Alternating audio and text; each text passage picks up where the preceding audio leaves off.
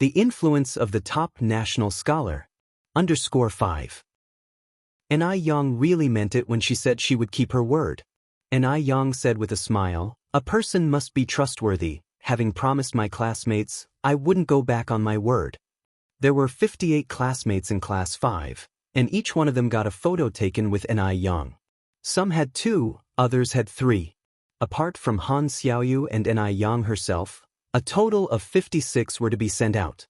At that time, there were no machine-generated shipping labels, so addresses had to be written by hand. Ai Yang took out a notebook with her classmates' addresses and, with Han Xiaoyu's help, they filled out all the addresses in less than 20 minutes. Ai Yang sent them express, which meant they would reach her classmates in about 3 or 4 days. The shipping cost was a total of 26 yuan, and once again, Han Xiaoyu rushed to pay. When the classmates received these photos, they were all very surprised. None of them had expected Ai Yang to actually keep her promise. When they took the photos, none of them thought she would truly send them. It must be said that Ai Yang added quite a few vibrant strokes to their high school life. And Ai Yang easily won a great deal of goodwill. After all, these classmates would one day be pillars of the country. Demi Villa. After Liao left, Du Jiaojiao was bored at home. All Elder Du did was sit in the Buddha hall and chant incessantly, so much that her ears were about to develop calluses from the noise. "Stop chanting already. Yang Yang will be starting school soon, and I'd like to visit Yang Yang's home. Are you coming?" Du Jiaojiao leaned against the door, arms crossed. Apart from the birthday visit, it had always been Ai Yang visiting them at Demi Villa. They had not yet gone to the Ai family home. After waiting for a long while without a reply, just when Du Jiaojiao thought he wouldn't go, Elder Du put down his wooden fish and said, "Let's go." Du Jiaojiao was taken aback. "You're coming too?" Elder Du nodded. "I heard Yang Yang has moved out. She doesn't live with the Zheng family anymore. Do you know the way?" Du Jiaojiao asked. Elder Du twisted the Buddha beads. "Ziki knows the way." Wang Ziki and his parents had visited the Ai family several times. "Oh." Du Jiaojiao nodded, then asked, "There are a lot of elderly people at Yang Yang's home and a little sister too. What do you think we should buy as gifts?" Elder Du, with a distant expression, responded, "You decide." "Okay." Du Jiaojiao ordered several nutritional supplements and toys for children to be delivered before she and Elder Du set off for the Ai family home. Before arriving at Jinghua village, Du Jiaojiao's perception of the countryside was that it was dirty and disordered. She could not have imagined that the environment in Jinghua village would be so beautiful. The scenery was picturesque. Absolutely gorgeous. "Junior sister. Junior sister." Wang Ziki stood at the door knocking. "Ziki is here."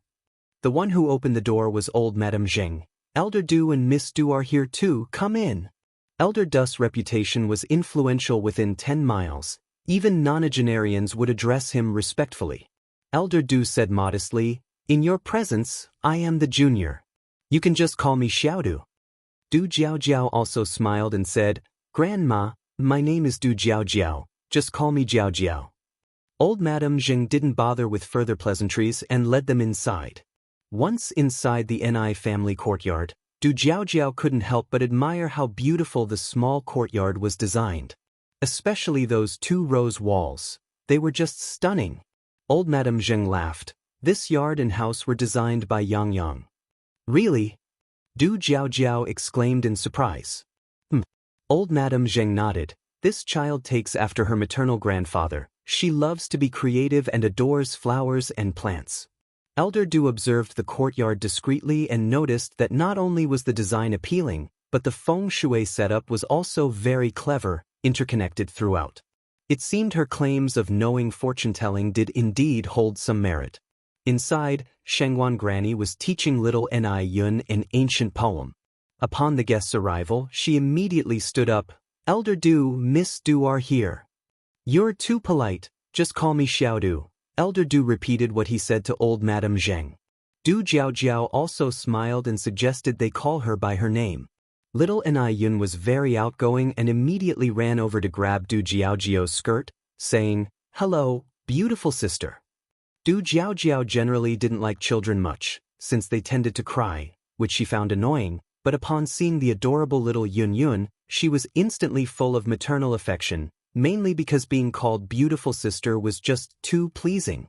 You must be little Yun Yun, right? Du Jiao Jiao picked up little Ni Yun.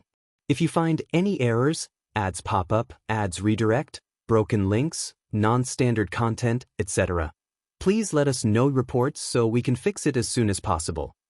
The influence of the national top scholar. _6. Little Ni Yun nodded. Yes, my name is Ni Yun, the Yun from my sister's Ni Yun. Yun Yun is awesome. Du Jiao Jiao pinched little Ni Yun's face. Will you give your big sister a kiss? Sure. Little Ni Yun kissed Du Jiao Jiao fiercely.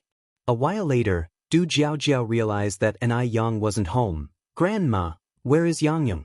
Is Yang Yang not home? Madame Shangguan said, she was just here. She disappeared in the blink of an eye. As soon as she finished speaking, there was noise at the door. Granny! Grandma! I'm back!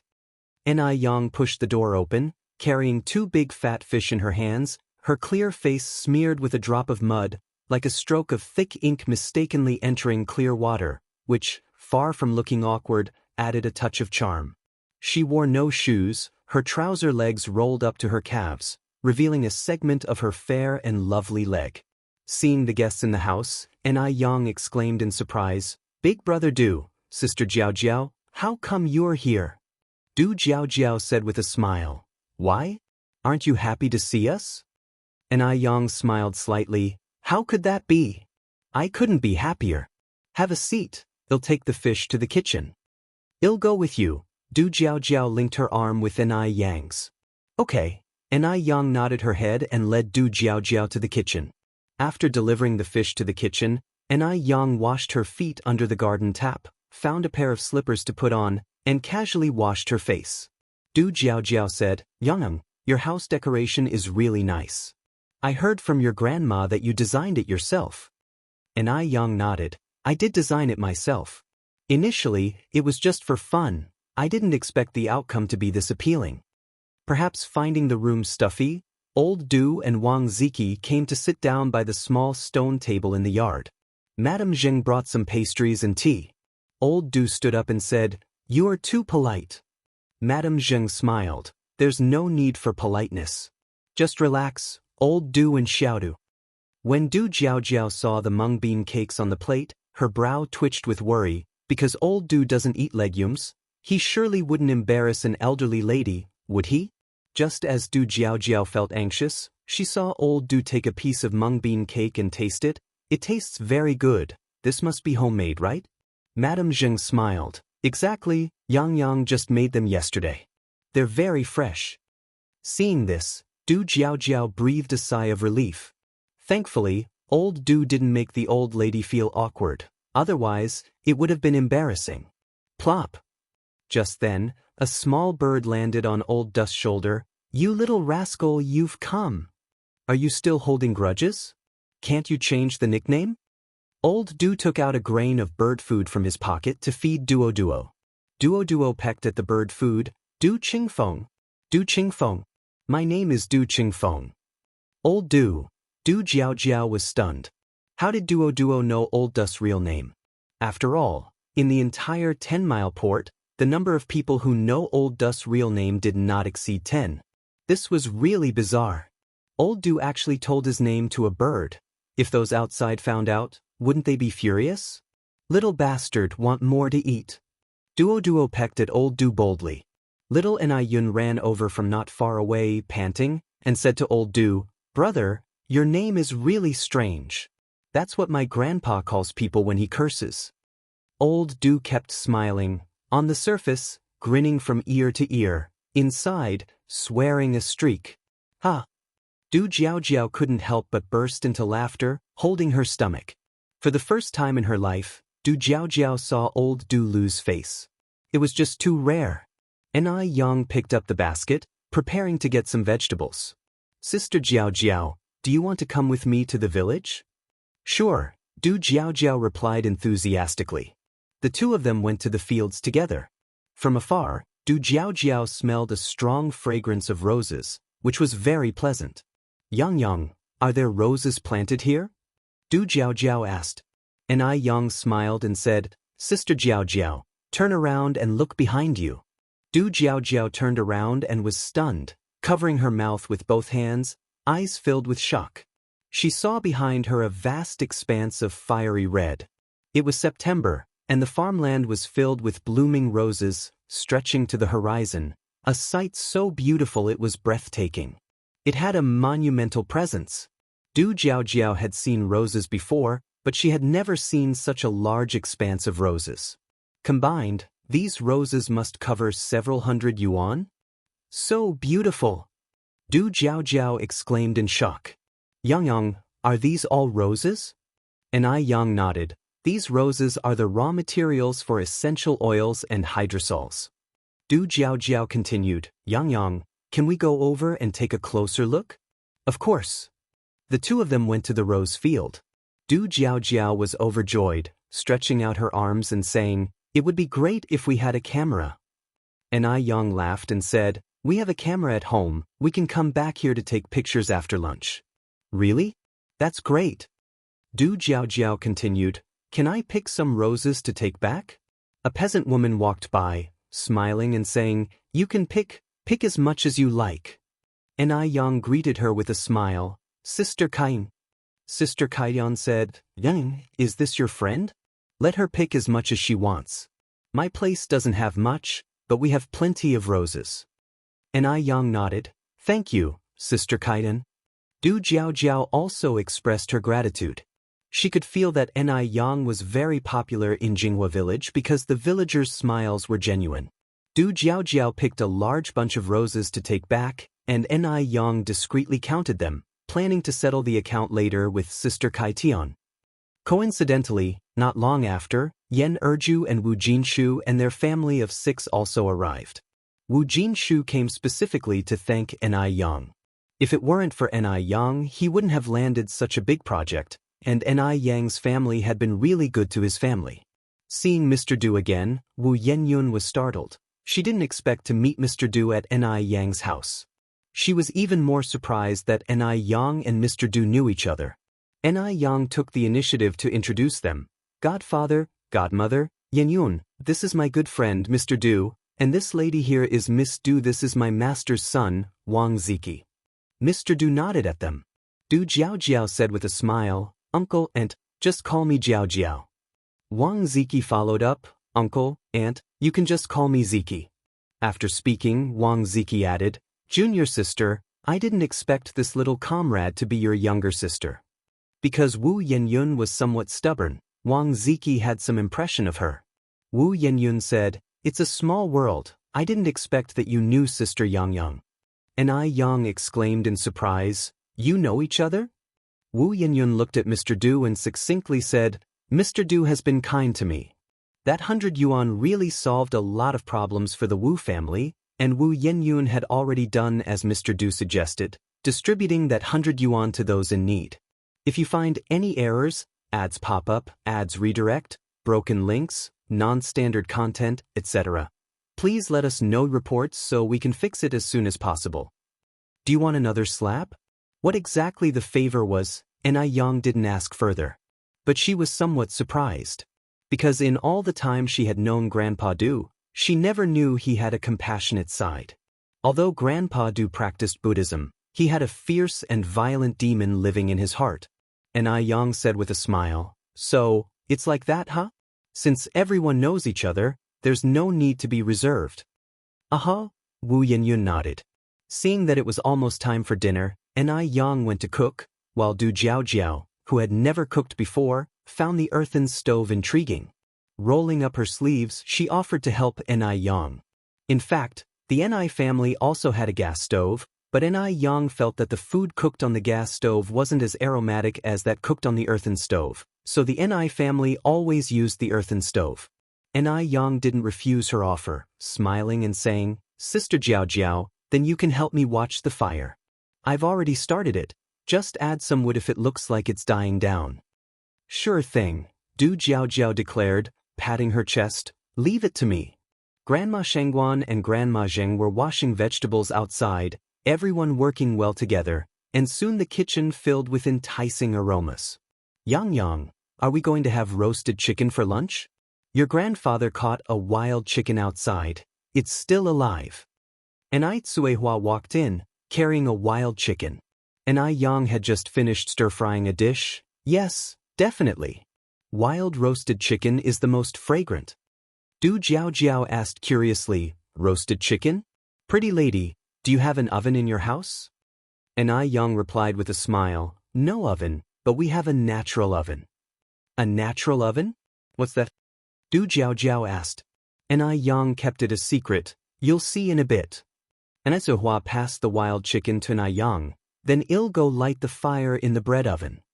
Okay. And Ai Yang took the chicken with one hand and the kitchen knife with the other, following Ai Tsuehua towards the yard. Du Jiao followed Ai Yang's footsteps. She had never seen a chicken being killed before.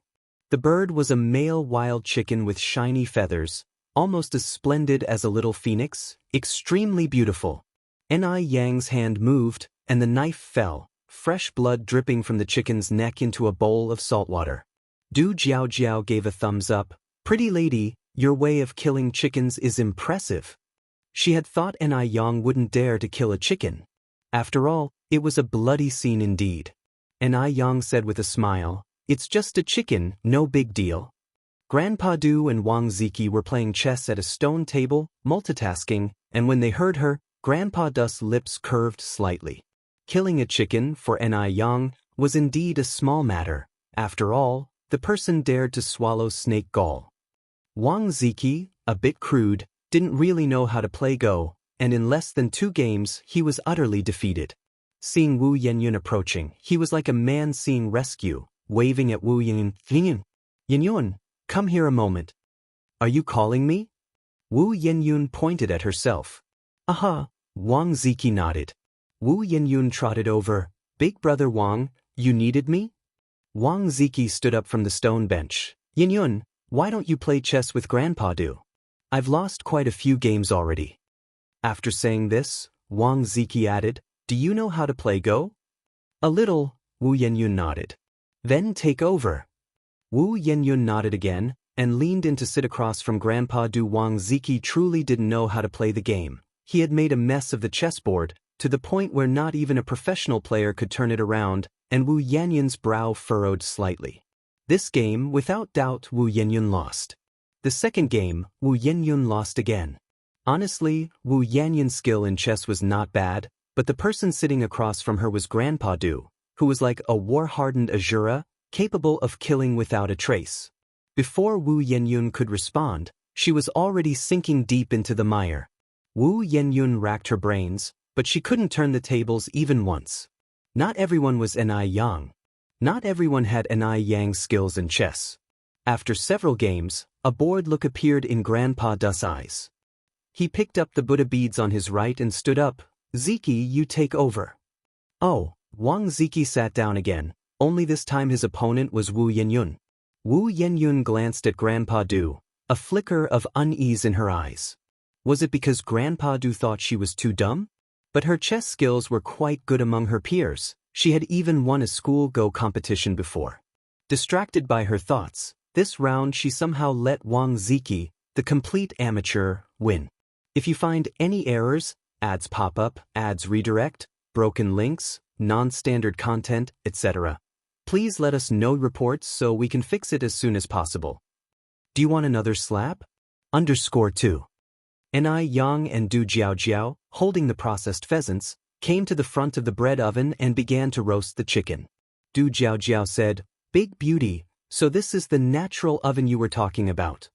Ai Yang nodded. Du Jiao stroked her chin. I seem to have seen this abroad. While taking out the charcoal from the bread oven, Ai Yang stuffed the pheasant inside. This was indeed passed down from abroad. Although it's not as convenient as a modern oven, it's much more useful because it uses applewood for the fire, so the food it roasts is much tastier than what you'd get from an oven. Du Jiao nodded, nonchalantly touched the charcoal with her hand, and pointed to the other side. Big beauty, what is that over there? HM? Ai Yang turned to look. Du Jiao swiftly smeared her hand on Ai Yang's face. leaving a black mark on that clear and handsome face, the contrast of white and black giving off a somewhat cunning appearance. Wow. Big beauty, your skin is so white and tender. Du Jiaojiao instantly turned into a drama queen. Unsuspecting, Yang smiled, touching her face and spreading the black mark wider. Really? Du Jiaojiao held back laughter. Really? Your skin is as smooth as cream and so pretty. Yang felt something odd about Du Jiaojiao but couldn't quite put her finger on it. She reached out and pinched Du Jiaojiao's face. Sister Jiaojiao, tell me, did you just play a trick on me? No. I really didn't. Du Jiaojiao earnestly denied. Do I look like the kind who would play tricks on people? From a distance, Di was watching them with a gentle smile on his face. Holding Buddha beads in his hand, he strolled over. Do you have a study room in your house? Study room? Yang was momentarily stunned before replying, yes, we do. Let Duo take you there. No sooner had she finished speaking than Duo flew over from a nearby tree. Duyi followed Duo forward. Wu Yenyun lost interest in playing chess and ran to Yang's side. Yang sis, I'm starting my senior year of high school. Can I borrow a set of review materials for the senior year? Of course. Yang nodded. I'll look for them this afternoon. Wu Yenyun smiled and said, no need, I can go to the study room and find them myself. All right, then go find them, Yang continued. Anyway, I won't be using those materials anymore. Take whatever you want. Oh, by the way, the senior year materials are all placed in the cabinet under the desk. Just look in the cabinet. Got it, Wu Yenyun nodded. Yang's study room was set up in a well-lit room on the second floor, with a creeper plant and some succulents on the balcony, everything clean and bright. The room was simply furnished with 4 rows of bookshelves, a desk, and a chair, with only a faint scent of ink and paper in the air. A book lay upside down on the desk with a pale red cover reflecting the English letters, Humboldt's Gift. This was Humboldt's Gift, a famous book from M country. To the left of the desk, there remained an unfinished cup of coffee. Those with a keen sense of smell could still detect a faint aroma of coffee, as if through these things they could envision the study's owner leisurely sipping coffee and reading books into the quiet of the night, their nearly transparent fingertips brushing over the pages, with nothing but the soft sounds of pages turning in the air. Di picked up Humboldt's Gift and found it was all in English, without a single Chinese character, which made him raise his eyebrows in surprise. It seemed the person was much more than what he understood. Calm and collected, Di strolled through the bookshelves. The books on the shelves were clearly categorized.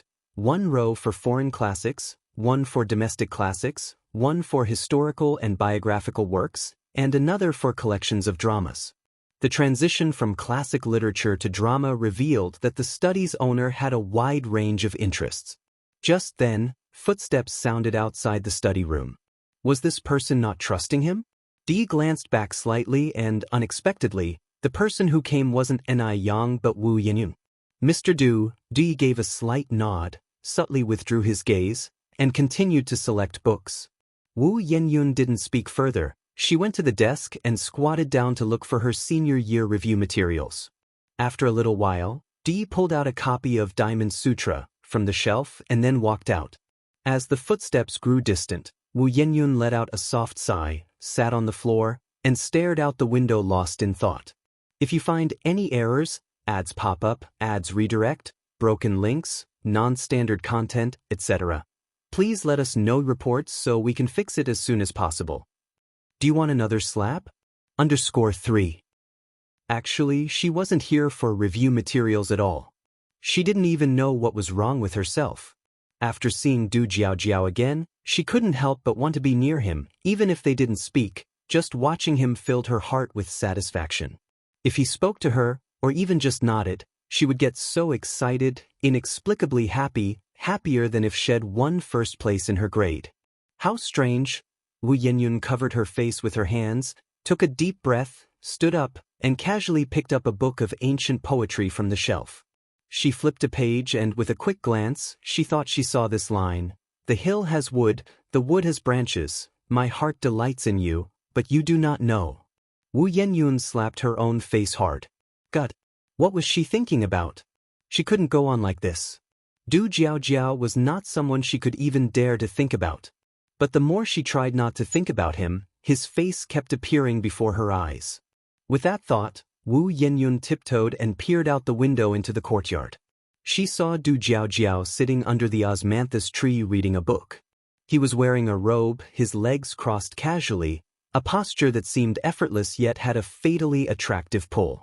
A gentleman's grace is like fine carving and polishing. Thump, thump, thump. Wu Nun clearly felt her heart beating stronger and stronger, her cheeks burning. She quickly shifted her gaze and crouched down to continue searching for review materials. Not caring whether the materials were useful or not, Wu Yenyun grabbed a stack and headed downstairs.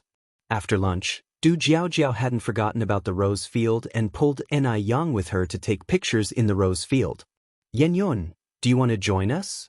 You could take photos of us. Du Jiaojiao looked at Wu Yenyun. Wu Yenyun glanced at Du Jiaojiao from the corner of her eye. I'm feeling a bit sleepy, so I won't go. You and Sister Yang Yang go ahead. Okay then, Du Jiaojiao turned to Wang Ziki. Ziki, do you want to come with us? Wang Ziki scratched his head. Sorry, second miss, I need to deliver some fertilizer to Grandpa Zheng in the eastern part of the village soon. Grandpa Zheng was now so absorbed in clearing new land that he spent at least 6 or 7 hours a day in the fields. Since coming to Jinghua village, his complexion had darkened several shades. Du Jiaojiao said worriedly, What should I do then? If no one goes, who will take photos for me? Ni Yang smiled and said, Don't worry, Sister Jiaojiao, I can take them for you. Du Jiaojiao responded, But I wanted to take pictures with you too. Ni Yang continued, For joint photos, it's simple, we can set the camera to automatic shooting mode. Selfies won't look as good as photos taken by someone. Du Jiaojiao sounded slightly disappointed. I'll go with you. Du Jiaojiao put down the diamond sutra he had in his hands and walked over. Du Jiaojiao's eyes lit up, thinking she had heard wrong. Really? Du Jiaojiao nodded slightly. Great. Du Jiaojiao hooked her arm into Du Jiaojiao's. Let's go quickly then. Ni Yang followed behind them, and the three walked toward the rose field together. After a few steps, Ni Yang looked back at Wu Yenyun. The rose field ahead is really beautiful. Are you sure you don't want to see it? No, Wu Yenyun shook her head. She hadn't expected things to suddenly turn out this way. She wanted to go with them too, but she had spoken too hastily. If she changed her mind now, wouldn't it be too obvious? Wu Yenyun insisted on not going, so Ni Yang didn't press further. The trio quickly reached the rose field. Ni Yang, holding the camera, said, Big brother Du, Sister Jiaojiao, shall I take a picture of both of you together? Sure. Du Jiaojiao exclaimed excitedly, still hooked on Du Jiaojiao's arm, and struck a pose. Ni Yang took quite a few shots. Du Jiaojiao, like a tireless character from a story, kept changing poses and even picked a large bunch of roses. After a while, Du Jiaojiao was finally satisfied and passed the camera to Du Jiaojiao. Now it's your turn to take a joint photo of us. Du Jiaojiao nodded slightly. Du Jiaojiao then pulled Ni Yang in for more pictures. After a while, Du Jiaojiao set the camera to automatic shooting mode and said, This sort of opportunity is rare, so let's take a joint photo of the three of us. She didn't wait for Du Jiaojiao to agree, she fixed the camera in place, pulled Ni Yang, and hurried to Du Jiaojiao's side. Hurry, I only set it for 70 seconds. With a click, the camera captured the moment forever. By the time they returned from taking photos, it was already after 1 in the afternoon. If you find any errors, ads pop up, ads redirect, broken links, non-standard content, etc., please let us know reports so we can fix it as soon as possible. Do you want another slab? _4. Du Yi and Jiao Jiao didn't stay long, merely greeting the Ni family elders before leaving. After they left, Wu Yenyun found Ni Yang, Yang, sister. What's up? Ni Yang glanced back slightly. Wu Yenyun hesitated. I'm just curious, what's that Mr. Dust's name? How do you know him? Ni Yang didn't give it much thought. His name is Du Qingfeng, and he's a good brother of Brother Mo. Oh, I see. Wu Yenyun nodded. Qingfeng. So his name was Du Qingfeng. a name quite poetic and fitting to his demeanor. Time flew by quickly, and soon it was time for Ni Yang to report to Ihua University. Xian also returned just in time for the start of the term. On the day of school, Elder Zheng indeed intended to buy a truckload of firecrackers to fulfill a promise, but Ni Yang stopped him. Buying a truckload of firecrackers would not only be a waste of money but also pollute the environment. On the first day of school, Xian drove Ni Yang to the campus. Since Ni Yang was the national top scholar in sciences, Ihua University had even hung a banner over the campus gate. Ihua University's acquisition of the national top scholar in sciences had left other universities green with envy. Just yesterday, officials from other universities visited Jinghua village, hoping to poach Ni Yang. To show their appreciation for Ni Yang, the university leaders personally stood at the gate to welcome her. "Hello, principal. Hello, teachers." Ni Yang walked up with Xian. "Hello, Ni Yang." The principal extended his hand to Ni Yang and looked at Xian, "And this is?" Ni Yang said, "This is my boyfriend, Xian." Boyfriend? Ni Yang had a boyfriend? The top scholar in sciences had a boyfriend. Shock was evident in the eyes of the principal and other university leaders. In their eyes, good students should be busy studying, not falling in love. As long as her academic performance is good, nothing else would be surprising. After all, this was university, and having a relationship was hardly a big deal. Xian was also stunned. Being acknowledged as her boyfriend felt amazing. He had even been prepared to be referred to as Ni Yang's brother. He didn't expect to be publicly acknowledged. By the time they reached the girls' dormitory building, Xian was still dazed. "Brother Emo, what's wrong? Are you feeling unwell?" Ni Yang tugged at Xian's sleeve. "It's nothing." Xian clasped Ni Yang's hand tightly. "I'm just too happy." "Happy? Happy about what?" Ni Yang slightly raised an eyebrow. This man was so strange. Just at the beginning of the term, with students bustling around the entrance of the girls' dormitory, Xian, already tall and wearing a crisp suit, stood out with his sharp features and an imperial aura, intimidating yet imposing, clearly a high-ranking elite, making him far more appealing than any college boy, as girls passing by couldn't help but stare. "He's so handsome. If he were my boyfriend, I'd probably wake up laughing from my dreams." "Get real, look at who's standing next to him. That's our university's national top scorer. Truly a match of equals in looks and talent." Ni Yang's room was on the third floor. Xian carried the suitcase on one shoulder and held Ni Yang's hand as they went upstairs. The dormitory was a standard room for 6, with beds above and space for desks and other stuff below. At that moment, there wasn't anyone else in the room. The bed by the window on the left was already taken, and there were belongings underneath, likely from a student who had arrived earlier because of the distance. "Yang, which bed do you want?" "This one." Ni Yang pointed at the first bed by the window on the right. "Okay." Xian nodded and began to make the bed. Despite never doing housework at home, Xian was adept at making beds. In no time, he had finished making the bed without Ni Yang even getting a chance to help. Truly a boyfriend attentive as one could be. Ni Yang placed a vase she brought from home on the desk, then inserted fresh roses into it. After setting up the dorm, and seeing that the other 5 roommates hadn't shown up yet, Ni Yang and Xian headed off campus to grab a bite. The 80s also had military training. The training lasted for a month, meaning, after today, Xian wouldn't see Ni Yang for a month. After dinner, Xian and Ni Yang went to watch a movie, and it wasn't until after 6 p.m. that Ni Yang returned to the dormitory. If you find any errors, ads pop up, ads redirect, broken links, non-standard content, etc., please let us know reports so we can fix it as soon as possible. Do you want another slab? _5. At that time, 2 people had already arrived in the dorm. One was called Li Huilan, and the other was called Zhang Qiui. Ni Yang took out the gifts she had prepared in advance and distributed them to the 2. Because it was their first meeting and she didn't want to burden her roommates psychologically, Ni Yang had not prepared anything too expensive. The gifts were a box of delicate pastries. "Thank you, Ni Yang." Li Huilan and Zhang Qiuying smiled and thanked her. Actually, Li Huilan and Zhang Qiuying had known that a top national scholar would be coming to the dorm, but what they hadn't expected was that this scholar would be so warm-hearted. Which was not at all what they had imagined. No problem.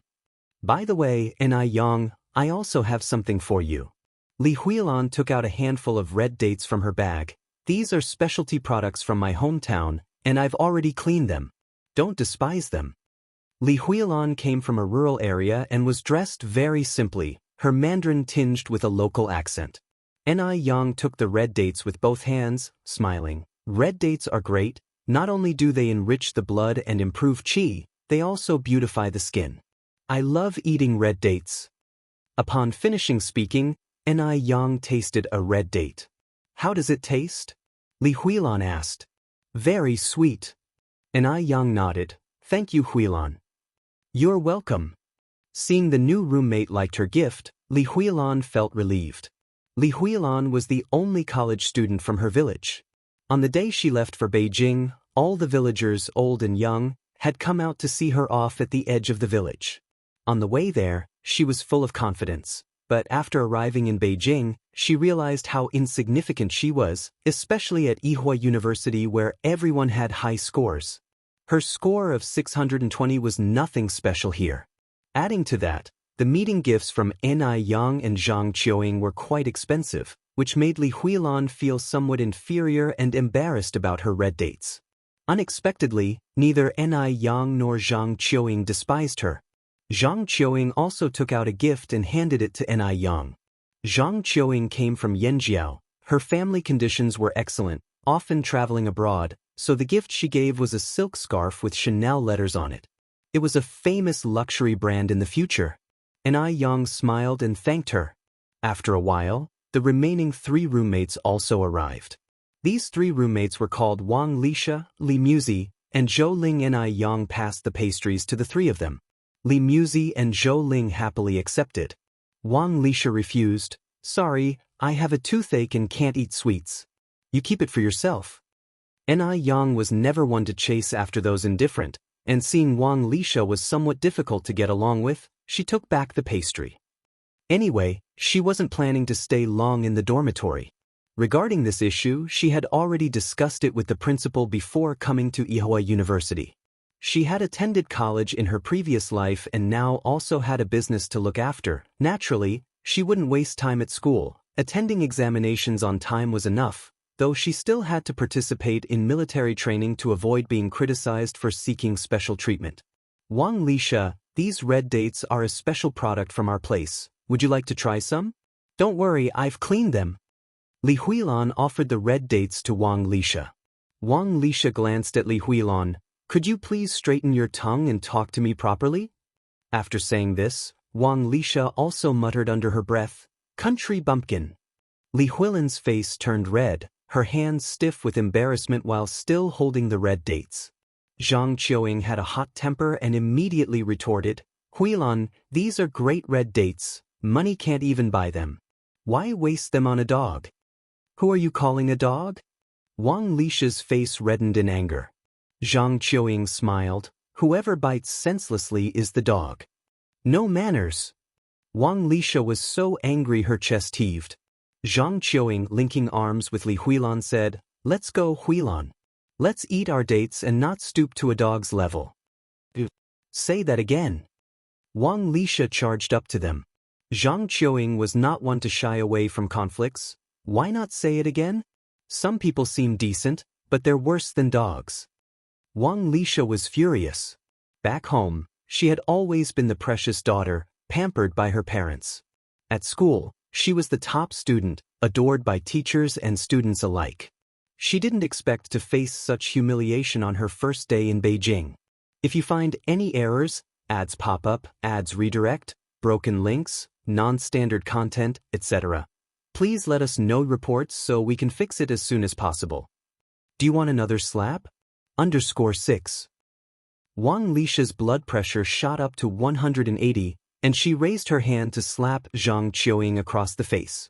At that moment, a fair hand gently gripped her wrist. Looking up, Wang Lixia saw the face of the national top scorer.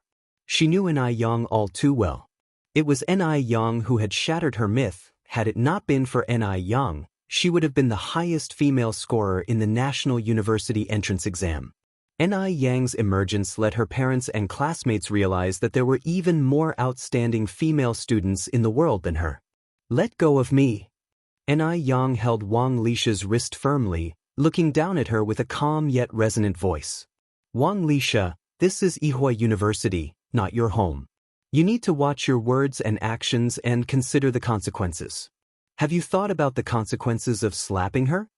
According to the rules of Yihua University, assaulting or insulting a fellow student not only leads to a major demerit but also to severe cases, expulsion.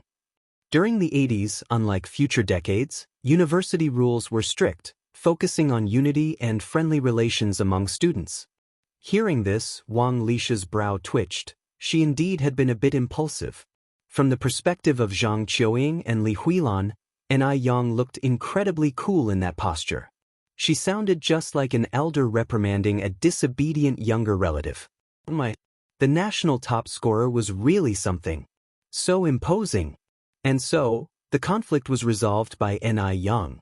The next day marked the start of a one-month military training. Military training in the 80s was different from later years. There weren't any camouflage uniforms back then, so everyone wore their own clothes, though they tried to keep a uniform color. The content of the military training was also different from later times, including necessary military postures, appearance, discipline, and bearing, but also training in digging trenches, bomb shelters, outdoor cooking, live ammunition firing, grenade throwing practice, and battlefield first aid, which weren't part of later military training. After a month, many students had become tanner and thinner, showing signs of exhaustion. But Ni Yang showed no changes, remaining fair as snow, elegant in demeanor, as if the grueling month hadn't left any mark on her. Zhang Qiuying exclaimed enviously, "Yang, your skin is just too good. You're still not tanned at all." Ni Yang smiled and replied, "Maybe it's because I choose good skincare products." She never forgot to promote Ice Skin Jade Beauty wherever she went. "What brand of skincare products are you using?" Zhang Qiuying was straightforward and hadn't noticed what Ni Yang was using. Hearing this, Wang Lisha, who had been about to leave, suddenly slowed her steps, listening intently to Ni Yang's response. Even though she didn't like Ni Yang much, what girl doesn't want to be beautiful? After a month of military training, her face had turned as dark as charcoal, and she feared even her parents wouldn't recognize her when she returned. Noticing Wang Lisha's subtle reaction, Ni Yang continued, "I use Ice Skin Jade Beauty. Their whitening moisturizer is really good." "Really?" asked Zhang Qiuying. Ni Yang nodded, then added, "But Ice Skin Jade Bowtie's whitening moisturizer is a limited product and usually hard to get. If you like it, I can bring some for you." "Oh yes, please do, Yang. And how much is it?" Zhang Qiuying eagerly nodded. Wang Lisha's lips curled into a sneer, her smile full of mockery. Hard to get? There was nothing in the world she couldn't buy. What was Ni Yang acting so grandiose about? Did she actually think she was awesome just because she was the national top scorer? Wang Lisha really despised those who, proud and arrogant from their achievements, thought the world couldn't go on without them. How hilarious! A month of military training ended, and the temperature in Beijing had dropped a lot too. Overnight, the temperature plummeted, and the streets were covered in a layer of frost. Ni Yang had forgotten to prepare her coat, but luckily, she was tough enough to withstand the cold. Just as she walked out of the school gate, she saw Mo Qishan leaning against the car door. Ni Yang walked around from behind and quietly covered Mo Qishan's eyes, deliberately changing her tone. "Guess who I am?" Mo Qishan turned around and pulled her into his arms, wrapping her with his coat. His coat was very large and wide, carrying a burning warmth. It could wrap at least more than two Ni Yangs. "Why are you wearing so little?"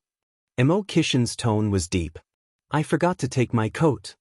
Ni Yang stretched her arms around his waist, her icy hands contrasting starkly with the warmth of his body. Mo Qishan reproached himself, "It's my fault. I should have checked more carefully." Shortly after, both of them sat inside the car. "Brother Mo, how did you know it was me just now?" Ni Yang's imitated voice was incredibly accurate, indiscernible to most. Mo Qishan said seriously, because you are my wife, if I couldn't even recognize my own wife, would I still deserve to be your man?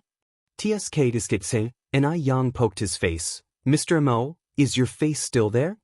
As long as my wife is still here, that's enough. Then Mo Qishan added, right, Sister Xiaoxi is bringing her boyfriend home tonight. We should head back early. Though Mo Qishan was several years older than Shangguan Shi, calling her sister came so naturally to him. Hearing this, Ni Yang expressed her surprise. Sister Xiaoxi has a boyfriend? When did this happen? How come I didn't know?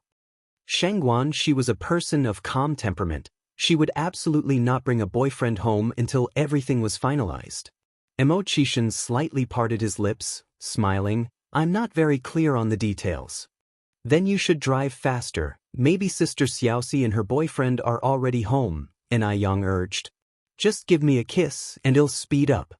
Mo Qishan, hands on the steering wheel, fixed his gaze ahead, his chiseled features seeming frosted over, truly appearing noble and aloof, yet his words were so playful.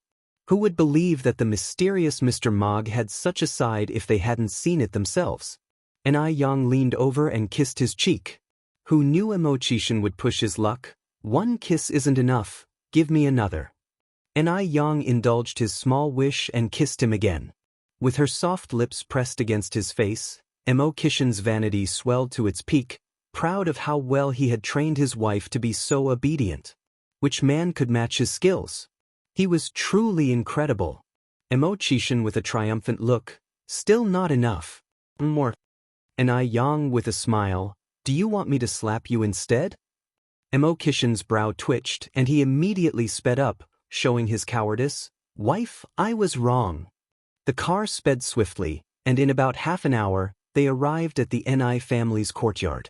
When Mo Qishan and Ni Yang got home, Shangguan Shi and the others hadn't returned yet, but the living room was already full of people. Shangguan Furong, Shangguan Su, and Su Lian had all come.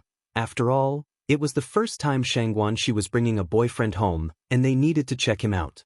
After all, this was a significant event in life. Curious, Ni Yang asked Grandma Shangguan, Grandma, who is Sister Xiaoxi's boyfriend? Do you know? Grandma Shangguan shook her head. The child just said she would bring her boyfriend home today, but she wouldn't say who. Don't worry, Tong, I reckon they should arrive soon. If you find any errors, ads pop up, ads redirect, broken links, non-standard content, etc., please let us know reports so we can fix it as soon as possible. Astonishing result. Shangguan Shi talked about having a boyfriend, and it really whet everyone's appetite. After a while, Shangguan Shi finally appeared with her boyfriend in front of everyone. The young man looked spirited and was carrying both big and small packages in his hands. Hua stood up to take the items from him and smiled. You didn't have to bring anything. Shangguan Shi said, I told him not to buy anything, but he insisted. By the way, Zuoling, this is my mom. Zuoling politely said, Hello, Auntie. Upon hearing this, Ni Hua's smile froze for a moment, then she quickly returned to normal. Hello. Shangguan Shi continued to introduce, This is my grandma, this is my maternal grandfather and grandmother, this is my dad, this is my aunt, this is my elder brother Shangguan Su, this is my younger sister Yangyong, this is my sister's boyfriend Mo Qishan, and this is my younger sister Yunyun. Zuoling greeted everyone one by one. Hello everyone, I'm Zuoling, the Zua from left and Ling from ridge. Zuoling. When this name was clearly heard, not only did Ni Hua's face change slightly, but also the expressions of elder Madame Shangguan, Shangguan Dehui, and Shangguan Su. Who was Zuoling? Zuoling was the young man with 7 older sisters. But the Shangguan family members were quite dignified and, despite having opinions, did not show it. Elder Madame Shangguan took a sip of water, feeling quite uneasy. She had not expected Shangguan Shi to bring Zuoling back. Hadn't they broken up already? Please, have a seat, and Hua called Zuoling to sit down. Su Lian, unaware of the situation, was quite satisfied with Zuoling's appearance. How old are you this year, Xiaozua? Zuoling politely said, Aunt, I'm 23 this year, and I was classmates with Xiaoxi. Su Lian nodded. I see, so you have started working as well? Zuoling replied, Yes, Aunt, I have been working for over a year now. I'm currently the workshop director at Morning Light Group, earning a monthly salary of 130 yuan. Having a decent job and being in a director position was Zuoling's greatest pride. Among over 50 classmates, Zuoling currently had the highest salary and the most prestigious position.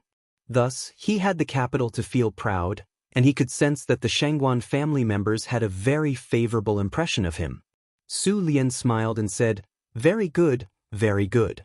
Being only 23 years old and capable of handling the job of a workshop director was indeed commendable. Su Lian wasn't someone who cared too much about matching social status. She just wanted Shangguan Shi to be happy.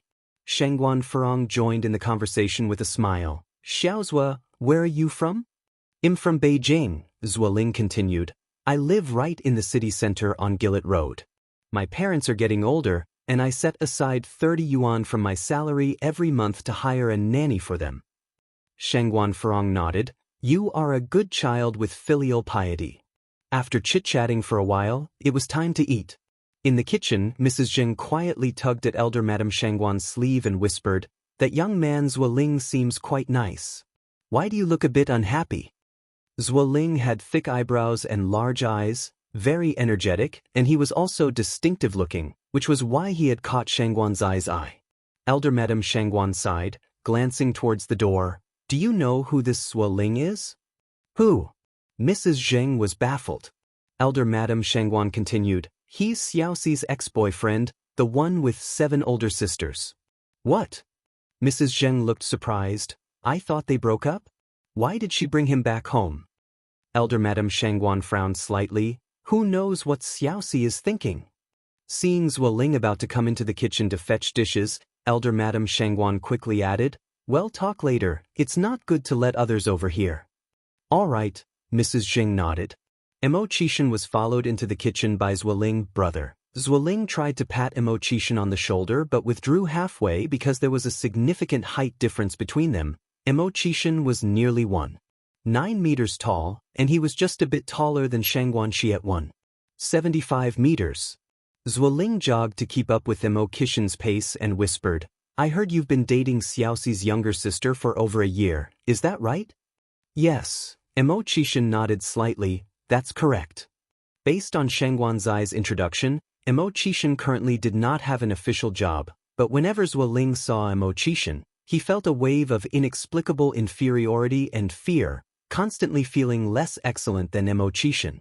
If you find any errors, ads pop up, ads redirect, broken links, non-standard content, etc., please let us know reports so we can fix it as soon as possible.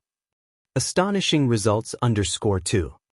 Aside from not being as good-looking as Emo Qishan, he had a higher education, better job, higher salary, and his family's conditions weren't bad either. What was there to feel inferior about? What was there to fear? Was it all just an illusion? Bro, I heard you don't have a formal job yet. How about I introduce you to work at our company? We are currently short of 2 general workers, and the salary and benefits are especially good. Although our company recruits based on academic credentials, with me around, you don't have to worry. The HR department will definitely consider my recommendation, and I'll have them arrange a more relaxed job for you. It was Zuoling's first time visiting, so naturally he wanted to establish a good relationship.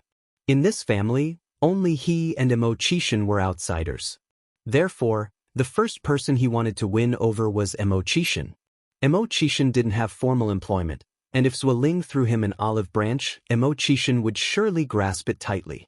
Then, in the company, he would be Emo Qishan's supervisor, and Emo Qishan would be at his beck and call. Thanks for the offer, but no need, Emo Qishan politely declined. Zuoling didn't expect Emo Qishan to actually turn him down, thinking to himself that this guy really aimed high. He had no notable education, yet he looked down on being a general worker. How did such a pretty future sister-in-law fall for someone like him? He himself was in such good standing but didn't have such romantic luck. Really strange. Zuoling encouraged Mo Qishan. Bro, don't look at me now as the workshop supervisor. I also started from being a general worker and worked my way up step by step. As long as you're willing to put in the effort, I believe that one day you too can become a workshop supervisor or even a higher-ranking leader. Who could get fat on one breath? Xianxia politely smiled. Since Xianxia didn't continue the conversation, Ling couldn't say much more, and the two entered the kitchen. Grandma, Granny, you've worked hard. Xianxia wasn't prone to jests in front of outsiders, but he was a sweet talker with his family, and with just a few words, he made both Grandma Shangguan and Granny Jing very happy. Seeing this, Ling frowned subtly. He was somewhat displeased with Xianxia's behavior. Wasn't a man supposed to be manly? What was this smooth talking all about? Aunt 6, no need for you to serve the dishes. You can go and rest with Xiaozhua, said Grandma Shangguan. Just as Ling was about to respond, pleased with Grandma Shangguan's suggestion, he heard Xianxia say, "It's okay, Granny. Well, do it." So, Ling had no choice but to join Xianxia in serving the dishes. Dinner was lavish. Although the Shangguans lived in the countryside, the meal was better than what his family usually had, which surprised Ling.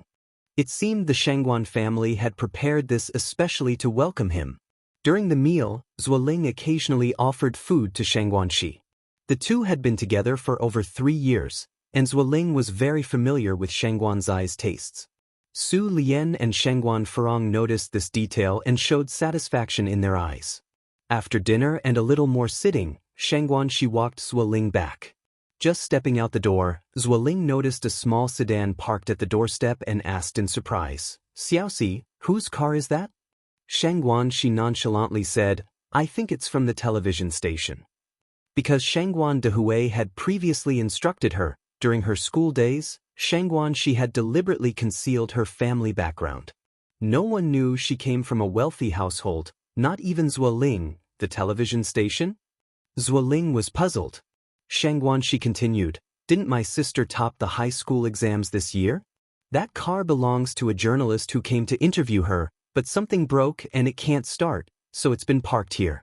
In a few days, the station will send someone to tow it away." High school exam top scorer. Ling was even more surprised. "Your sister is the top scorer for the high school exams." "Yes," nodded Shangguanxi. "Then your sister really lacks judgment, having such a boyfriend as a high school exam top scorer," Ling said. "Didn't she become foolish from reading too much? What of being a high school exam top scorer?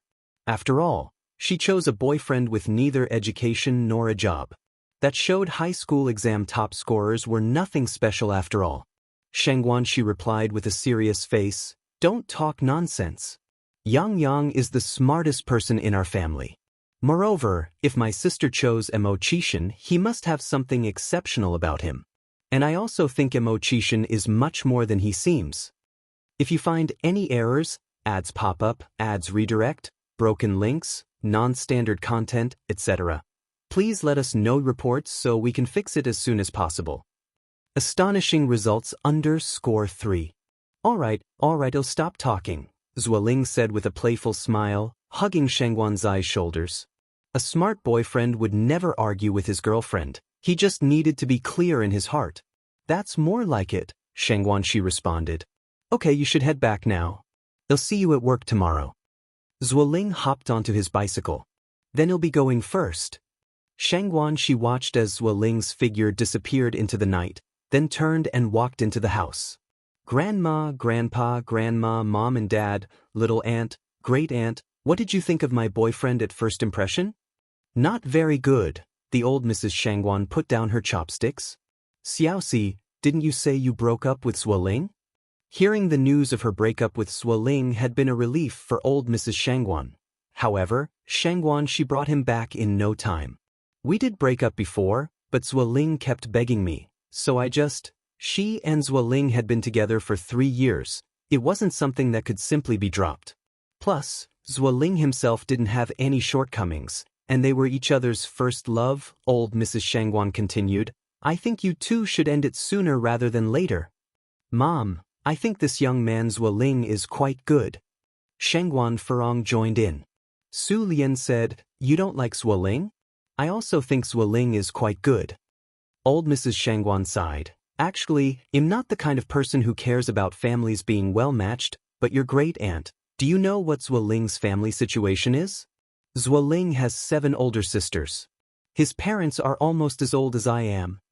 She continued, nowadays, family planning is so strict, workers can only have 1 child. What if Xiaoxi marries into their family and the first child is a daughter? Would Zhuo Ling's family let it go? The fact that Zhuo Ling's mother had given birth to 8 children proved she was no gentle character. Ordinary women, who could give birth to 8. Hearing this, Su Lian's smile stiffened. Shangguan Furong's expression also changed as she turned to look at Shangguan Shi. Xiaoxi, your grandma is right. You can't marry into such a family. It's hard to find a 2-legged frog in this world, but men with 2 legs are everywhere. With your qualifications, what kind of man can't you find? Why fixate on Zhuo Ling? Su Lian nodded. Yes, Xiaoxi, I also think your little aunt is right. Su Fan had passed away early. Raised by Su Lian because Shangguan Su and Shangguan Shi couldn't find her, as an aunt, she didn't want Shangguan Shi to marry into such a complicated family. Marriage and dating were not the same. Marriage faced many more practical issues. Shangguan Shi indignantly said, Grandma, little aunt, great aunt, you are thinking too far. We aren't even married yet, and you're already thinking about children. Moreover, the person who had 8 children isn't Zhuo Ling. Zhuo Ling is just the child who was born. He didn't choose his birth, and just because his parents favor boys over girls doesn't mean Zhuo Ling is the same way. Shangguan Shi was a reasonable person. She felt it wasn't fair to impose the problems of Zhuo Ling's parents on Zhuo Ling. Not only do your grandma and they disagree, your mom and I disagree as well, Shangguan Dehui timely stated. Xiaoxi, you can date Zhuo Ling, but you can't regard him as your marriage partner. Some people might be qualified boyfriends, but that didn't necessarily make them qualified marriage partners. Shangguan Dehui was a university professor after all. He saw things more clearly than most and was much more forward-thinking. It was the 80s after all. Breakups and makeups were normal. Why? Shangguan Shi frowned slightly. The great man once said, all dating that doesn't aim for marriage is hooliganism. Your thinking is wrong. How could one treat dating as child's play? Shangguan Dehui continued, I disagree not just because of his family issues. This young man, Zhuo Ling, is too impetuous, lacks stability, and his words reveal a self-satisfied tone. I think the 2 of you aren't suitable. For instance, just now, Su Lian only asked whether Zhuo Ling had started working, but Zhuo Ling went on to clearly state his position and monthly salary. Moreover, when Shangguan Furong asked where his family lived, he even mentioned hiring a nanny. Dad, you are too prejudiced against Zhuo Ling. Shangguan Shi continued. I've known Zhuo Ling for over 3 years. I know what kind of person he is. If you find any errors, ads pop up, ads redirect, broken links, non-standard content, etc., please let us know reports so we can fix it as soon as possible. Astonishing results _4. Sister Xiaoxi, don't get agitated. Actually, I think Dad makes a lot of sense, Shangguan Su began. Zhuo Ling really isn't suitable for you. Grandpa, Grandma, what do you think? Shangguan Shi looked towards Elder Zheng and Madame Zheng. Madame Zheng smiled and said, Sister Xiaoxi, your grandmother and I share the same view. When a girl gets married, she has to keep her eyes wide open. Besides, Zhuo Ling's parents are also getting on in years. What if you really ended up with Zhuo Ling? Who would look after your children? His parents even need a nanny to take care of themselves. I can hire another nanny, Shangguan Shi argued. Madame Zheng smiled and said, when the child is too young to speak, would you really be comfortable leaving them in someone else's care? Moreover, what if you have a daughter and your in-laws don't like her and secretly dispose of the child? What will you do then? That won't happen. She would be their own granddaughter. It will, and Aitsuehua stepped forward and said, you'll find all sorts of people in this world, especially people like Zhuo Ling's parents who favor sons over daughters. It was then that Shangguan Shi realized that Aitsuehua had already lost 3 children. Mom is right, Yang chimed in at the right moment. Sister Xiaoxi, medical research has proven that the sex of a baby is actually determined by the male side.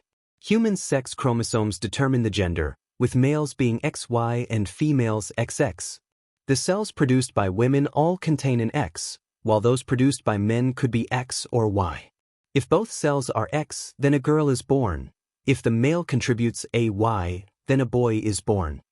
At this point, Ni Yang paused, then continued, Zuoling's family has the genes for having daughters, so there's a 90% chance that your first child would be a girl. This means you should be prepared for the 90% likelihood of your child being discarded. Ni Yang was not one to mince words, so what she said always hit hard. Xianxia hesitated for a moment, then said, Yang, do you believe this too? How can you be so certain that Zuoling's parents will definitely favor boys over girls? Maybe they just like having lots of children? After all, Xianxuan's experience was too limited to fully understand these things. You can tell just from her having given birth to 7 girls. Ni Yang continued, Sister Xiaoxi, medically speaking, pain is classified into 12 levels. The first level is the pain from a mosquito bite, and the 12th level is the pain of a mother during childbirth. Plus, giving birth is really harmful to the body. The best state for a woman is to give birth to 1 or 2 children, who would joke about their own health without some kind of strong belief. Ni Yang's words were so logical that they left no room for rebuttal. Xianxia fell silent for a bit, then said, I feel that Zuoling is not that kind of person. I'm marrying Zuoling, not his parents. Even if his parents truly favor sons over daughters, it has nothing to do with us. Once a son is married off, could the parents still be trying to meddle? Ni Yang did not rush to contradict Xianxia but said, Sister Xiaoxi, don't reveal our family situation to Zuoling for now. Just observe him for a while longer and see if his character is worthy of your lifetime commitment. If he truly is worthy, I believe our family will have no objections to you. With that, Ni Yang turned her eyes to Xianxia, Sister Xiaoxi, Dad, Mom, Grandma, Grandpa, and your brothers object to this matter purely because they want you to have a better life. Hearing this, everyone nodded in agreement, especially Su Lian, who now looked at Ni Yang differently. Previously, when Ni Zihua had just married Xianxuan Dehui, she had worried about whether Ni Yang and Xianxuan could get along well since the children were grown and had their own ideas. Now it seemed that her worries were unfounded. Although Ni Yang was a few years younger than Xianxuan, her maturity was far greater. The words she spoke were persuasive. As an elder, Su Lian found nothing to fault in what she said, and moreover, Ni Yang had Xianxuan's best interests at heart with every word. Yang, I didn't just meet Zuoling today. I know what kind of person he is, Xianxuan said firmly. Ni Yang smiled and responded, that remains to be seen.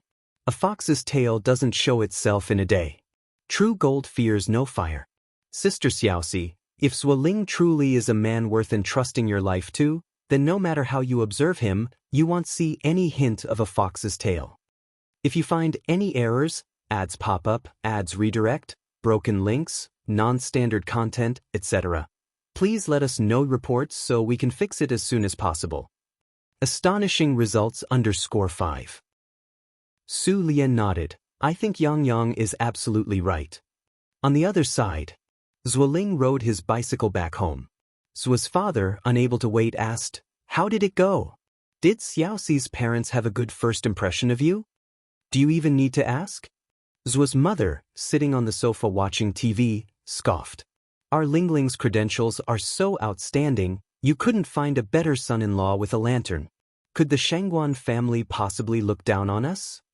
Zuo's parents were both retired factory workers, and they had been cadres at the factory, so their retirement benefits were extremely generous, with a pension of 300 yuan each month. Plus, owning 2 apartments in Beijing, life was particularly comfortable for them. Hearing this, Zuo's father nodded in agreement. That's true. The mother continued, How are Xiaoxi's family conditions? Are they as good as your Uncle Chen's? Zuoling shook his head. Uncle Chen is a city dweller, while Xiaoxi's family is from the countryside. There's no comparison. But Xiaoxi's family seems to be quite well off. I saw that they even have big appliances like a refrigerator and a washing machine, and their house is beautifully decorated. Refrigerators and washing machines together wouldn't cost less than a few thousand yuan. Could an ordinary family afford that? Don't even think about it. From the countryside? Zhua's mother sat up in surprise. Xiaoxi is a rural person? Due to past experiences, Zhua's mother got goosebumps at the mention of rural people. Their family was living so comfortably, they certainly didn't want to be visited by poor relatives looking for handouts every day. Xiaoxi is from Jinghua village, Zuoling nodded. But you don't have to worry, Mom. Xiaoxi's relatives dress very decently, not like poor people, so you don't have to worry about people coming to our door asking for things. Zhua's mother sighed. This child, how did you end up choosing a country person of all people?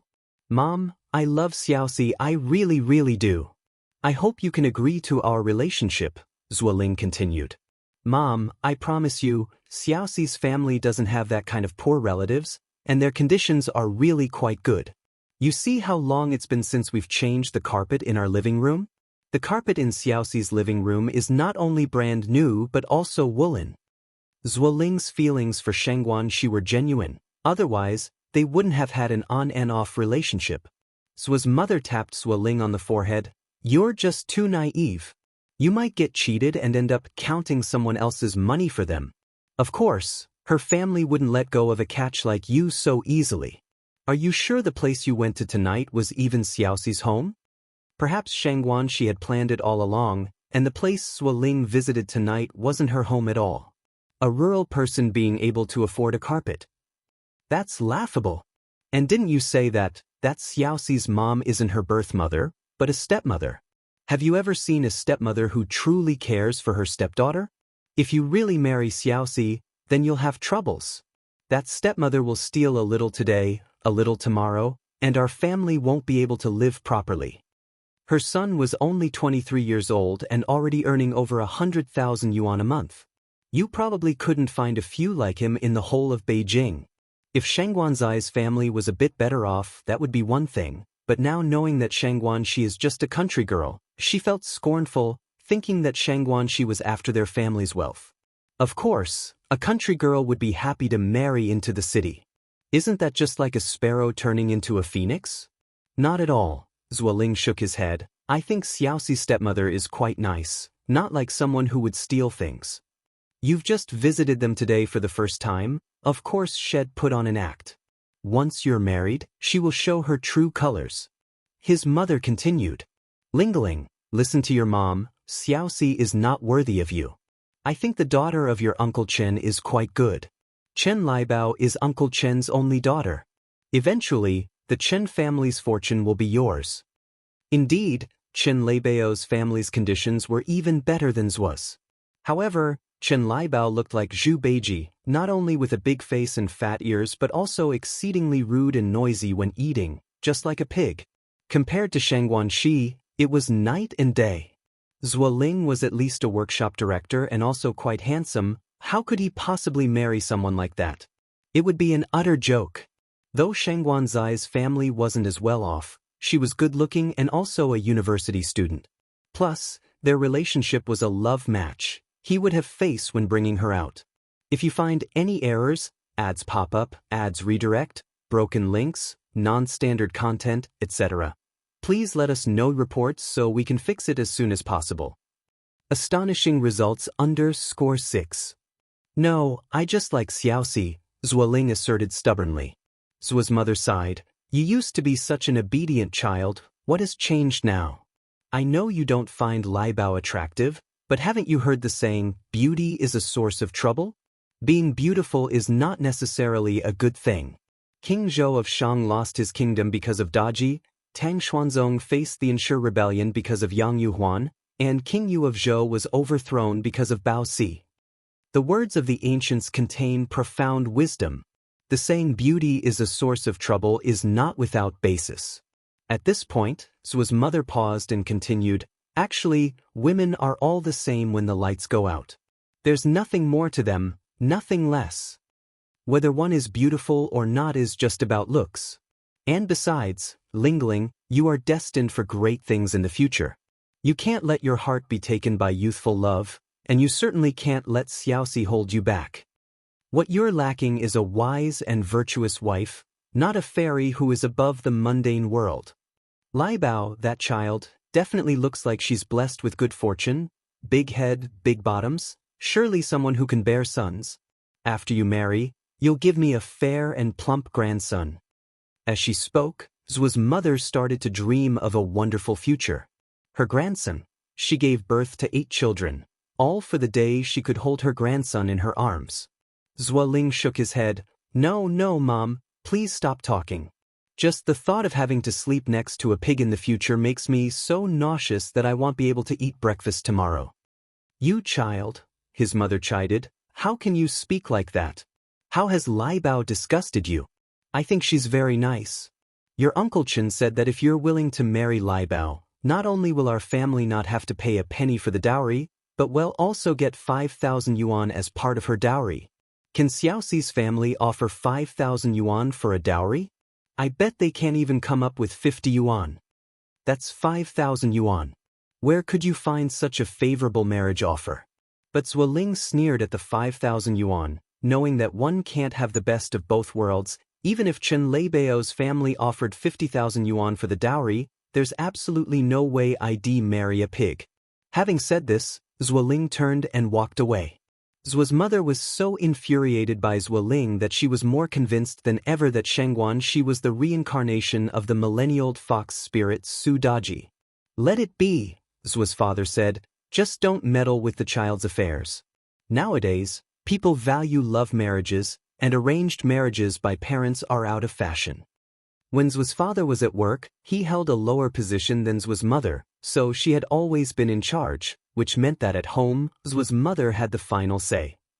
Moreover, Zhu's mother didn't have any preference for sons over daughters. The reason she had 8 children was to prove her worth. Because a life without a son was considered incomplete. A daughter married off is like water splashed out. No matter how many daughters you have, they can't compare to having a son. Zhu's mother continued, our Lingling is too outstanding. Who knows how many girls out there have their eyes on him? I calculated everything but never expected Shangguan to be from the countryside. If I had known she was from the countryside, I would never have agreed to it when Lingling first brought it up. That girl is too scheming, hiding her rural background and deceiving us for so long. She should have mentioned her rural background early on. What is this, if not deceit? Our Lingling is a dragon roaming the heavens, and she is just a sparrow that aspires to transform into a phoenix. It's too unsightly. Zhu's father turned the page of the newspaper in his hand and replied, following his wife's thoughts, I also think Lai Bao is a decent child. The Chens are still young and can at least provide support for them for over a decade. If our Lingling marries Lai Bao and they have a chubby baby boy, the good days are still ahead. Meanwhile, at the Ni family's home, Ni Cuihua and Shangguan Dehui were sitting on the bed, also talking about Shangguan Shi. As a stepmother, there were some things Ni Cuihua felt awkward to speak out directly. She could only convey her thoughts to Shangguan Dehui. Dehui, although Xiaoxi seems to have a mild temperament and doesn't usually show much temper, she actually has a rebellious streak deep inside. You have to talk to her about Zhu Ling properly, but also don't push her too hard. Beware of the extreme rebound effect. Even though Shangguan wasn't born to Ni Cuihua, through the days spent together, she had come to understand Shangguan Zai's nature very well. Shangguan Dehui nodded. I know, don't worry. Actually, Shangguan was very much like the late Su Fun. Su Fun had known that Shangguan Dehui had someone else in his heart, but she had still married him disregarding everything. Shangguan was also troubled, tossing and turning in bed, unable to sleep all night long. She couldn't figure it out. Zhu Ling's qualifications were so outstanding, why couldn't her family see his worth? As a result, when Shangguan got up the next morning, 2 dark circles had formed under her eyes. Sister Xiaoxi, didn't sleep well last night? Ni Yang greeted her at the dining table. Shangguan nodded. Here, take this. Ni Yang fished a pink sugar pill from her pocket. What's this? Ni Yang said with a smile, it helps relieve fatigue and lighten dark circles. Hearing about the beneficial effects of the sugar pill, Shangguan immediately took it and swallowed. Thank you, Yang, otherwise I wouldn't have been presentable today. After a while, Ni Cuihua came over with breakfast. At noon, Ni Yang received a phone call from the hospital. After hanging up, Ni Yang found Ni Cuihua. Mom, I have something to tell you now. You need to be prepared emotionally. Is it about the paternity test? Enai Tsuehua asked. Yes. Enai Yang nodded. Mom, Yenyun is our second sister. Crash. The vase in Enai Kuihua's hand dropped to the floor, shattering, and with tears in her eyes, she said, Really, is it true? It's true. Enai Yang hugged Enai Tsuehua. Mom, we found our second sister. We found her. We found her. Enai Tsuehua cried tears of joy. Although they had found the person, Enai Tsuehua was still faced with a dilemma. Whether to acknowledge her or not. Currently, without acknowledgement, they still had a kinship with the Wu family. If they burst this bubble, what if they couldn't even remain relatives? After all, the Wu family had raised Wu Yenyun for 17 years, from a helpless little baby to a graceful young lady. No one knew how much heart and soul the Wu parents had poured into her. If they were to acknowledge her now, would the Wu parents forgive them? Would Wu Yenyun forgive them? In the evening, everyone gathered to discuss this issue. The elderly Mr. Zheng and Mrs. Zheng said, We definitely must acknowledge her. No matter what, that child is our Zheng family's blood. If you find any errors, ads pop up, ads redirect, broken links, non-standard content, etc., please let us know reports so we can fix it as soon as possible. Complete outbreak. Shengguan Lady and Shengguan Dehui also suggested making the recognition. After all, they were talking about her own flesh and blood, and besides, Enai Tsuehua had not intended to abandon Wu Yenyun in the first place. Yang, what do you think? Jing Patriarch looked towards Enai Yang. Though young in age, Enai Yang was not lacking in experience, and her opinion was always sought in major family matters. Enai Yang said, Of course we need to recognize her. After all, Yenyun is also a member of our family. But this matter can't be rushed, it needs to be approached gradually.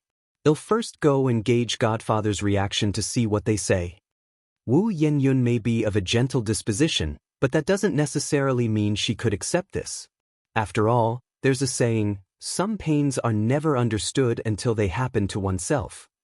The person who was abandoned was Wu Yenyun, and the person who was almost sold was also Wu Yenyun.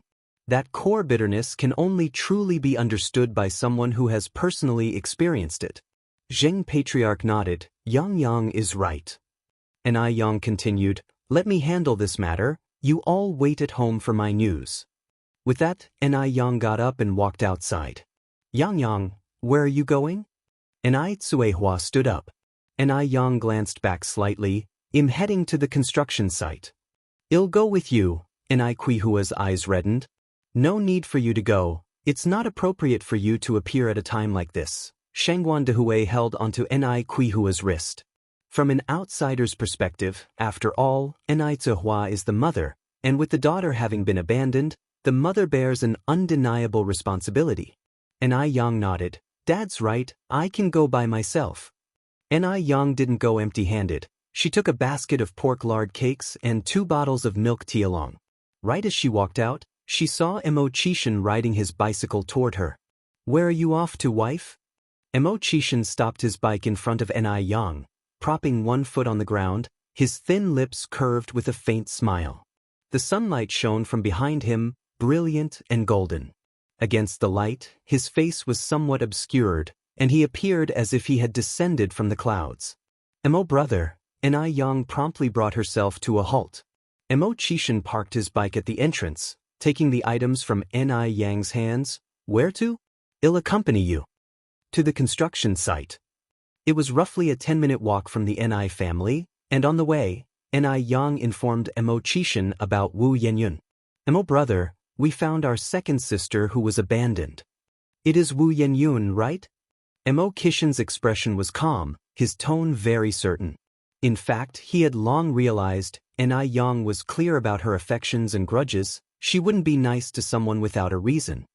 After all, there are many poor people in this world, and if one were to extend a helping hand to each one, who would have so much energy? Awesome! Enai Yang extended her thumb to Emo Chishan. That's right, Emo Chishan said with false arrogance. If I weren't so impressive, would I have a beautiful wife like you? Your skin is too thick. As she spoke, Enai Yang continued, I'm going to discuss this matter with Godfather now. What do you think his reaction will be? Emochishan squinted his eyes. Our Godfather is an honest person, and you've helped his family so much. Though he may be surprised, I think he surely won't make things difficult for you. If it weren't for Ni Yang, Wu Yenyun would now have been sold off to the Wu family, and the whole Wu family would not be able to live the life they have today. Ni Yang nodded. I think your analysis is very accurate. Before long, they arrived at the construction site. Over 1 month had passed, and the construction site had changed considerably. The brick walls were already 2 levels high. Ni Yang and Emochishan distributed the pork lard cakes and milk tea to everyone. In this freezing weather, biting into a soft pork lard cake followed by a sip of warm milk tea warmed the heart and stomach, a most exquisite comfort. The workers had been at the construction site for so long and had never encountered such generous homeowners. Mo Chishan knew Ni Yang had something to say to Wu Jinshu, so he took some cigarettes and went to distribute them among the workers. Ni Yang, with food in hand, found Wu Jinshu. Yang, you really don't need to be so polite. We've already had our fill at lunch. With Ni Yang being so courteous, Wu Jinshu felt somewhat embarrassed. These days the Ni family nearly sent food over every afternoon, but sometimes it was Grandmother Zheng and Patriarch Zheng and Lady Shangwan who came. Ni Yang was busy and couldn't possibly come every day. Ni Yang smiled. Everyone's working hard, and the weather's so cold. Eating something is a good way to warm up. After speaking, Ni Yang added, Actually, Godfather, there's something else I need to talk to you about. If you find any errors, ads pop up, ads redirect, broken links, non-standard content, etc., please let us know reports so we can fix it as soon as possible. Total outbreak. _2. Hearing that Ni Yang had something to say, Wu Jinshu immediately put down his teacup, as he had never treated Ni Yang like a child. Yang, go ahead. Ni Yang continued, This is about Yenyun. Yenyun? Wu Jinshu asked anxiously, Yang, is that child causing you trouble? No. Ni Yang shook her head, getting straight to the point. Godfather, actually, Yenyun is my sister. Wu Jinshu smiled and said, Yenyun is already your sister, isn't she? Realizing Wu Jinshu might have misunderstood her, Ni Yang continued, Godfather, Yenyun is my full-blooded younger sister. What? Wu Jinshu was taken aback. Full-blooded younger sister? Wu Jinshu looked at Ni Yang and couldn't speak for a long while, not knowing what to say. Ni Yang then spoke of the past. Godfather, it's like this. When Ni Cuihua gave birth to Wu Yenyun that year, Ni Yang was only 1 year old. She didn't know what exactly happened, but when Mrs. Mu abandoned her 3 younger sisters and little Ni Yun, Ni Yang already had memories. At that time, Ni Cuihua simply had no ability to resist. If it weren't for the fact that the first child couldn't be abandoned, she too would not have escaped Mrs. Mu's clutches. Wu Yenyun had her own hardships, and Ni Cuihua had hers. Wu Jinshu's eyebrows were deeply furrowed as he listened to Ni Yang.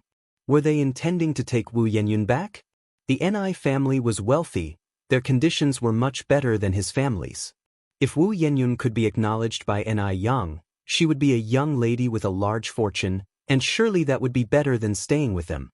But Yenyun was, after all, the daughter they had raised with their own hands. He couldn't bear to let her go. He truly couldn't bear it. Ni Yang seemed to perceive Wu Jinshu's thoughts and went on, Godfather, rest assured, I'm not here to take Yenyun away. It wasn't easy for you and Godmother to raise Yenyun to this age. The grace of upbringing is greater than heaven. No matter what, you are Yenyun's parents. Ni Yang wasn't the kind of person without a conscience.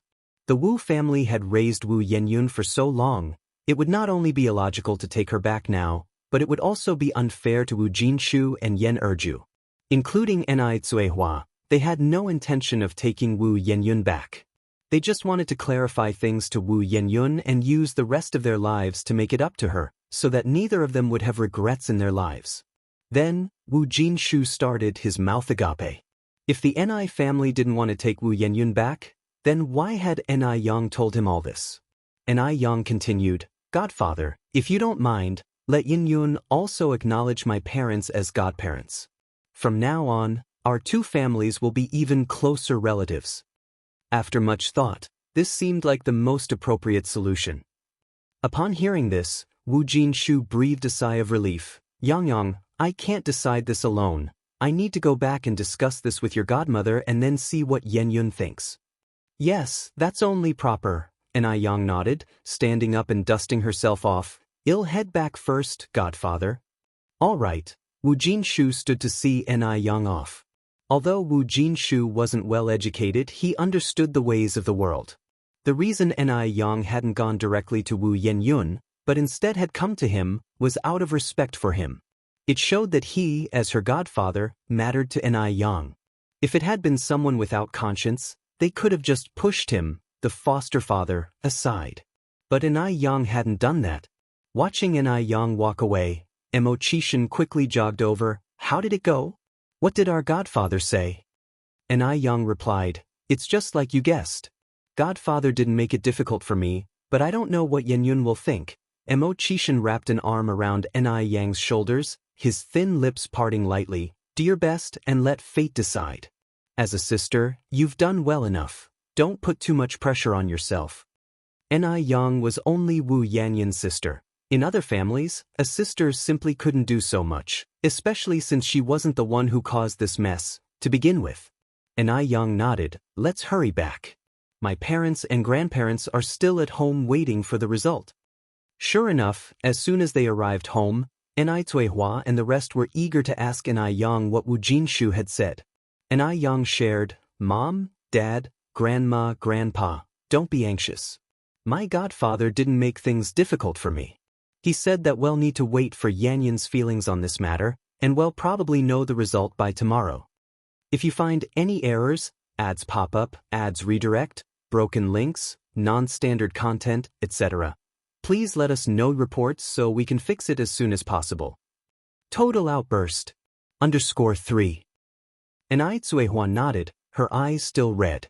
Lady Shangguan said, I see that Yenyun is quite gentle and sensible. I think she will definitely understand you, Daya. Don't worry. Wu Yenyun seemed like a child with no temper, gentle and honest. Not the kind who would unreasonably stick to his guns. Lady Zheng agreed. I think my in-law is right. Wu Yenyun had visited the Ni family a few times, and now thinking back, Lady Zheng felt that Wu Yenyun's temperament was very much like Zheng Suyu's. On the other hand, Shangguan she had been preoccupied all day. Zuoling noticed her distraction and asked when they were returning to the dormitory after work, Xiaoxi, what's wrong with you today? Are you feeling unwell? Shangguan she smiled and said, it's nothing. Thinking of her family's advice, Shangguan she added, Zuoling, there's something I want to talk to you about. Go ahead. Shangguan she spotted a small restaurant on the roadside. Let's go there and talk while we eat. Okay, Zuoling nodded. The small restaurant was very simple. The two of them ordered 3 dishes and 1 soup for just 8 yuan. As they ate and talked, Shangguan she asked, Zuoling, do you hope your future child is a boy or a girl? When Shangguan she suddenly asked this, Zuoling was stunned for a moment. Then he smiled and said, boy or girl, I like both equally. Didn't the great man say that men and women are now equal? Hearing this, Shangguan she breathed a sigh of relief. She knew Zuoling wasn't biased in favor of boys. Xiaoxi, why would you suddenly ask that? Zuoling looked up at Shangguan shi. Tell me, are you thinking about having children with me? Cough. Shangguan she choked on her soup, tears streaming from her eyes. Xiaoxi, are you all right? Zuoling quickly stood up to pat her back. Take it easy, no one's rushing you. I was startled by you, all right? Shangguan she rolled her eyes at Zuoling, her face turning red. Who said I want to have children with you? Zuoling laughed. If not with me, then who else would you want to have them with? Shangguan she pushed him lightly, straightened her expression and said, Zuoling, be serious. I'm talking about something important here. Who says I'm not being serious? I am very serious and solemn. Zuoling continued, Xiaoxi, we are not young anymore. I met your parents yesterday. When can we get our marriage certificate? Then we can have a bunch of kids. A bunch? Shangguan she widened her eyes. Zuoling, family planning is so strict now. And you still want a bunch? Zuoling slapped his forehead. Right? Right, I forgot. I thought it was still my parents' era where you could have as many children you want. Xianxia continued, I have a question for you, and you must answer me honestly. Aha, Zuoling nodded. Ask away, I guarantee no secrets at all from you, or may lightning strike me dead. Did my uncle and aunt have so many children because they preferred sons over daughters? Xianxia asked. Of course not. Zuoling immediately denied. Xiaoxi, why would you think that? My parents are leaders at the factory, they are educated people, how can their consciousness be so low? Rest assured, they absolutely aren't the type who prefer sons over daughters. Whether or not his parents favored sons over daughters, Zuoling, being their son, definitely knew it clearly. As a child, while his 7 sisters ate bran and swallowed vegetables, he alone ate white rice and fine flour, having a boiled egg every morning, his sisters not even dreaming of getting a piece of the eggshell. Moreover, all 7 of his sisters were illiterate. Only he graduated from university. Even now, those 7 sisters had to frequently subsidize the family, but how could he admit such a thing directly? Zuoling wasn't stupid. He and Xianxuan's relationship was at a critical juncture. What if this broke them up? He certainly didn't want to marry Chen Liebao, that pig. Really? Xianxia pressed on. If uncle and aunt didn't prefer sons over daughters, then why did they have so many children? Zuoling laughed and said, my dad was an only child and my mom had her and my aunt, just 2 people. Seeing other families with many children always seemed very lively. My parents especially envied that. So, my mom gave birth to my 7 sisters and me. Actually, there was another younger sister after me, but when my mom was 8 months pregnant with her, she accidentally fell. Medical skills weren't advanced at that time, so the baby didn't survive, and my mom was very heartbroken. After that, she never conceived again. If you find any errors, ads pop up, ads redirect, broken links, non-standard content, etc., please let us know reports so we can fix it as soon as possible. Total outbreak. _4. Zuoling made up the story about the past pregnancy. His goal was simply to make Xianxia believe him. After all, the Zhuo family had only moved to Beijing 20 years ago, and many old neighbors weren't clear about their old affairs, so even if Xianxia had the intention to inquire, she wouldn't find out anything. Xianxia nodded. Oh, I see. Zuoling continued, my mother still remembers my unborn sister to this day. Every year on Tomb Sweeping Day and the Cold Clothes Festival, she burns paper money for her. Xiaoxi, you must remember never to bring this up in front of my mother. I don't want to resurrect her grief. He knew Xianxia too well. She was simple and kind-hearted. Considering his mother, she would not ask his mother to verify this. I understand. Don't worry, I won't say anything. That's good then. As the conversation ended, Xianxia added, by the way, Zuoling, there's another thing I want to make clear to you. Go ahead, Zuoling said with a smile. I'm all ears. Xianxia said, nowadays, birth planning is so strict. If we were to get married in the future, regardless of whether our first child is a boy or a girl, I will not have a second child, and even your parents cannot interfere with our decision. If you agree, then we can continue our relationship. If you don't, then let's just end things here. Some things needed to be made clear in advance. Having been advised by her family, Xianxia didn't want to end up in an ugly dispute over such matters. This was absolutely unacceptable. Even though birth planning was strict, if one spouse could resign from work, not both being in employment would allow a second child. Besides, wasn't it a woman's duty to carry on the family line? Would a woman who couldn't bear children be brought home just to be revered like an ancestor? But of course, Zuoling would never speak these thoughts aloud. He was, for now, quite content to revere Xianxia like an honored ancestor. Xianxia was beautiful and well-educated, and they shared deep feelings. Zuoling did not want to part ways over the issue of children. People change. Xianxia, not yet married and still a young woman, was unaware of a woman's duties and mission. Perhaps after getting married, she would understand. By then, she might even be clamoring to have a second, third, or fourth child. That would definitely happen. Thinking this, Zuoling said with a smile, yes, Yes, I'll listen to you. Xiaoxi, don't worry, in the future, whatever you say goes in our family. As for children, you can have as many as you want, and if you don't want any, then we won't have any at all. Really? She looked at Zueling somewhat surprised, as she had not expected him to be so open-minded. Because her birth mother, Su Fun, had died in childbirth on the operating table, she harbored some fear of giving birth. Zueling, I'll just tell you the truth. My biological mother died from complications during childbirth, and I am actually quite afraid of giving birth, she continued. And I've heard from Xiaolin in the workshop that giving birth is incredibly painful, and that during birth, the child and feces might come out together. What had Xiaolin said at that time? Xiaolin said she lost all her dignity on the operating table.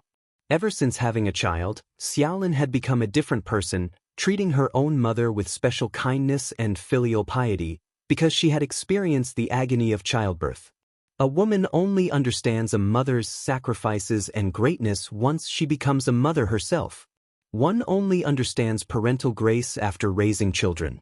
Zueling said with a smile, then let's not have children. By the way, Xiaoxi, what do your uncle and aunt, grandparents and grandmother think of me after yesterday? He knew without asking that Shengguanzai's parents must have a very good impression of him. After all, finding a man like him in Beijing was incredibly difficult. Zueling was very aware of Shengguanzai's family circumstances. Shengguanzai's father was just a teacher. How much could a teacher earn a month? At most 20 yuan? Not even as much as their family nanny maid. And her stepmother just ran a small business, the least prestigious occupation. If it weren't for his affection for Shengguanxi, he wouldn't consider marrying the daughter of a small business owner. Shengguanzai's brother worked at a bank, probably just doing menial tasks. As for that sister, except for being the top scorer in the college entrance exam, she was utterly useless. The sister's boyfriend didn't even have a proper job. He guessed that the total income of Shengguanzai's entire family might not be higher than his salary alone. If you find any errors, ads pop up, ads redirect, broken links, non-standard content, etc., please let us know reports so we can fix it as soon as possible. Chapter 1000. Total Outbreak. _5. Not only is the income low, but there's also the need to support 3 elders and a child. What money could such a family have? When encountering a golden son-in-law like him, one must definitely hold on tight. In the entire family, only he has a monthly salary over 100. Zueling felt a full sense of superiority in his heart. Shengguanxi didn't have the heart to deflate Zueling's pride and also wanted to leave a good impression of her family in his heart. She knew some things clearly herself and lightly said, "My parents have a particularly good impression of you, especially my aunt and my younger aunt. After you left, the 2 of them were still praising you." "Really?" Zueling asked. "Really?" Shengguanxi nodded. Zueling then said, "So, should we start discussing our wedding date now?" Shengguanzai's face flushed momentarily. This is not urgent. Xiaoxi, I'm already 23 this year. The 80s were not like later times. Back then, people advocated for early marriage and childbirth.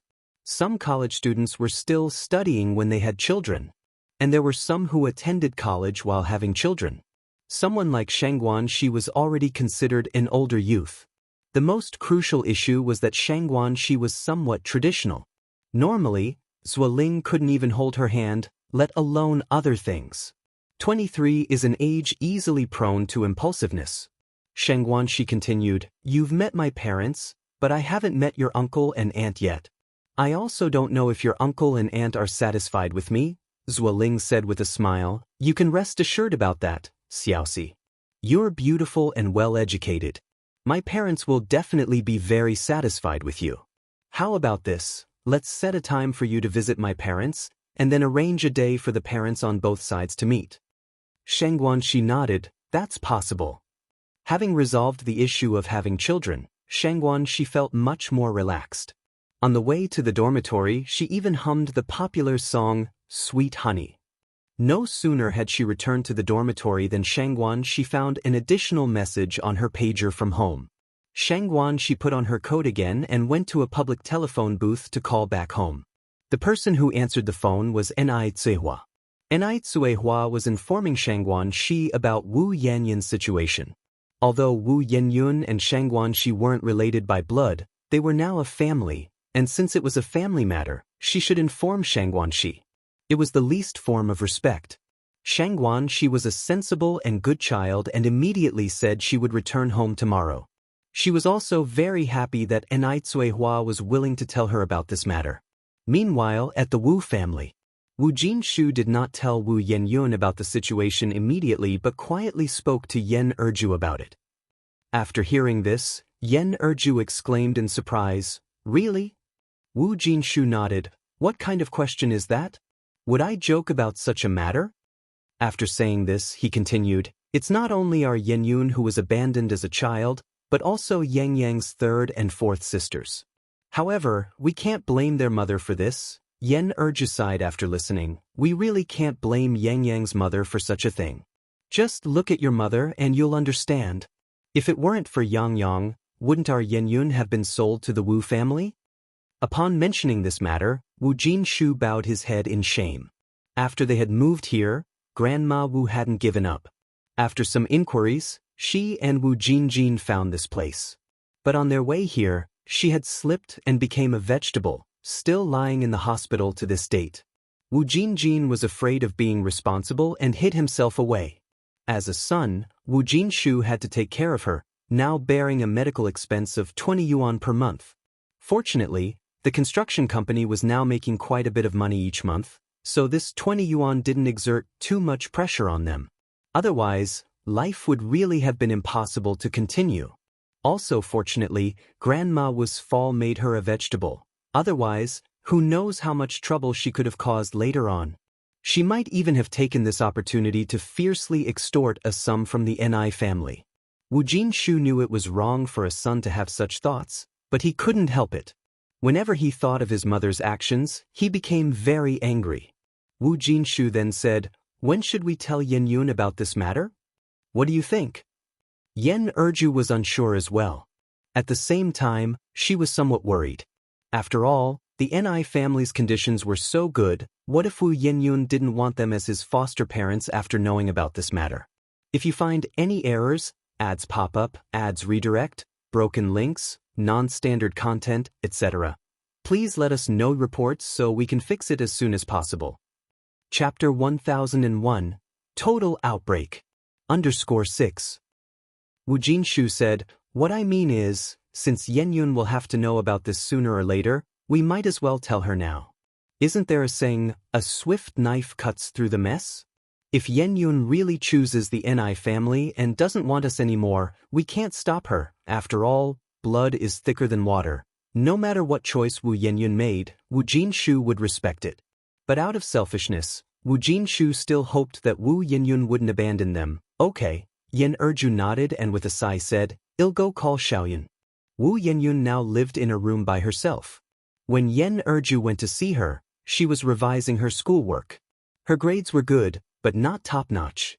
With Ni Yang as a shining example before her, she wanted to make a push as well, to bring honor to her parents. "Xiaoyun, are you studying?" Yen Erju gently pushed the door open. "Emchim." Wu Yenyun nodded. "Mom, is there something you needed from me?" Yen Erju smiled and said, "Xiaoyun, come with Mom for a moment. Your dad and I have something to tell you." "Okay." Wu Yenyun put down her pen and followed Yen Erju to the master bedroom. "Yenyun is here, have a seat." Wu Jinshu patted the sofa. Sensing something off about her parents' expressions, Wu Yenyun asked, "Mom, Dad, what is it you want to talk to me about? You seem so serious?" Wu Jinshu swallowed, carefully choosing his words in his mind. "It's not such a big deal, it's just, Yenyun, your mom and I want to talk to you about your origins. I think you should know that you are not our biological child." Upon hearing this, Wu Yenyun's eyes instantly reddened. "Mom, Dad, do you not want me anymore?" Ever since she knew about her origins, Wu Yenyun's mind had become sensitive. She feared that one day her parents might suddenly not want her. Hearing this, her heart leaped to her throat. "No, not at all. Wu Jinshu quickly shook his head to deny it. Silly child, what are you talking about? Why would your mom and dad not want you? Your parents just want to talk to you about this matter. Yen Erju added, Xiaoyun, you were raised by me, from diapers to potty training, how could I ever not want you? Don't worry, you will always be your father and mother's daughter. Wu Yinyun wiped her tears. Then, why are you bringing up this issue all of a sudden? Something felt off about it all. Yen Erju sighed and continued, Xiaoyun, your biological mother had no choice but to abandon you, and I hope you won't hold it against them. Wu Yinyun blinked, then said, Have they come looking? Yen Erju nodded. Learning that her blood relatives had found her, Wu Yinyun couldn't describe what she was feeling. Her mind went blank. They didn't want her, did they? So why were they looking for her now? What kind of desperation had led them to give up their own flesh and blood? Mom, you and Dad just ignore them. Wu Jinshu continued, Yen, aren't you even a little bit curious who they are? I'm not curious. Besides, there wasn't anything to be curious about. Yen Erju said, Xiaoyun, your biological mother really had her desperate reasons, and I hope you can forgive them. Wu Yinyun stayed silent. Yen Erju continued, Xiaoyun, actually, Yang is your sister, and Yang mom is your biological mother. At these words, Wu Yinyun felt as if something in her mind exploded with a bang. She never dreamed that Enai Zihua was her birth mother. That Enai Yang was her biological sister. She remembered the first time she saw Enai Yang. That day, Enai Yang wore a beautiful and tidy cheongsam, like a young miss from a wealthy family stepping out of a novel, observably untouchable. At the time, she wondered how there could be someone so beautiful in the world. Not only was she beautiful, but she also had such good fortune. Back then, she wore patchwork clothes, looking destitute like a beggar, struggling even for 3 meals a day. The first time she met Enai Zihua, the scene was much the same. Enai Zihua lived in a glittering, grand villa, surrounded by a cluster of servants, and she was dressed worse than the servants. Now, they had come to tell her that Enai Zihua was her birth mother. The irony of it all was just too much. Wu Yinyun couldn't accept it. She simply couldn't. No. Mom, you're lying to me. They're not. They're not. Wu Jinshu sighed. Yen, your mom isn't lying to you. Yang really is your sister, and Yang's mom is indeed your birth mother. Yenyun, our family situation isn't as good as theirs. If you want to go to the Enai family, your mom and I won't stop you. After all, it wasn't Yang's mom's intention to lose you. No. I won't go to their house. Dad, Mom, I am forever your daughter. I don't want to leave you. Wu Yinyun hugged Yen Erju tightly. Mom, don't send me away. Even if the Enai family owned mountains of gold and silver, she wouldn't go. Her home was here forever. Tears welled up in Yen Erju's eyes. How could your dad and I send you away? We won't. Knowing that Wu Yinyun didn't want to leave, Yen Erju also breathed a sigh of relief.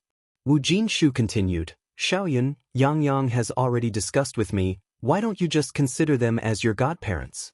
That way, you'll have an extra set of parents who care about you. Is this what Sister Yang suggested? Wu Yinyun looked at Wu Jinshu. Wu Jinshu nodded. Yes. I disagree. Wu Yinyun flatly rejected. Although she had never thought of going back to the Enai family, she hadn't expected that the Enai family never even considered taking her back. Her refusal was one thing. Whether the Enai family acknowledged it was another. Were they afraid she would come back to claim the Enai family's inheritance? Ridiculous. She had ambition. She was determined to fight for what she wanted. Did she care about the Enai family's wealth? Why not? Wu Jinshu asked. Because I will never forgive them. Not in this lifetime. Wu Yinyun declared. Now Wu Yinyun had finally realized why Enai Yang had said those words to her before. Enai Yang must have known then that she was her sister. If she knew all along, why didn't she tell her sooner? Wu Yinyun suddenly felt a ludicrous sense of being toyed with. So all of this was premeditated. Xiaoyun, don't be like that. Actually, Yang's mom was also helpless. It wasn't just you who got thrown away, your third and fourth sisters were discarded too. Then why weren't Enai Yang and Enai Yun thrown away? Wu Yenyun retorted. Why was she the one discarded? As a mother, how could Enai Zuihuan not protect her own children? If she never wanted her to begin with, why give birth to her at all? Such injustice was truly unfair to her. Yen Erju continued, because Yang Yang is the eldest child. There's a saying back in our hometown that the eldest must be well raised. What about Enai Yun then? Wu Yenyun pressed on. Yen Erju choked, then said, Yunyun was also going to be thrown away, but fortunately, Yang Yang's mom and your biological father got divorced in time. Actually, Yang Yang's mom had it tough too. Then why couldn't they have divorced sooner? If they had divorced earlier, none of this would have happened. Wu Yenyun pressed on. Anyway, I can't forgive them. Mom and Dad, let's not have any more dealings with them from now on. I don't want to see anyone from their family ever again. If you find any errors, ads pop up, ads redirect, broken links, non-standard content, etc., please let us know reports so we can fix it as soon as possible.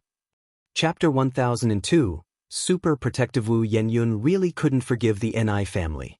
Whenever she thought about how she was the one discarded, she felt extremely uncomfortable, suffocated, a mix of complex emotions would come together, and she felt like she would explode.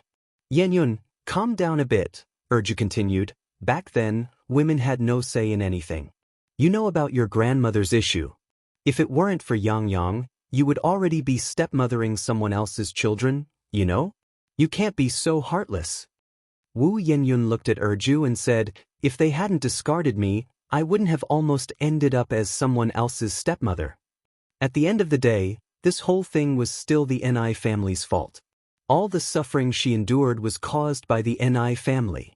Wu Jinshu said, Yenyun, back then when your grandmother wanted to marry you into the Wu family, your mom and I, we couldn't protect you, just like Yang Yang's mom faced the same situation as your mom and I did back then. Equally helpless, equally desperate. As parents, Wu Jinshu and Erju really understood Enai Zuihua. Previously, as a bystander, Wu Yenyun, upon hearing Yang Yang reminisce about the past, could also understand Enai Zuihua. But now, Wu Yenyun wasn't a bystander, she was the one who experienced it. No one knew what she had gone through over the years. She was only 18 this year, yet life's hardships had spared none on her. In the past, just to let her parents and 3 younger brothers have a bit more to eat, she often went hungry. In the winter, because she had no cotton shoes, her toes were nearly frostbitten. In her second year of high school, she was forced to drop out due to lack of money. That same year, she nearly became someone's stepmother. Given a choice, she would rather have never experienced life on Earth. Mom, Dad, stop talking, I don't want to hear it. Wu Yenyun stood up, took a deep breath. That's it, I'm going back to my room. I will never set foot in the Enai family's house again. Wu Jinshu wanted to say more but was held back by Erju, who whispered, she's furious right now, let her calm down first. Okay, Wu Jinshu nodded. Before talking to Wu Yenyun about this matter, the couple had thought of many possible outcomes, but they had never expected this one. They hadn't anticipated that Wu Yenyun would get so angry, nor that she would start to hate the people of Enai family. What should I tell Yang Yang tomorrow? Wu Jinshu was somewhat troubled. Failing to resolve this matter, Wu Jinshu felt very guilty, especially since Yang Yang had helped their family out so much. There's no other way but to tell the truth, Erju said. We can't just force Yanyun's head down and make her acknowledge these relatives. Yenyun has been obedient all her life, it's just that she's struggling to accept this outcome right now, maybe she'll come around after a few days. This is the only option left, Wu Jinshu said helplessly. Inside the house, Wu Yenyun sat at her desk, sobbing, nearly out of breath. The air felt oppressive and suffocating. A few days earlier, when she visited the Enai family, she saw little Enai Yun being adored by the whole family, truly treated like a gem held in the palms. Little Enai Yun's food and belongings were things she had never seen in her childhood. Especially the 3 old folks, who spoiled little Enai Yun to the extreme, giving him whatever he wanted, even sterilizing his eating utensils with hot water. He's already nearly 3 years old and still drinking milk, and her? She didn't even have breast milk as a child. It was Erju who fed her rice water. Because of the lack of nutrition in rice water, Her immune system was much weaker than her peers, making her prone to catching colds. Above, Yang Yang outshined her, becoming the national top scholar, basked in endless glory. Below, little Yun lived a better life than hers. Even though they were sisters from the same mother, why did she taste all the bitterness of life while they lived so well? It was better not to think of these things, but when she did, she felt incredibly wronged, incredibly hurt. But why was she the one discarded? What kind of mother doesn't raise her child? She wouldn't forgive them, never would. The next day, early in the morning, Yang Yang was already waiting at the village entrance. In the early winter morning, a thick white fog filled the air, visibility was barely 1 meter, and even Yang Yang, whose senses were extremely sharp, couldn't see through the heavy fog. After a long wait, she finally saw Wu Jinshu leading workers towards her. Godfather. Yang Yang, Wu Jinshu's face looked rather unpleasant. Yun Shi, if you find any errors, ads pop up, ads redirect, broken links, non-standard content, etc. Please let us know reports so we can fix it as soon as possible. Chapter 1003, Super Protection of Companions _2. Seeing the look on Wu Jinshu's face, Yang had already guessed the outcome of the matter. In fact, Yang had been mentally prepared for this. From the perspective of a child who had been abandoned, Yang could also understand Wu Yenyun. Godfather, does Yenyun not want to forgive us? Wu Jinshu succinctly relayed last night's events to Yang.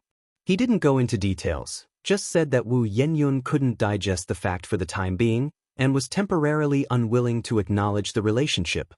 I'm sorry. Don't worry, your godmother and I will try our best to persuade Yenyun. That child might just need some time to come around, Wu Jinshu said, believing that Wu Yenyun was just emotionally upset for now, since she had always been sensible from a young age. As long as she could understand this, it would be fine. Yang gave a faint smile. Godfather, you don't need to apologize.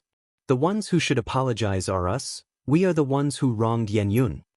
No matter how you put it, the one who had been abandoned was Wu Yenyun. It was normal for her to feel aggrieved and angry. After bidding farewell to Wu Jinshu, Yang returned home and recounted the situation to her family. Upon hearing the news, both Mr. and Mrs. Zheng, the elders, looked disappointed and put down the things in their hands. These were gifts they had prepared for Wu Yenyun, originally planning to visit the Wu family today. They hadn't expected Wu Yenyun to refuse to recognize them. Hua sighed deeply, guiltily saying, "It is my fault, I owe that child an apology." Hua felt deep remorse for the child she had not even held once after birth.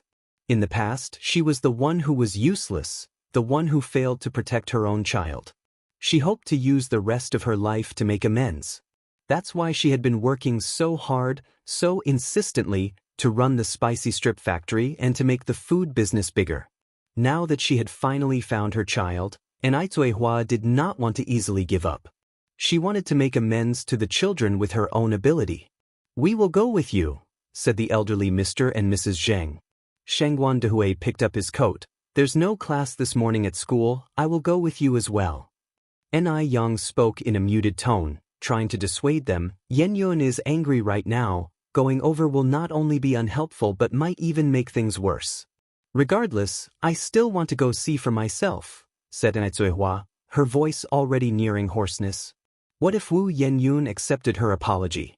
Hua was determined to go, and Yang had no choice but to say, "Then go, but you must prepare yourself mentally." Hua nodded. The elder Zhengs also took large and small packs of gifts and went with her, while Mrs. Shangguan stayed at home to take care of little Yun. Around 9 o'clock, Shangguan she came home. "Why is nobody at home? Grandma, where are my parents? And how is the situation with Yenyun? When are we planning the family reunion?" That would mean Wu Yenyun would be her third sister. From now on, their family would have one more member, and Shangguan she was quite happy about it. Mrs. Shangguan shook her head. "Don't even mention it, you wouldn't think Yenyun has such a temper, but she refuses to acknowledge us." From Mrs. Shangguan's point of view, Hua and Yang had been good enough to Wu Yenyun, yet Wu Yenyun seemed to be a bit unaware of her good fortune. Not recognize? Why not? It's not my parents' fault. Xianxia frowned slightly. I remember Yinyun is 17 this year, right? Yes, she is 2 years younger than Yang. Mrs. Xianxia confirmed with a nod. Xianxia continued, I remember that around this time 2 years ago, Yang already had opened over 10 noodle restaurants and milk tea shops. If they really are sisters, there shouldn't be such a big difference. Being true sisters, Xianxia couldn't help but compare Wu Yenyun with Ni Yang. Others might not know about Ni Yang's situation, but Xianxia knew everything clearly. Everything Ni Yang currently owned was earned by herself. She had never relied on anyone. This comparison made Wu Yenyun seem to pale in comparison. Mrs. Xianxia sighed. After all, she was abandoned since she was little. It's normal for her to have grievances in her heart. Perhaps she'll come around after thinking it over for a few days. Let's hope so. Xianxia shrugged her shoulders and stretched out her hand to little Ni Yun. Come little Yunyun, do you want a hug from your sister? If you find any errors, ads pop up, ads redirect, broken links, non-standard content, etc., please let us know reports so we can fix it as soon as possible. Chapter 1004, Super Protective of One's Close Ones _3. Okay. Little Ni Yun immediately reached out and hugged Xianxuan's neck. Sister Xiaoxi, Yun missed you so much. Little Ni Yun was at an age where she was sweet-tongued, charming everyone she saw, often bringing the family to laughter. As Xianxia played with little Ni Yun, she asked the Mu family's old lady about Wu Yinyun. So my parents have gone to Yanyun's home now? The Mu family's old lady nodded. Yang told them not to go, but your mom couldn't wait any longer. She said she wanted to go and apologize to Yenyun in person. Did Yang go as well? Xianxia questioned. Yang didn't go. She had things to do in the city. After saying this, the Mu family's old lady continued, don't just talk about them. What about you? How are things going with Zuoling? When are you two planning to break up? The Mu family's old lady dreamt of Xianxia breaking up with Zuoling. Grandma, what nonsense are you talking about? Zuoling and I are doing great. How could we possibly break up? With such a complex family that favors sons over daughters, you'll regret it someday if you don't break up, the Mu family's old lady declared. Hearing this, Xianxia smiled. Don't worry, Grandma. I have already figured out Zuoling's family situation. The reason Zuoling has 7 sisters is not because of preferring sons over daughters. It's because his parents like a bustling household, which led them to have several children. Besides, after Zuoling, his mother was pregnant again. Xianxia truly trusted Zuoling, so she took his words as the absolute truth. How can you be sure Zuoling isn't deceiving you? The Mu family's old lady looked at Xianxia. Only Xianxia would believe such tall tales. How many women in this world would give birth to 8 children just because they like a bustling household? Xianxia firmly said, no. Zuoling would never deceive me. The Mu family's old lady sighed again. Xiaoxi, you are too naive. Don't worry, Grandma. I promise you that Zuoling is not that kind of person. Moreover, Zuoling has assured me that if we really stay together, it doesn't matter whether it's a boy or a girl, we only want one child. Zuoling is also very open-minded and can even accept not having children. As she finished speaking, Xianxia turned to little Ni Yun. Yunyun, don't you think Sister Xiaoxi is right? Yes. Little Ni Yun nodded vigorously in agreement.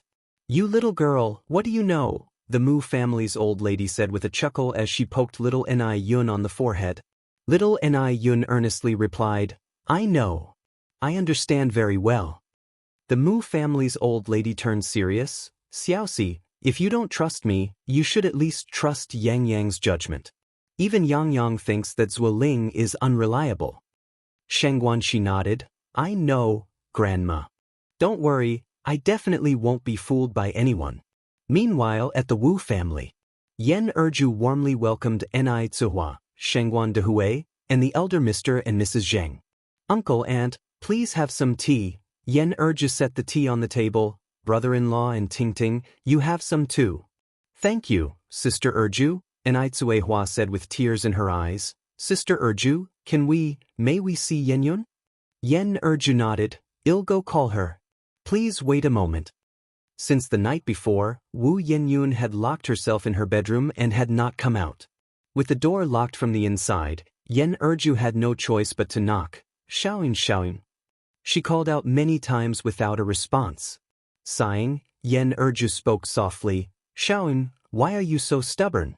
It wasn't Yang Yang's mom who abandoned you. With such a mother-in-law, she had no choice. She's just as much a victim of fate as your mother. When your grandma wanted to sell you, I was powerless too. Have you forgotten all this? Just as Yen Erju was about to give up, the door opened. Wu Yenyun was no longer as agitated as the day before and spoke calmly. Mom, do you believe everything they say? Since the Mu family's old lady is already dead, there's no one left to verify the truth. They can say whatever they want. Yen Erju replied, Xiaoyun, it's not right to think like that. I don't think Yang Yang's mom is the kind of person who would lie. To abandon one's own child is nothing. What would lying be to her? Wu Yanyun's mouth twisted with sarcasm. She said I was abandoned by the Mu family's old lady. Well, I could also say she abused the Mu family's elderly. What couldn't a person who could abandon their own child be capable of doing?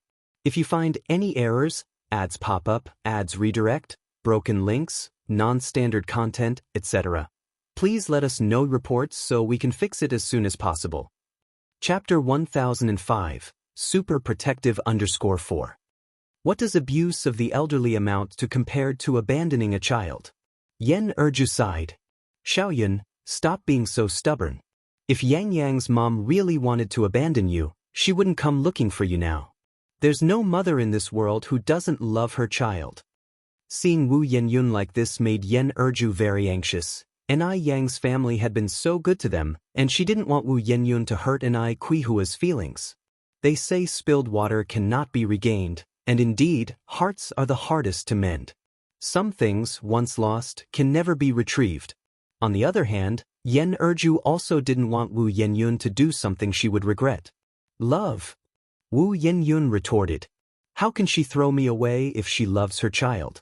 Isn't it said that a mother should be strong? I think she doesn't deserve to be a mother. Yen Erju continued, Xiaoyun, calm down.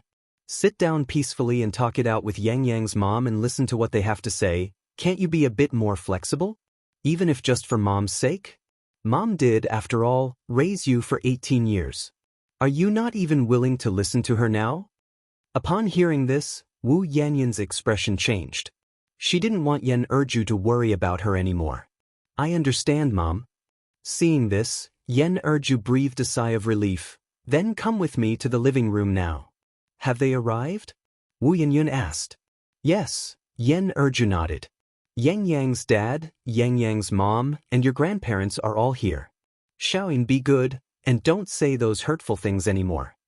Wu Yenyun didn't respond and turned to walk to the living room. Yen Erju followed Wu Yenyun's steps. When Wu Yenyun emerged, Quihua's face tensed up. She didn't know what to say. Should she call her child, or should she just call her by her name, Wu Yenyun? The table was piled with many gifts that Cuihua and others had brought. Wu Yenyun walked up to the table. With a sweep, she stretched out her hand and swept everything on the table onto the floor, pointing outside and yelling, Leave! Get out of here fast! We don't welcome you people in our home. No one expected Wu Yenyun to react like this, including Yen Erju, who thought Wu Yenyun had calmed down. Xiaoyin, what are you doing? Yen Erju hurried over and scolded loudly, What you are doing is very rude, don't you know? After speaking, Yen Erju immediately apologized to Cuihua. I'm sorry, Ting. Xiaoyun didn't mean to. Before Cuihua could respond, Wu Yenyun picked a gift box from the floor and threw it at Cuihua. It was intentional. I did it on purpose. Take these things and get out of my house. Shengguan Dehui frowned slightly, wanting to reprimand Wu Yenyun, but considering Quihua's position, he suppressed his anger. If he had any blood relation with Wu Yenyun today, he wouldn't stand idly by. Cuihua was stunned, tears streaming down. Child, I'm sorry. It's my fault, I know you hate me. But I really didn't do it on purpose, I didn't mean to abandon you. It's just that I was too incapable. Leave. Get out now. More things were hurled at Ni Zihua and the elder Zheng. A gift box corner hit elder Zheng's forehead, instantly swelling up. What on earth is wrong with you? Yen Erju stepped forward and slapped Wu Yin. They are your elders. You shouldn't act this way, it's offensive. They weren't afraid of divine retribution when they abandoned me, why should I be? Wu Yinyun, covering her left cheek and hysterical, yelled, Leave. Mom, Dad, Dia, let's go. Shengguan Dehui positioned himself in front of Ni Zuihua and her family, guiding them outside. Under these circumstances, Ni Zuihua and others had no choice but to leave temporarily. Yen Erju sighed, her face filled with guilt as she escorted them to the door. Uncle, aunt, sister Tingting, brother-in-law, please don't take today's events to heart. Xiaoyun was just too impulsive. Don't worry, I will certainly teach her a lesson later. Ni Zihua wiped her tears and grasped Yen Erju's hand. Sister Erju, it's my fault, she's right to hate me, don't blame her. Such is the compassion of all parents worldwide. Yen Erju's eyes also turned red. Yes, I know. Don't worry, I won't blame her.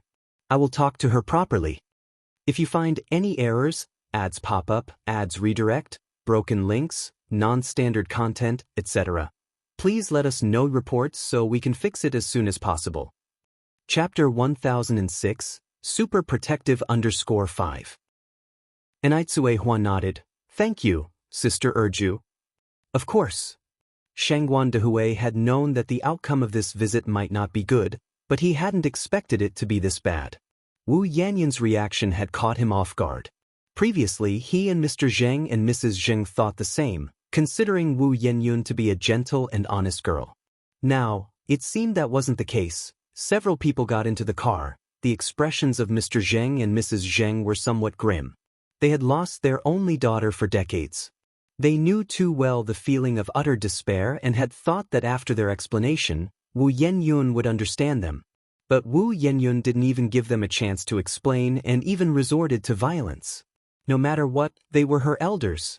Even if Wu Yanyun didn't regard them as elders, they were still elderly, and her hitting them was simply wrong. In comparison to Ni Yang, Wu Yanyun fell far short. To say he was not disappointed would be a lie. But from another perspective, this child was also pitiful. She had lost her mother at a young age and had almost died. Sigh. Hopefully, the child can find her way out of this dead end soon. Ni Zuihua then said, Dehui, Dad, Mom, let's not tell Yang Yang about what just happened. Knowing Ni Yang's temperament, if she found out what Wu Yanyun did, she definitely wouldn't let it go. After all, Ni Yang was a very protective person. Shengguan Dehui didn't say anything. Ni Zuihua nudged Shengguan Dehui's arm. Dehui, did you hear me? Shengguan Dehui sighed. I know. Hearing this, Ni Zuihua turned to look at Mr. and Mrs. Zheng in the back seat. Dad, Mom, you mustn't tell Yang Yang either. Mr. Zheng and Mrs. Zheng nodded. At the Wu family house, Erju scolded Wu Yanyun severely. Xiaoyun, you really disappointed me today. How could you resort to violence? No matter what, they are your elders. Especially considering Mr. Zheng and Mrs. Zheng's age, did you even think about the consequences before throwing things? Xiaoyun, murder doesn't even go this far, think about what you've done. After saying this, Erju stopped caring about Su Xiaoyun and turned to walk to her room. Wu Yinyun stood there, reeling. Was she wrong? Really wrong? Did she deserve to be abandoned? Discarded by people and still expected to smile and say it didn't matter, that she didn't care? She is human. Not a toy to be tossed around. Meanwhile, Ni Yang went to Bingjiufu to do some accounting. It had been a while since she last did so, and after making the rounds, she reaped a huge profit that she could hardly stuff into her backpack, also carrying 2 plastic bags. As soon as she left the mall, she saw Xiaozhou. Brother Yang, where are you coming from? Xiaozhou greeted him. I went to Bingjiufu to do some accounting. Did you come to browse the mall? Ni Yang raised his eyebrows slightly. Yeah. Xiaozhou nodded. By the way, what are you carrying that's so heavy? Money, Ni Yang didn't conceal it. Xiaozhou unbelievingly said, Come on, Brother Yang, don't joke. I'm serious. Who would use 2 broken plastic bags to carry money? If there was really that much money, Wouldn't one need to be fully armed and able to walk so boldly on the street? It really is money. And Yang seriously said, I'm actually on my way to deposit it in the bank. Xiao Zhou looked at Yang incredulously. Do you think I look like a fool? Yang nodded, quite so. With that, Yang handed Xiao Zhou a plastic bag. If you don't believe me, see for yourself. Xiao Zhou took the plastic bag. Indeed, just as he had expected. It was quite heavy. As Xiao Zhou carried it, he opened a corner to look inside. His expression changed. Damn, it really was money. Yang hadn't lied to him. Is this money real or fake? Xiao Zhou swallowed hard. Manufacturing and distributing fake currency is illegal. I'm a law-abiding good citizen, Yang spoke lightly. Xiao Zhou immediately envied Yang officially. Damn, he was so good at making money.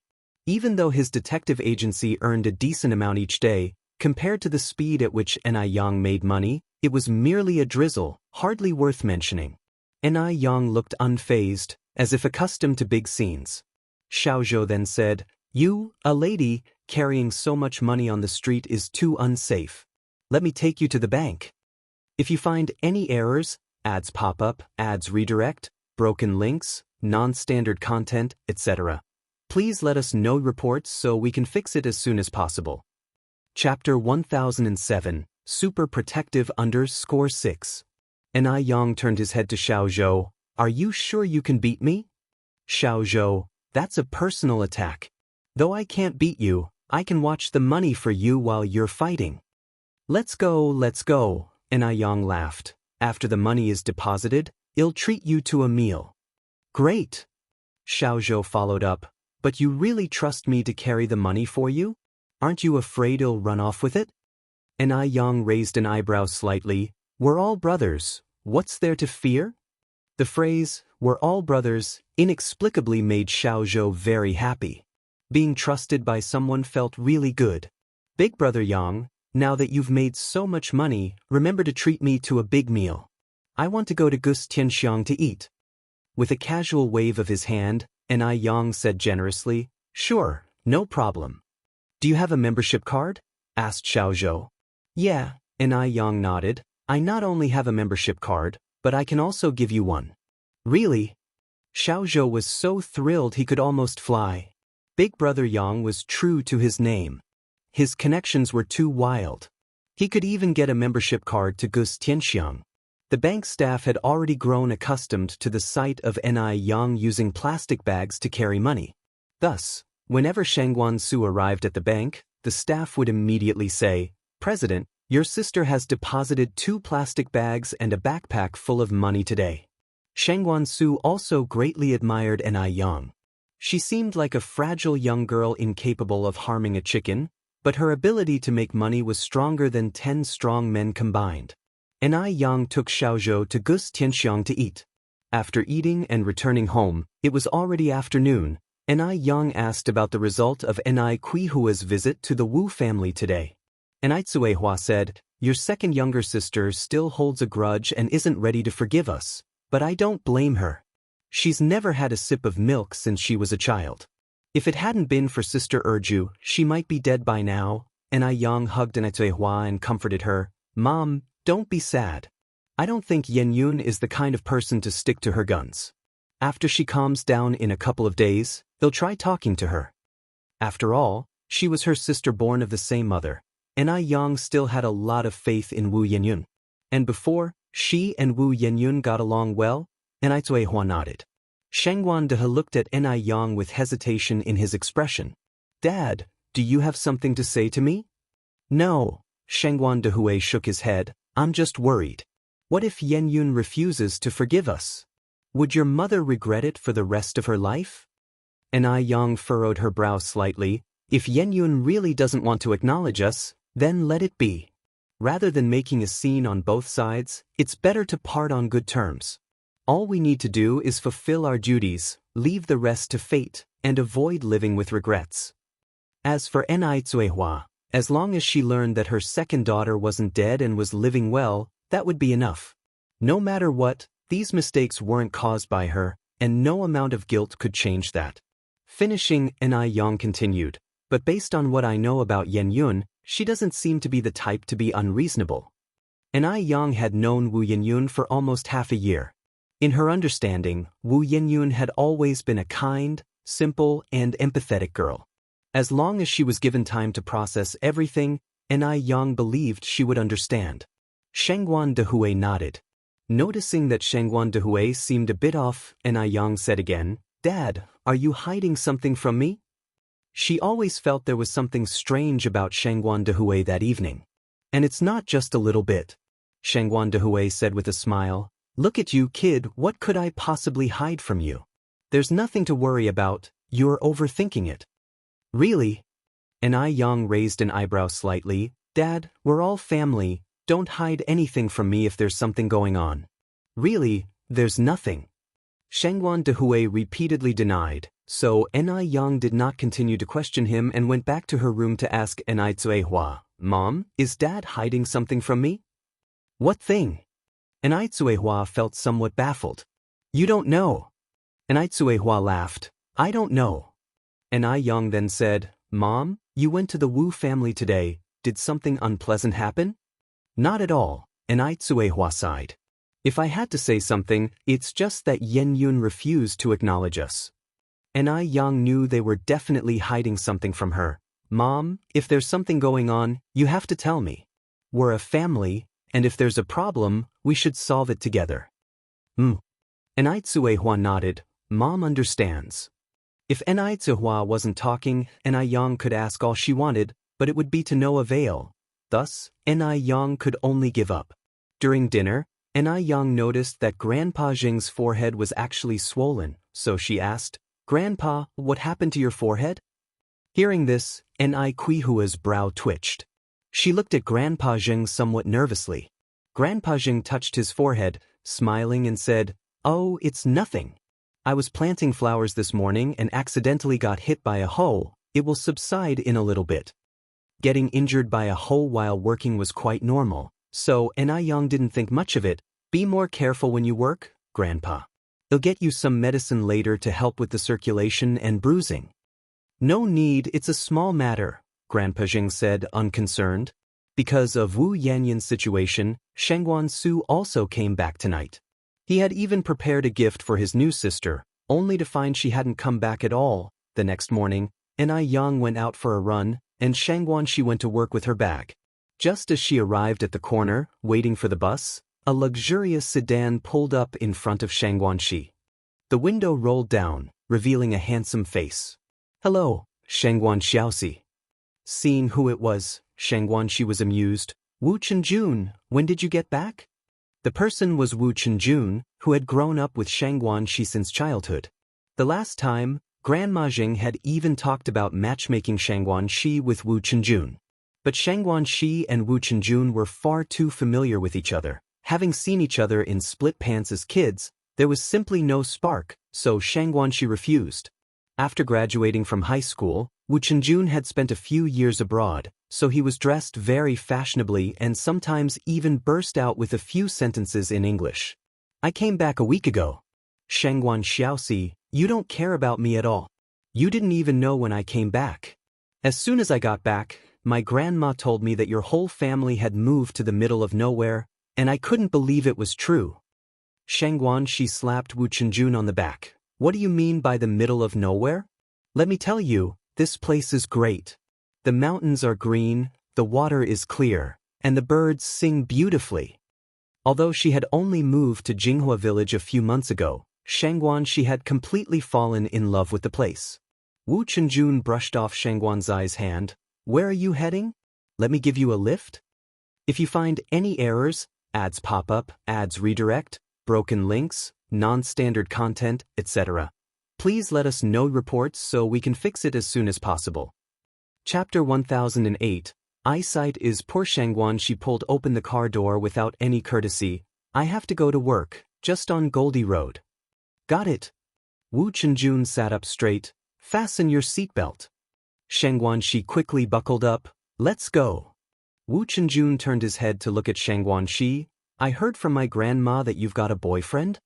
"Yes," Shengguan Shi nodded. "And you're not getting any younger." Haven't you thought about finding a girlfriend? Wu Chenjun laughed with self-admiration. Someone as outstanding as me is simply too much for the average girl. Heh, Sheng Guanxi said speechlessly. After all these years, your skin seems to have gotten thicker, comparable to the corner of a city wall. I'm serious. Wu Chenjun added. Shengguan Xiaoxi, I hear your family isn't too happy with your boyfriend? You know about that? Shengguan Shi was surprised. Wu Chenjun kept his hands on the steering wheel. You underestimate me. Is there anything in Sijio City that I don't know? Wu Chenjun was a smooth operator and had a way with his peers. All he had to do was lift a finger to find out what he wanted to know. Starting to boast again, Shengguan Shi continued, actually my boyfriend is really nice, but my family has some misunderstandings about him. Wu Chenjun kept his eyes straight ahead. Sometimes you can't tell by appearances. Shengguan Xiaoxi, you've always been a little naive. Be careful not to be deceived by people with ulterior motives. Wu Chenjun knew Shengguan Shi all too well. She was beautiful but unfortunately not quite emotionally savvy. Otherwise, she wouldn't have stayed single for so many years. That's not going to happen, Shengguan Shi laughed. Zuoling isn't that kind of person. Zuoling? Wu Chenjun said, that's your boyfriend's name? Yeah, Shengguan Shi nodded. Wu Chenjun continued, elders have seen and experienced more than us. Their life experiences are more abundant. If your whole family says Zuoling isn't good enough, then he might really have a problem. Shengguan Xiaoxi, this is a serious matter. I hope you'll take it seriously. It's about being responsible to yourself and your family as well. Shengguan Shi was not only lacking in emotional intelligence but also very naive, easy to be deceived by men. Shengguan Shi teased, Tisk tsk, such grand principles. Wulao-san, spending time abroad has changed you. It seems it's a great opportunity to develop oneself. The old Wu Chenjun used to be irresponsible, never this serious. Call me third brother. Show some respect. Wu Chenjun tapped Shengguan Zai's head and said with seriousness, Shengguan Xiaoxi, if Zuoling ever dares to bully you, tell me, and I'll beat him up for you. Shengguan Shi looked down, fiddling with the zipper of her down jacket. Don't worry, that day will never come. Zuoling was a gentleman. He would never do something like mistreating a woman. It seemed that Shengguan Shi was truly in love with that Zuoling. Wu Chenjun sighed softly, changing the subject. How is your stepmother treating you? What stepmother? That sounds so harsh. My mom treats me better than her own daughter. Shengguan Shi said. Really? Wu Chenjun expressed skepticism. Shengguan Shi nodded. Really, my mom is really good to me. Otherwise, do you think I would have come here with my dad? I'm not a 3-year-old girl. That's good to hear, Wu Chenjun breathed a sigh of relief. Soon, the car arrived at Goldie Road. Wu Chenjun, with gentlemanly grace, went around to the passenger side to open the door for Shengguan Shi. Thanks, Wu Lao-san. Yo, Shengguan Xiaoxi, when did you become so polite? Wu Chenjun habitually fastened her scarf. Wu Lao-san, haven't you heard of not getting too close to the opposite gender? Shengguan Shi took a step back. Wu Chenjun's expression stiffened for a few seconds, then returned to normal, smiling. Shengguan Xiaoxi, look at yourself, where do you even look like a woman? Still talking about not getting close to the opposite gender. After he finished speaking, he stepped over, hooked his arm around Shengguan Zai's neck, and patted her head. Talking about not getting close to the opposite gender, we knew each other back when we were still wearing split pants. Don't give me that nonsense. Shengguan Shi, being a girl, didn't have the strength to match Wu Chenjun. Wrapped tightly in his hold, she couldn't move an inch. If you find any errors, ads pop up, ads redirect, broken links, non-standard content, etc., please let us know reports so we can fix it as soon as possible. Chapter 1009. Poor eyesight _2. Wu Chenjun, let go of me. You're practically choking me to death. Wu Chenjun held tightly onto her neck, a faint fragrance lingering around his nose. If he paid attention, he'd notice it was the scent of roses. Will you stop saying men and women shouldn't get too close now? I won't say it anymore, I promise I'll never say it again. Swear it. Wu Chenjun persisted. All right, I swear. She held up 3 fingers. Only then did Wu Chenjun let her go. Fine, young master will forgive you this once. You're so annoying. She rolled her eyes at Wu Chenjun. You've messed up my hair. Wu Chenjun walked up to Shi and stopped, leaning in to straighten her hair. If it's messed up, just fix it, right? Shangguanzai's eyes darted around, and seizing the opportunity, she stamped hard on Wu Chenjun's foot and then swiftly ran towards the workplace. Wu Chenjun watched her retreating back, whistling with a somewhat spoilt young master's air. Just then, Zuoling ran over from the other side and, seeing Shangguanzai's back, called out with a laugh, Xiaoxi, wait for me. Hearing Zuoling's voice, Shangguanxi waved with a smile, Zuoling, this way. Zuoling? Is this Shangguanzai's boyfriend? Wu Chenjun narrowed his eyes, his left hand in his pocket, somewhat baffled why Shangguanxi had taken a liking to such a guy. Poor eyesight? It seemed Shangguanxi might need a pair of glasses. Wu Chenjun, slightly irritated, took out a pack of cigarettes from his pocket. At that moment, Zuoling glanced back at Wu Chenjun. Xiaoxi, you know that comrade? Shangguanxi looked back at Wu Chenjun and nodded. He's a friend who grew up with me. Zuoling expressed his surprise. I saw him driving a car. If Shangguanzai's friend was this wealthy, did it mean Shangguanzai's family was also wealthy? Was everything he had seen at Shangguanzai's house last time real? Shangguanxi smiled and said, he won the jackpot in the lottery before, and now he's already living in a villa. Really? Can you actually win the lottery? In the 80s, lotteries had just started, and most people didn't believe you could actually win. It's true. Shangguanxi nodded her head. Besides winning the lottery, she had no better reason. How much did he win? Zuoling continued to ask. It must be quite a lot, Shangguanxi said. He's living in a villa, at any rate he's certainly richer than us. Making money from buying lottery tickets, his luck is too good. Zuoling looked enviously at Wu Chenjun as he drove away. When could he also live in a villa and drive a car? Based on his current salary, that seemed a bit difficult. Life is so unfair. Some people work hard and still have no car or villa, while others do nothing and drive off in cars. Maybe after work, he should also buy a lottery ticket? Let's not talk about this. We should hurry inside. Oh, did you have breakfast? Zuoling, his mind on the lottery, didn't even hear Shangguanzai's words and responded absently, got it. What do you mean got it? Shangguanxi said exasperatedly. I'm asking if you had breakfast? If not, shall I accompany you to the canteen? Oh. Zuoling finally caught on. I've eaten. I'm heading back to the office. In fact, Zuoling hadn't had breakfast at all. Now with thoughts of buying a lottery ticket, how could he even think of eating? Shangguanxi also headed in the direction of the workshop. School had a test today, so Yang took a trip there and incidentally brought Bing Jiu Fu for Zhang Qiuing. Thank you so much, Yang. Zhang Qiuing took out some money and handed it to Yang. Yang smiled as she handed the 10 yuan back to Zhang Qiuing. We're all classmates, let's just call it an even number. One set of Bing Jiu Fu cost 210 yuan, but Yang only charged 200 yuan. Zhang Qiuing refused. Oh, no need, you bought this with money. You can't be at a loss. It's okay, I'm very familiar with the owner of Bing Jiu Fu. What's 10 yuan less? Then I'll not stand on ceremony. Seeing that Yang wasn't just being polite, Zhang Qiuing accepted the 10 yuan. Presently, Li Huilan excitedly ran in from outside. It's snowing. It's snowing outside. Really? Yang looked back in surprise. Really? Li Huilan said, I just came back from outside. It's snowing heavily.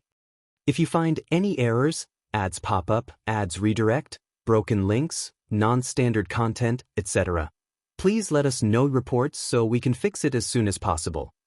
Chapter 1010, Poor Vision _3.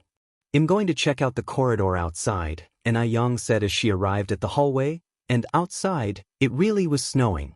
The big, flaky snow and willow catkin-like snowflakes were floating down from midair, piling a thin white layer on the ground. The snowy weather always seemed to put everyone in a wonderful mood. Yang turned to look back at the dormitory. Huilan, Qiuing, let's go out for hot pot tonight? Ill treat. Sure, sure. Zhang Qiuing raised both hands in agreement. Li Huilan also expressed her approval. After the evening test, Yang took her two roommates out for hot pot. As the three of them stepped out of the school gate, they saw a black sedan parked outside. In those times, when sedans were not as common as in the future, they stood out significantly. Just then, the car door opened, and a tall man emerged, unfolding an umbrella as he stepped out. With one hand holding the umbrella and the other in his pocket, his thin lips pressed tightly together, his chiseled face bore no particular expression. He seemed to embody the snow and wind, and the aura of aloofness and prestige emanated from his every move. Against his backdrop, the snowy scenery and people behind him became lifeless props. Li Huilan and Zhang Qiuing were both stunned. He was incredibly handsome. Brother Mo. Yang's eyes lit up at the sight of the newcomer. Yang, Mo Qishan strode toward her. Seeing this, Li Huilan and Zhang Qiuing exchanged glances, both seeing the confusion in each other's eyes. Aren't you cold? Mo Qishan casually pulled Yang's hand into the pocket of his trench coat. Not cold, Yang shook her head. Oh, let me introduce you, brother. These are my roommates, Zhang Qiuing and Li Huilan. With that said, Yang continued, Huilan, Qiuing, this is my boyfriend Mo Qishan. So he's her boyfriend? No wonder he's so handsome. And there's such a perfect match. Hello, I'm Zhang Qiuing. I am Li Huilan. Mo Qishan nodded slightly. Hello, I appreciate how you've taken care of Yang these past days. At this, Zhang Qiuing and Li Huilan felt a bit embarrassed. It wasn't that they took care of Yang, but rather she took care of them. Yang's boyfriend sure knew how to speak well. After a moment, Mo Qishan looked at Yang. Where were you all heading? Let me give you a lift. We were thinking of going out for hot pot, Yang nodded. Get in the car then. Mo Qishan turned and opened the door. Yang sat in the passenger seat while Li Huilan and Zhang Qiuing took the rear. What do you think about Yang's boyfriend? Zhang Qiuing nudged Li Huilan's arm and asked in a low voice. I think he's really good, Li Huilan replied. Zhang Qiuing nodded. I think he's really good too. But I didn't expect Yang to have a boyfriend. It makes me want to start dating too. But the boys in our school, not one catches my eye. Zhang Qiuing preferred someone more mature, handsome, and charming. Li Huilan continued, Yang's boyfriend must be rich, right? Their family couldn't even afford a bicycle, and here Mo Qishan had a car. It was incomparable. Do you know how much this car costs? Zhang Qiuing asked. Li Huilan thought for a moment, maybe 10 or 20,000 yuan? Zhang Qiuing laughed. 10 or 20,000 yuan? That would only get you a wheel. My dad also wanted to buy this car, but it was too expensive, so he gave up and bought a car for 30,000 yuan instead. So how much does this car cost? 80 or 90,000 yuan. What kind of amount was 80 or 90,000 yuan? Based on current wages, you couldn't save that amount even if you didn't spend a cent for 70 or 80 years. 80 or 90,000 yuan would get you 4 wheels, said Zhang Qiuing. What? Li Huilan's mouth fell open, clearly hampered by her poverty. Zhang Qiuing went on. This car is imported from Y country and it costs 270,000 yuan after taxes. 270,000 yuan. Li Huilan's face was full of shock, and her look towards Yang and Mo Qishan changed completely. Zhang Qiuing thought her family was well off. After all, they owned a sedan. But in front of Mo Qishan, their wealth was insignificant, not even worth mentioning compared to his. Beijing truly was Beijing City, rightly the imperial city of old. So what do you think he does? Li Huilan asked curiously. Zhang Qiuing replied, judging by his accent, he must be a local from Beijing. As for what he does, I'm not sure, but one thing is clear. What? If you find any errors, ads pop up, ads redirect, broken links, non-standard content, etc., please let us know reports so we can fix it as soon as possible. Chapter 10-11, Poor Vision _4. Definitely an office worker, you can tell by the way he dresses. Li Huilan nodded. I think you're absolutely right. Qiuying continued. When I first came to Beijing for school, my mom told me it's best to find a boyfriend from Beijing because they are well off. Huilan, if you're looking for a boyfriend, you definitely have to find someone from Beijing. Upon hearing this, Li Huilan bashfully lowered her head. I already have someone I like. Who? Qiuying curiously asked. Someone from our school? Li Huilan shook her head. No, he's from the university next door in Beijing. Oh, Qiuying nodded. Have you confessed your feelings to him yet? Li Huilan blushed. Oh my, let's not talk about that. The car was fast, and they soon arrived at the Hot Pot restaurant. The Hot Pot restaurant was located in the bustling city center, and as it happened to be a snowy day, the place was very lively. The shopkeeper knew Immortal and greeted him enthusiastically. Mr. Immo, you're here. Please come this way. The shopkeeper led them to a private room on the third floor. The private room was elegantly decorated. After they were seated, Yen handed the menu to Li Huilan and Zhang Qiuying. Huilan, Qiuying, my boyfriend is treating today, so don't be polite with him. Qiuying smiled. Since it's my brother-in-law treating, we won't hold back then. Qiuying, a year older than Yen, and Li Huilan, also older due to starting school late. Don't be polite with him, Yen joked. Try to eat him out of bankruptcy. Though they were told not to be polite, Qiuying and Li Huilan still ordered conservatively, mainly avoiding the expensive items. They were not the type to lack manners. After they ordered, Yen took the menu and added several meat dishes and also ordered drinks.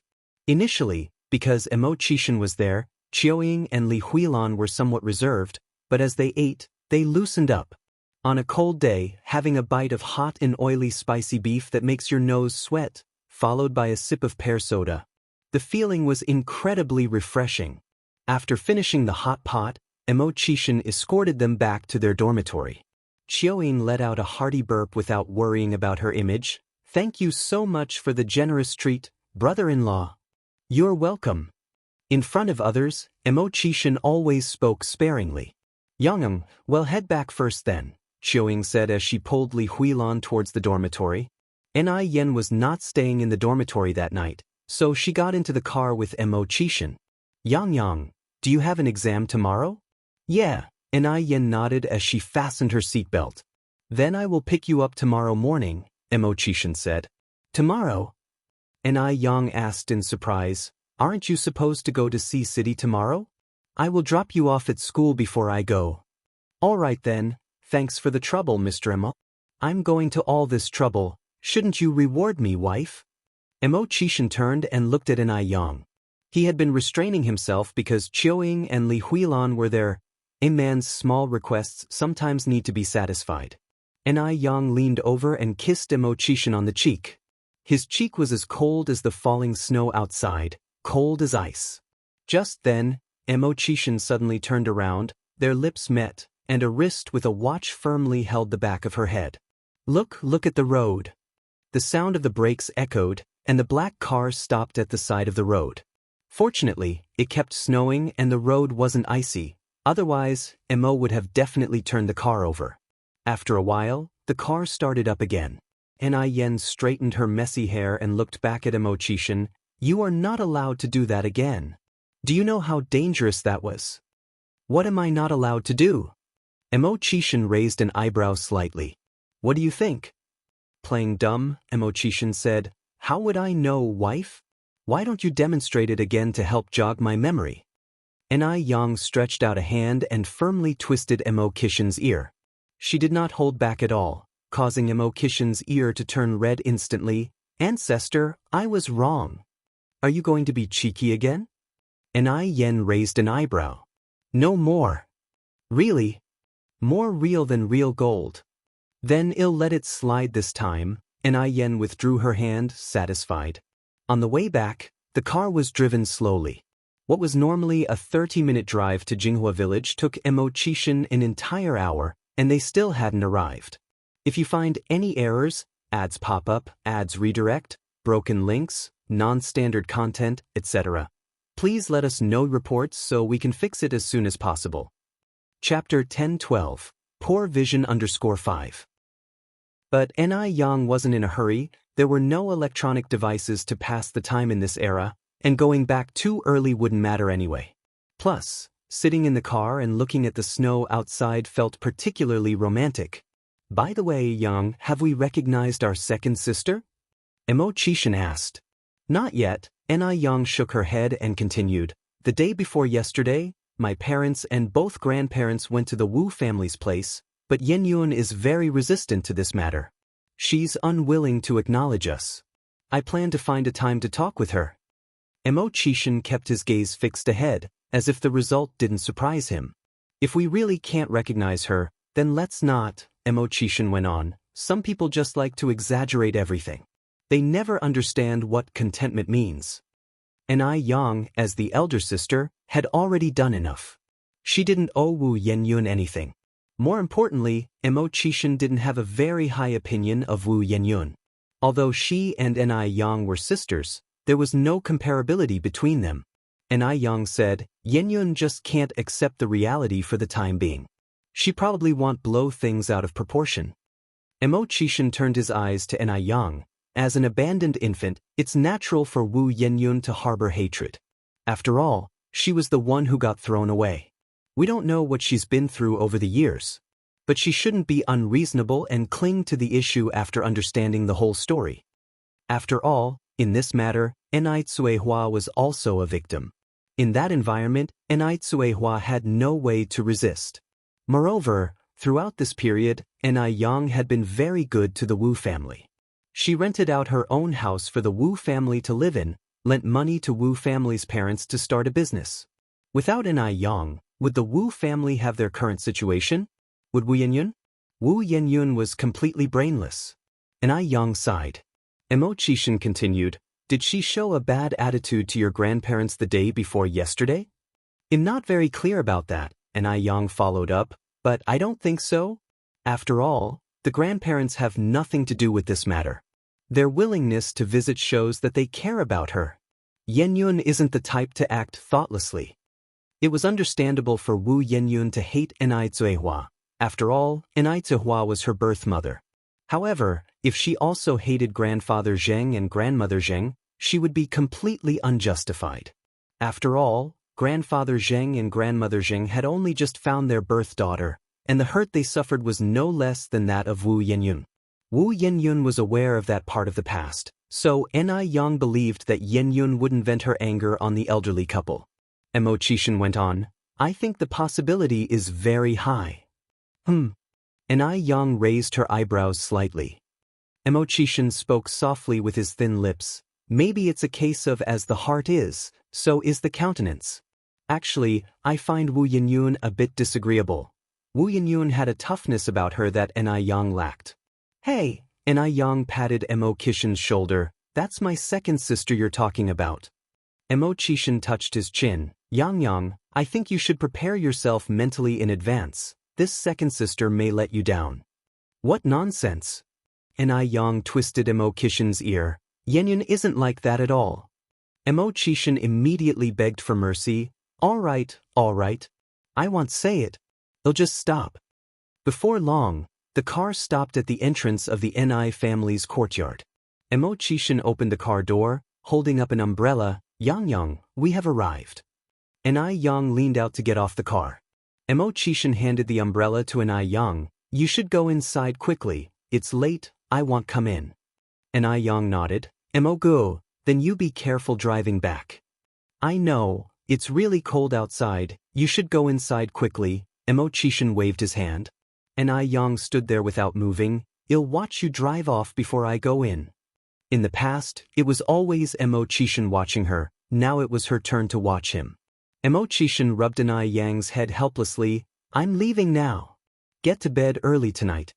Ni Yang nodded. It was only after watching the car disappear into the snowy night that Ni Yang turned and walked towards the house. Perhaps because of what Emo-chishin had said, after taking a bath, Ni Yang carried 2 cups of milk to Grandmother Zheng's room. Grandpa and Grandma, you haven't slept yet? Grandmother Zheng pointed at the television. This TV show is really interesting, we're going to sleep after this episode ends. The television was broadcasting Yang Jia Jiang. If you find any errors, ads pop up, ads redirect, broken links, non-standard content, etc., please let us know reports so we can fix it as soon as possible. Chapter 10:13, Poor Eyesight _6. Ni Yang handed milk to both Elder Zheng and Elder Mrs. Zheng. Drinking a glass of milk before bed helps with sleep. As she finished, Ni Yang added, "By the way, Grandpa and Grandma, how was Yanyan's attitude when you visited her the day before yesterday? Was she angry with you too?" Elder Mrs. Zheng evaded the serious issue and lightly responded, "She was abandoned at birth, so it's normal for her to be angry." Ni Yang raised her brows slightly. "Did she really give you a cold look?" No. Elder Mrs. Zheng shook her head in denial. "Your godmother was very warm to us. Yanyun didn't give us a cold look, it's just that her attitude towards your mom wasn't very good." "Oh, is that so?" Ni Yang sighed in relief. It seemed the situation wasn't as complicated as Imo-Chishan had described. She knew that Wu Yanyun was not the kind of person to be unreasonable. "Yang, when are you planning to have a chat with Yanyun?" Elder Mrs. Zheng continued to ask. Ni Yang had always had a good relationship with Wu Yanyun, and since Ni Yang had helped her before, Elder Mrs. Zheng thought that once Wu Yanyun had calmed down, she would probably be somewhat receptive to what Ni Yang had to say, right? Ni Yang said, "It'll go over when the winter break starts. Yanyun is just in her senior year this year, which is a critical time, and going now might distract her. By then, Yanyun would probably have calmed down a lot." And it was only a few days until the winter break started. Elder Mrs. Zheng nodded her head. On the other side, in the Yihua University dormitory, Li Muzi saw Zhang Qiuying had switched skincare products and curiously asked, "Zhang Qiuying, is this the ice skin jade face that Ni Yang brought you?" "Yes," Zhang Qiuying nodded. Li Muzi continued, "How much is this?" "It's domestically produced, and it doesn't look that great." 210 yuan, Zhang Qiuying answered. 210. That's so expensive. A sharp scream suddenly rang out from beside them. "Zhang Qiuying, you've been tricked by Ni Yang.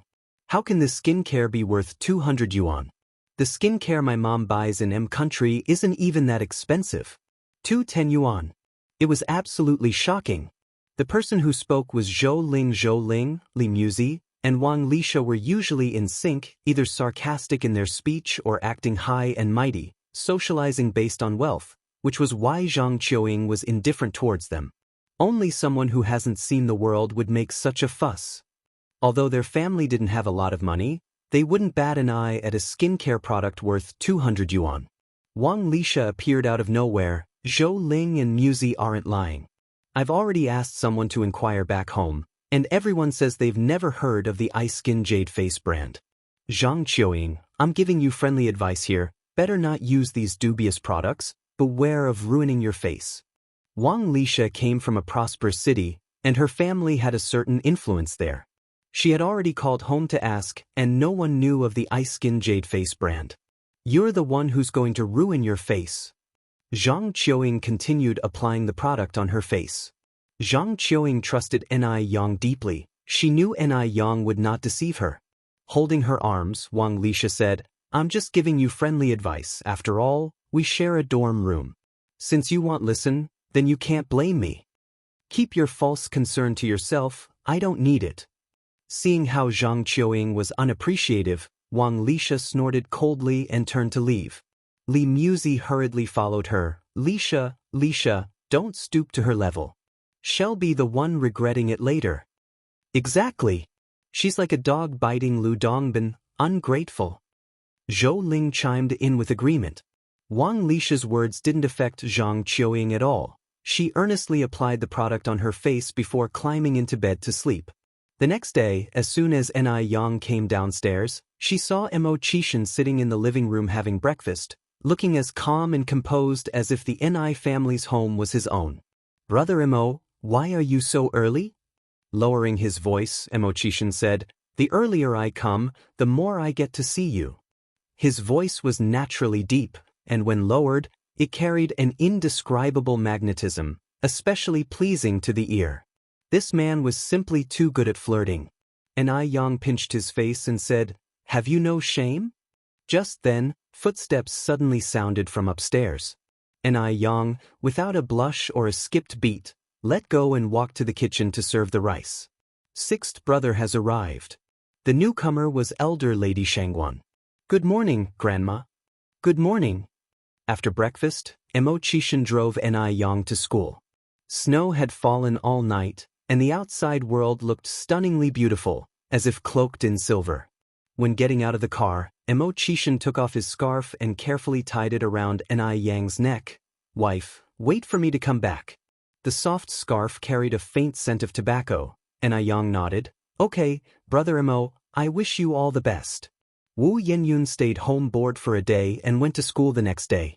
After 2 days of snow, the roadside was piled with a layer of snow. It was then that she saw a familiar figure.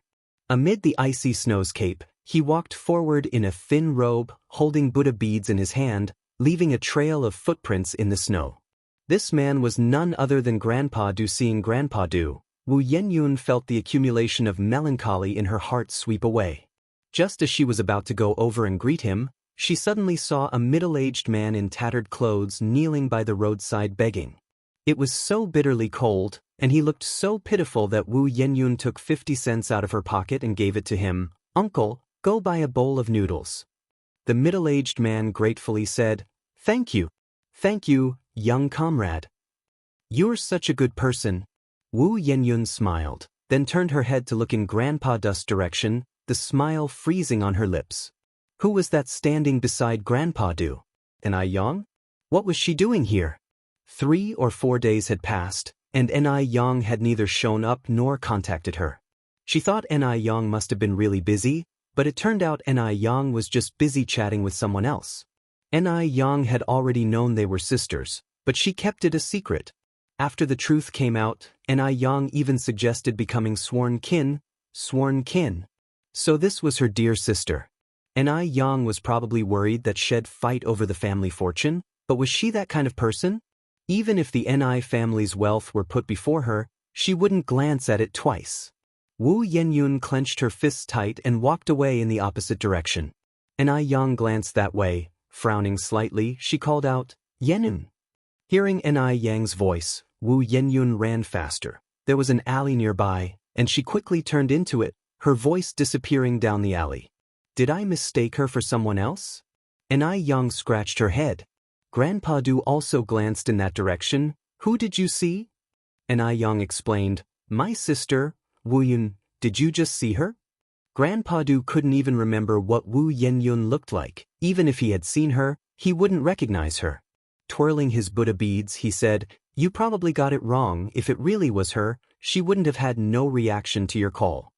That's true. Yang retracted her gaze and continued, It's so cold, aren't you freezing with so little on? If you find any errors, ads pop up, ads redirect, broken links, non-standard content, etc., please let us know reports so we can fix it as soon as possible. Chapter 10:14. Tit for tat in the winter cold. Yang, even clad in a thick down jacket, felt cold. However, Grandfather Du still wore that same old-fashioned long robe, stepping around in a pair of cloth shoes. I was born with a cold constitution. I fear neither cold nor heat, Grandfather Du stated indifferently. Yang nodded as if she had just remembered something. Oh, right, I think I've heard you say that before. Back in summer at the airport, when they were seeing Emochishan off, Yang had even joked that Grandfather Du's physique was ideal for medical experiments. Why are you alone? Where's Peiji? Grandfather Du twisted his Buddha beads, continuing to inquire. He's gone to Sea City, Yang replied. Grandfather Du nodded slightly. As he passed the middle-aged man begging for alms, he instinctively reached for a banknote from his person to throw into the bowl. But just as he was about to toss it, a pale hand blocked his. Don't give it to him. The middle-aged beggar was stunned, having thought he was about to score a small fortune today, only to have someone block his money-making path. This young girl was just too cruel. Not giving money was one thing, but to prevent others from giving. Couldn't she see how pitiful he was? Compared to the comrade who had just readily parted with 50 cents, she was far worse. The middle-aged man's face looked unpleasant. Grandfather Du looked up, The owner of the hand was Ni Yang, his face showing bewilderment, as he knew that Ni Yang was not someone without compassion. He's a professional beggar, Ni Yang explained. A professional beggar? Grandfather Du was somewhat puzzled. Ni Yang continued, simply put, someone who lives off begging. Don't think he looks pitiable now. When it comes time to clock out, his food and drink, his clothes and housing are all better than anyone else's. Though poor, he held firm to his pride. True paupers would not beg. It was the 80s. China's economy was thriving. As long as one had strength and wasn't disabled, basically no one would starve to death. In the future, professional beggars could be seen almost everywhere. In subways, in malls, some professional beggars were worth millions, owning dozens of apartments in the city. This middle-aged man could be considered a pioneer among professional beggars. How can you tell that he is a professional beggar? Grandfather Du asked. Ni Yang's tone was indifferent, not afraid of being overheard by the kneeling professional beggar. Look at how physically strong he is. He doesn't seem disabled at all. Since he's not disabled and in the prime of life, why can't he earn money with his own labor? The rice shop ahead offers 3 cents for carrying a sack of rice, and they hire year-round. Moreover, I've observed that regardless of wind or rain, he never misses a day. Such people exploit the sympathy of others for personal gain and satisfaction, and they truly don't deserve compassion. That's enough to conclude he's a professional beggar? Grandfather Du asked, still twisting his Buddha beads. Of course there's more. Ni Yang's eyes were clear and voice was soft. Even though he seems thin, his features are bright and animated. True beggars, due to constant inadequate nutrition, should appear thin and pale.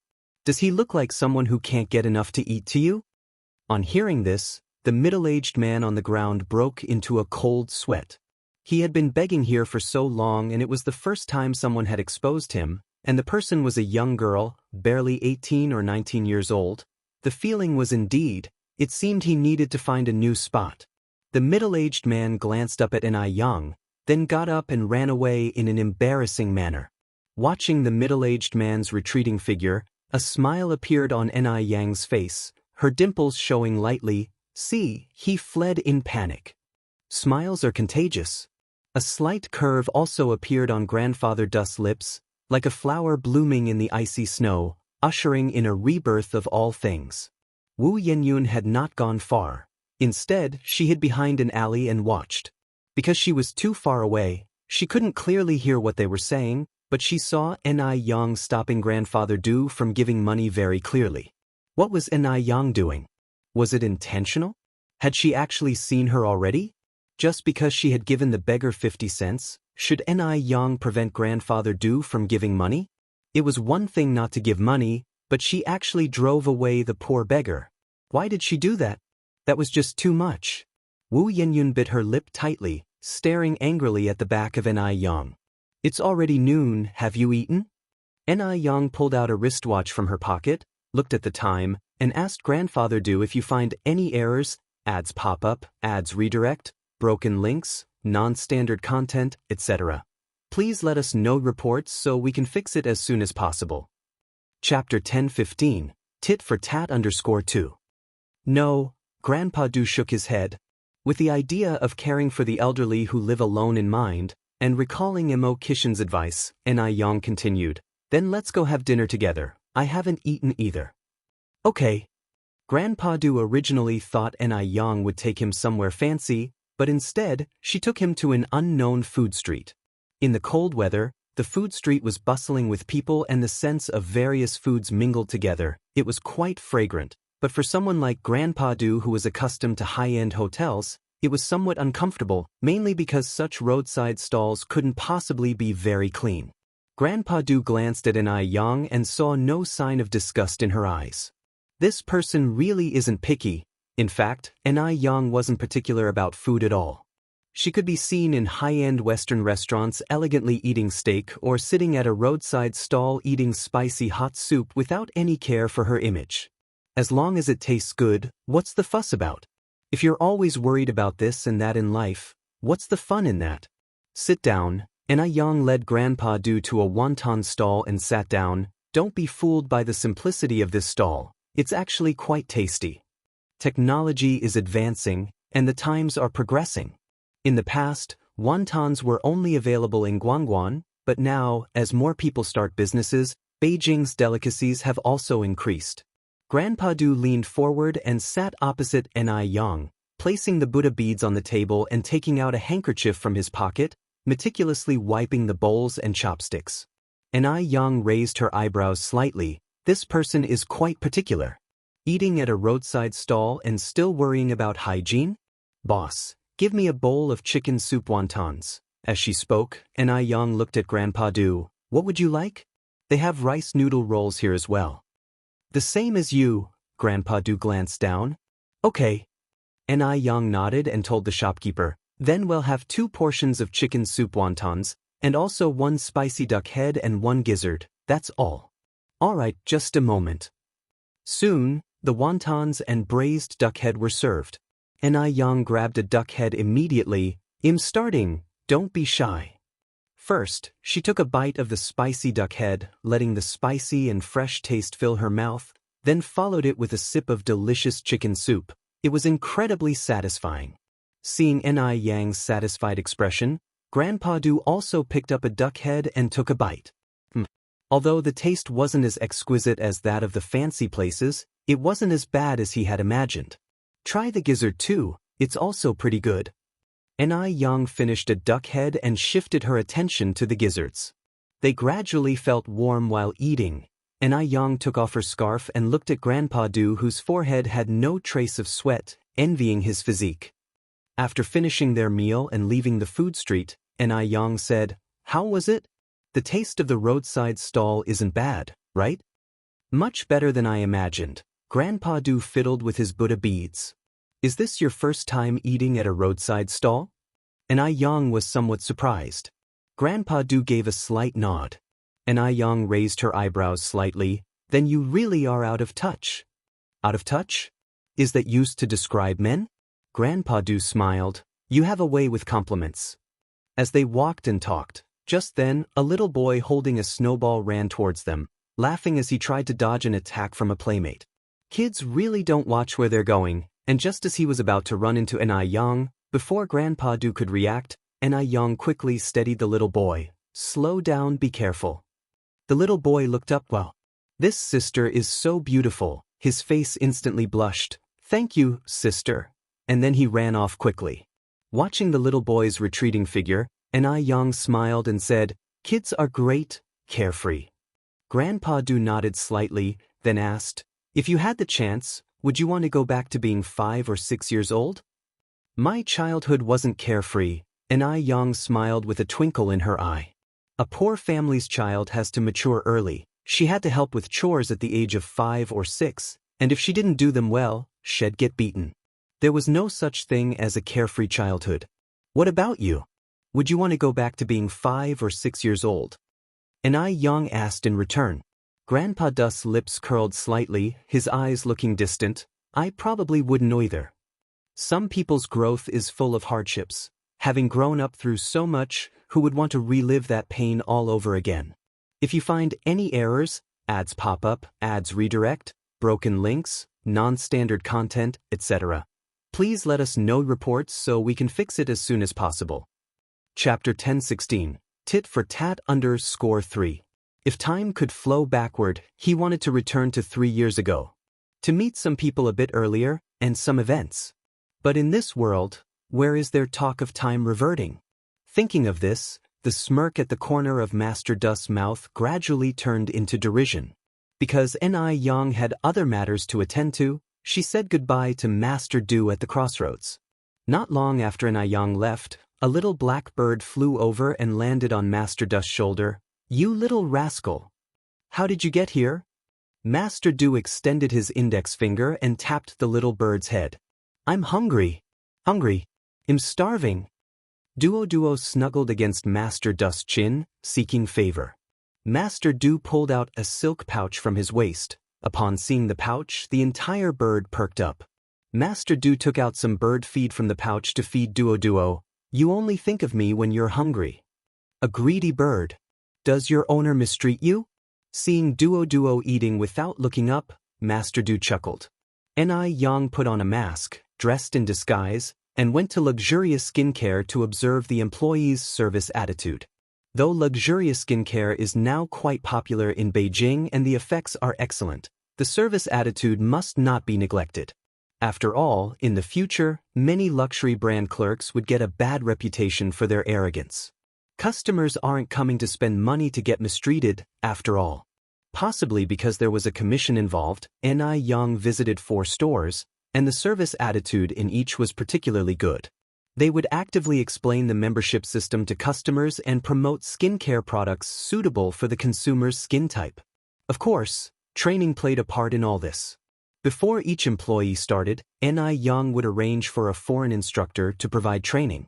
The first point in the employee handbook was to avoid being snobbish. Do not look down on any customer. Even if a customer enters the store wearing patched clothes, they must be greeted with a smile. Ni Yang was very satisfied with everything she saw and planned to give them a raise next month. Just then, a young woman came running toward the store in a hurry. She was so rushed that she didn't see the glass door in front of her. With a thud, she crashed directly into the glass door. "Are you okay?" Ni Yang quickly helped her up. The young woman seemed to be in her early 20s, sporting the latest popular permed hair and wearing bright red lipstick, with her brows shaped like willow leaves and her eyes, like crescent moons, exceptionally spirited. However, she was dressed in a light blue work uniform, apparently having just gotten off work before rushing here. Ni Yang suddenly remembered that today was the day luxurious skincare was selling a limited edition set, but by now, the limited edition product was already sold out. I'm fine, thank you, comrade. I've got to run, I have things to do." The young woman stood up and ran into the luxurious skincare store. After the young woman entered the store, Ni Yang took off her mask, straightened her clothes, and followed inside. As expected, the young woman was there to buy luxurious skincare's limited edition gift box. Upon hearing from the employee that it had sold out, she said with surprise, "How could you have sold out so early? I've just gotten off work and haven't even changed my clothes." Luxurious skincare would be sold in 2 time slots at the beginning and end of each month. One at 9 in the morning and the other at 3:30 in the afternoon. It wasn't even 5 o'clock yet. "Sold out already?" The employee smiled and said, "Some customers who didn't get it in the morning lined up early to buy it together in the afternoon. The gift boxes were already sold out by 4 o'clock. "Is that so? If I knew this, I would have taken a day off today." The young woman looked disappointed. The employee continued, "Although we don't have the limited edition set anymore, we do have non-limited editions available. Would you like me to recommend something?" The young woman waved her hand. "I can buy the non-limited edition anytime. I'm buying the limited edition as a gift. Can't you make an exception for me?" She really needed a box of luxurious skincare. The store manager spotted Ni Yang approaching and immediately greeted her, "Miss Ni, welcome." Ni Yang nodded her head. "Bring me a set of that limited edition." Although the sets were officially sold out, the store still kept a spare in reserve, just in case. "Of course, one moment, please." The store manager took out a box of the luxurious skincare set and handed it to Ni Yang. "Thank you." Ni Yang took the gift box and walked out at a leisurely pace. Just as Ni Yang stepped out of the store, the young woman who had just approached ran after her. "Comrade, wait up. If you find any errors, ads pop up, ads redirect, broken links, non-standard content, etc., please let us know reports so we can fix it as soon as possible." Chapter 10:17, Tit for Tat _4. "Is there something you need?" Ni Yang glanced back slightly. The young woman was taken aback, apparently not expecting Ni Yang to be so attractive. "Comrade, may I ask how you managed to buy this limited edition of Ice Skin Jade Skin? When I went to buy it just now, they said it was already sold out." Ni Yang smiled slightly. "I know the store manager at their place a bit, and this was specially reserved for me." The young woman nodded and then said, "Comrade, wait a moment, can we discuss something?" "What is it?" asked Ni Yang. The young woman continued, "Comrade, let me introduce myself first. My name is Li Tong and I work at Morning Light Group at number 85 Goldie Road. Don't worry, I'm not a bad person. Ni Yang replied with a smile, I know you're not a bad person. Li Tong said, hey, race the thing, comrade, I urgently need a set of the limited edition Ice Skin Jade Skin gift box for a gift. Would you be willing to sell me the one you have? I'm willing to pay 3 times the price. Is that okay? Li Tong was very sincere. Ni Yang hesitated for a moment, then said, I can't. Why not? Each box of Ice Skin Jade Skin costs 210 yuan, and 3 times that is 630 yuan. That would be quite a profit. Li Tong became anxious. Comrade, do you think the money is too little? If 3 times isn't enough, I can do 5 times. We can negotiate the price. Since you know the store manager, you could just ask him to reserve another box for you later. That way, you could make a nice little profit. Ni Yang said with a laugh, it's not about the money, I also need it for a gift. How about you leave your contact info, and I'll sell you a box tomorrow. What a coincidence. Although a bit disappointed, Li Tong was still not ready to give up. Comrade, please sell it to me. The person I want to give it to has their birthday today, and it won't mean as much after today. Li Tong was really in a hurry. Li Tong had a relative who was difficult to talk to but very wealthy, and this relative was in their 50s, without children or a spouse. Whoever could win her favor wouldn't have to worry about money in the future. For a woman in her 50s, wrinkles are the enemy, and this relative also cared immensely about her appearance. The Ice Skin Jade Skin set included an anti-wrinkle cream. If Li Tong could give this as a gift today, she would surely win her relative's favor, which is why she was so anxious. Seeing Ni Yang still hesitant, Li Tong bit her lip and continued, Comrade, I'll pay 10 times the price. 10 times? 210 yuan becoming 2,100 yuan. Li Tong's heart was bleeding. All right then. Ni Yang handed over the gift box to Li Tong. Did she just agree? Li Tong was surprised, and also reflected inwardly that indeed, no one can resist money. Thank you so much, comrade. Li Tong continued, but I don't have that much cash on me right now, could you come to the bank with me? Ni Yang shook her head, just give me 210. 210? Li Tong was stunned. Hadn't they agreed on 10 times the price? Had she heard wrongly? Ni Yang continued, the original price of Ice Skin Jade Skin is 210 yuan.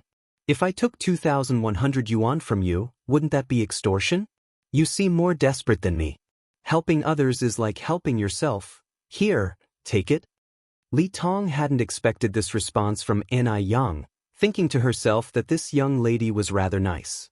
She smiled and said, under circumstances where both parties are willing, this wouldn't be called extortion, you know? Comrade, are you sure you want to sell it to me for 210? Although pained by the thought of the 2,100 yuan, Li Tong wasn't one to go back on her word. Ni Yang nodded. It's like making a new friend then. My name is Ni Yang, you can just call me by my name. Alright, then you call me by my name too. Li Tong took out 210 yuan from her pocket and handed it to Ni Yang.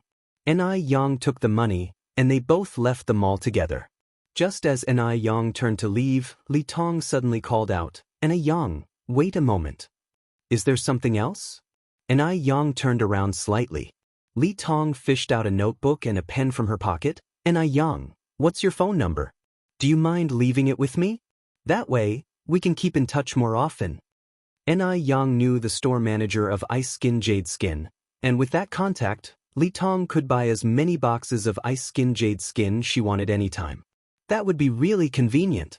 Using limited edition items also tended to be good for networking. Li Tong felt that her luck today was incredibly good. If you find any errors, ads pop up, ads redirect, broken links, non-standard content, etc., please let us know reports so we can fix it as soon as possible. Chapter 10:18. Tit for tat _5. Ni Yang wanted this exact effect and nodded, saying, all right. Then he recited a string of phone numbers. After memorizing Ni Yang's phone number, Li Tong tore a page from his notebook and handed it to Ni Yang. Ni Yang, this is my house's phone number. Okay, Ni Yang nodded slightly. The next day was Saturday, and Ni Zihua went to the Wu family. Having learned from the last experience, This time she didn't bring old Master Zheng or old Lady Zheng, nor did she bring Shengguan Dui. She came quietly. The door of the Wu family was closed.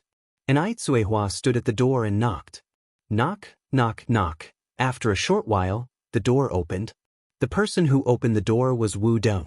Seeing Ai Cuihua, Wu Delong joyfully said, "Andy Hua, you've come."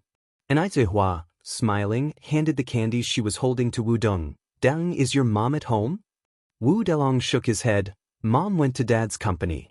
Wu Jinshu was in charge of the construction site for Ni Yang at Jinghua Village. Someone had to supervise the construction company. "Is your sister at home?" And Ai Cuihua continued to ask. "She's at home, just sister and us," Wu Delong answered. And Ai Cuihua nodded. Wu Delong then said, "Andy Hua, please come in and sit."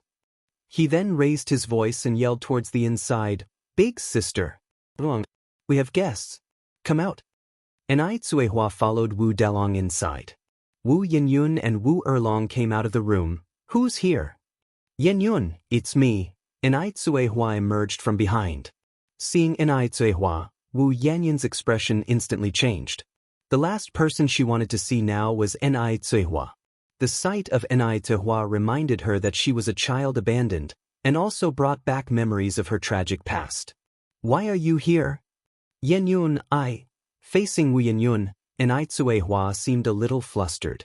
"I've already made it very clear last time, our family doesn't welcome someone like you, please leave immediately." Wu Yenyun pointed towards the door. Wu Delong frowned. "Big sister, how can you speak to Auntie Hua like that? You're being so rude." "That's right, big sister. How can you ask Auntie Hua to leave? She's a guest. She's also an elder." Wu Erlong also seemed upset. And Ai Cuihua had always been so kind to their family, how could Wu Yenyun act this way? Wu Yenyun looked down at her two brothers. "This has nothing to do with you two, go back to your room." Wu Delong refused to go, and Wu Erlong also remained standing. "Go back now." Under pressure, Wu Delong had no choice but to head towards the room, taking Wu Erlong with him. Just before they reached the room's door, he looked back at Wu Yun. "Big sister, if you dare to be rude to Auntie Hua, when Dad and Mom come back, I am going to tell them. Let them punish you." After Wu Dalong and Wu Erlong went into the room, Wu Yenyun coldly faced Ai Cuihua. "A person lives with a face, a tree lives with a bark, what exactly do you want, to stop harassing me?" Ai Cuihua, with tears in her eyes, said, "Child, I know I've wronged you, what do I need to do to earn your forgiveness?" No matter how Wu Yenyun treated her, this child was still the one she carried for 10 months. Not protecting her own child, it was her failure. She just wanted to compensate Wu Yenyun more. "Forgive you?" Wu Yenyun looked at Ai Cuihua, her lips curling with sarcasm. "From the moment you abandoned me, I will never forgive you again. Since you decided to throw me away at the beginning, why pretend now? It really makes me sick." Sick, so her own daughter found her disgusting. And Ai Cuihua felt as if a knife was cutting through her heart. "Yenyun, don't be like this. Listen to my explanation. At that time I had no choice. The Mu family valued boys over girls." She had resisted, but resistance only resulted in a severe beating. At that time, Ni Yang was still young, and her family wasn't supportive, so she could only watch as her newborn daughter was discarded. Her daughter was discarded, and she felt more tormented than anyone. No choice? No choice allows you to throw away your own daughter? Did you ever think, I am a human life? If I hadn't been picked up by my mom, I'd be dead by now. You have no rights to my forgiveness. Everyone urged her to let go of the past, to try and understand Ni Cuihua's hardships. They said it lightly because none of them were the ones who were abandoned. They will never understand her pain. If you find any errors, ads pop up, ads redirect, broken links, non-standard content, etc., please let us know reports so we can fix it as soon as possible. Chapter 1019, Tit for Tat _6. I'm sorry. And Ai Cuihua took out a passbook from her bag. This is some money I've saved over the years. The password is your birthday. That money was all saved from selling spicy strips by Ai Cuihua, adding up to more than 90,000 yuan. 90,000 yuan was already a huge sum of money in those days. I don't need it. Wu Yenyun swatted away the passbook being offered. Do you think this money can make up for the hurt you've caused me? Never in a million years. And Aizuehua reached out to pick up the passbook, her face streaked with tears. Wu Yenyun looked down at Aizuehua. Do you want me to forgive you? And Aizuehua looked at Wu Yenyun, a flash of joy in her eyes. Yenyun, are you willing to forgive me? There's one way you can earn my forgiveness. Tell me. And Aizuehua said eagerly. Wu Yenyun continued, you just throw away Yun as well, let her taste what it's like to be abandoned, and he'll forgive you. Why should she be the only one to endure all this pain? It would only be fair if everyone took their turn. Otherwise, she would never forgive Aizuehua. What? Aizuehua looked at Wu Yenyun in disbelief. Aizuehua could never have imagined Wu Yenyun would make such a demand. To throw away little Yun too? How could she do such a thing? What's the matter? Can't bear it? Wu Yanyun's mouth curved with a mocking arc. If you could abandon me when there was no other way, why can't you abandon Yun when there's no other way? Just because she's your most beloved youngest daughter? Do you think that's fair? And Aizuehua said to Wu Yenyun, she's your sister. Not taking good care of her own child was her responsibility, but how could Wu Yenyun transfer that anger onto little Yun? What did this have to do with little Yun? This wasn't a matter of fairness at all. And Aizuehua looked at Wu Yenyun in front of her, feeling this person was excessively strange. I have only 3 younger brothers. No sisters. And certainly no beloved younger sister treasured like a pearl by the family. Look, the moment you talk about throwing away Yun, Aizuehua changes. Because she simply can't bear to part with Yun. All that talk of having no choice, of being forced, it was all excuses. All of it just excuses. Apart from that demand, I can meet any other request of yours. And Aizuehua closed her eyes in agony. Don't need them, I have only this one demand. Wu Yenyun continued, now go and abandon your most beloved youngest daughter, and then when she comes of age, find her again and give her some money, see if your most loved little girl will forgive you.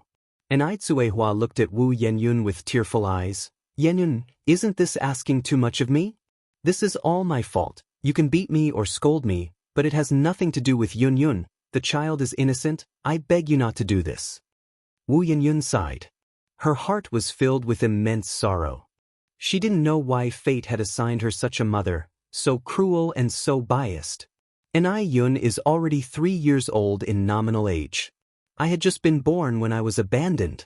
Playing favorites like this, what right do you have to be a mother? And Aizuehua cried inconsolably, barely able to utter a complete sentence. Wu Yenyun continued, since you don't want to abandon Yun, then he'll step back. And Aizuehua looked up at Wu Yenyun. If you don't want to abandon Yun, then drive Yang out of the house, sever the mother-daughter relationship, and from now on live your lives completely apart. Wu Yenyun enunciated each word, making Kuihua's heart grow colder. Are you joking with me? How could she possibly sever the mother-daughter relationship with Yang?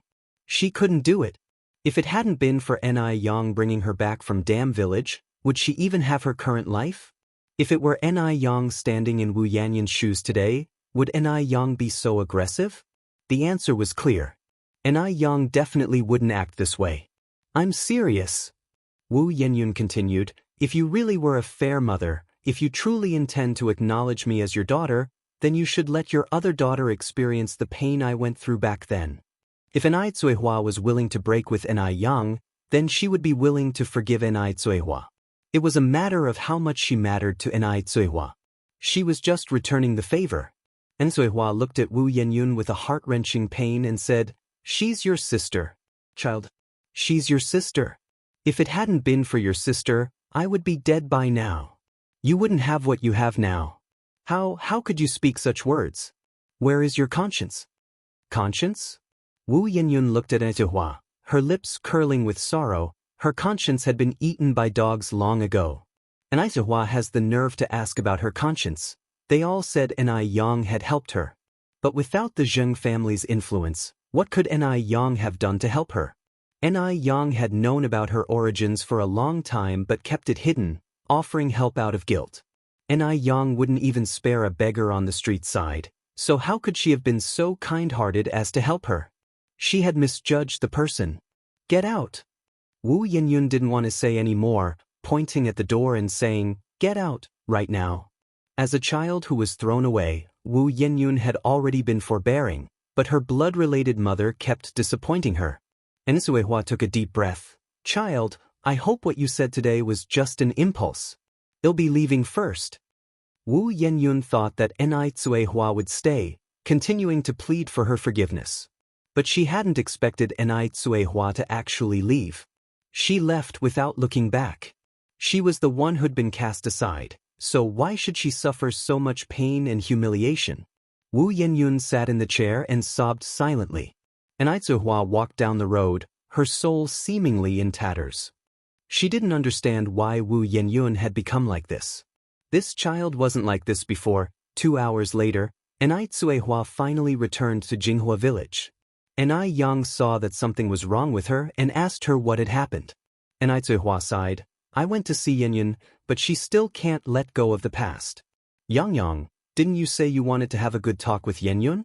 She's still very angry now, so it's best if you don't go recently, lest she takes out her anger on you.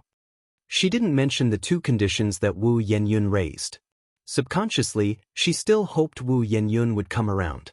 People say things they don't mean when they're extremely emotional. Maybe after some time, she'll have a change of heart. Ni Yang slightly furrowed her brow. Is Yenyun still very angry? Ni Suehua nodded her head. A misunderstanding could be resolved. Ni Suehua had made trip after trip, pouring out a mother's sorrow.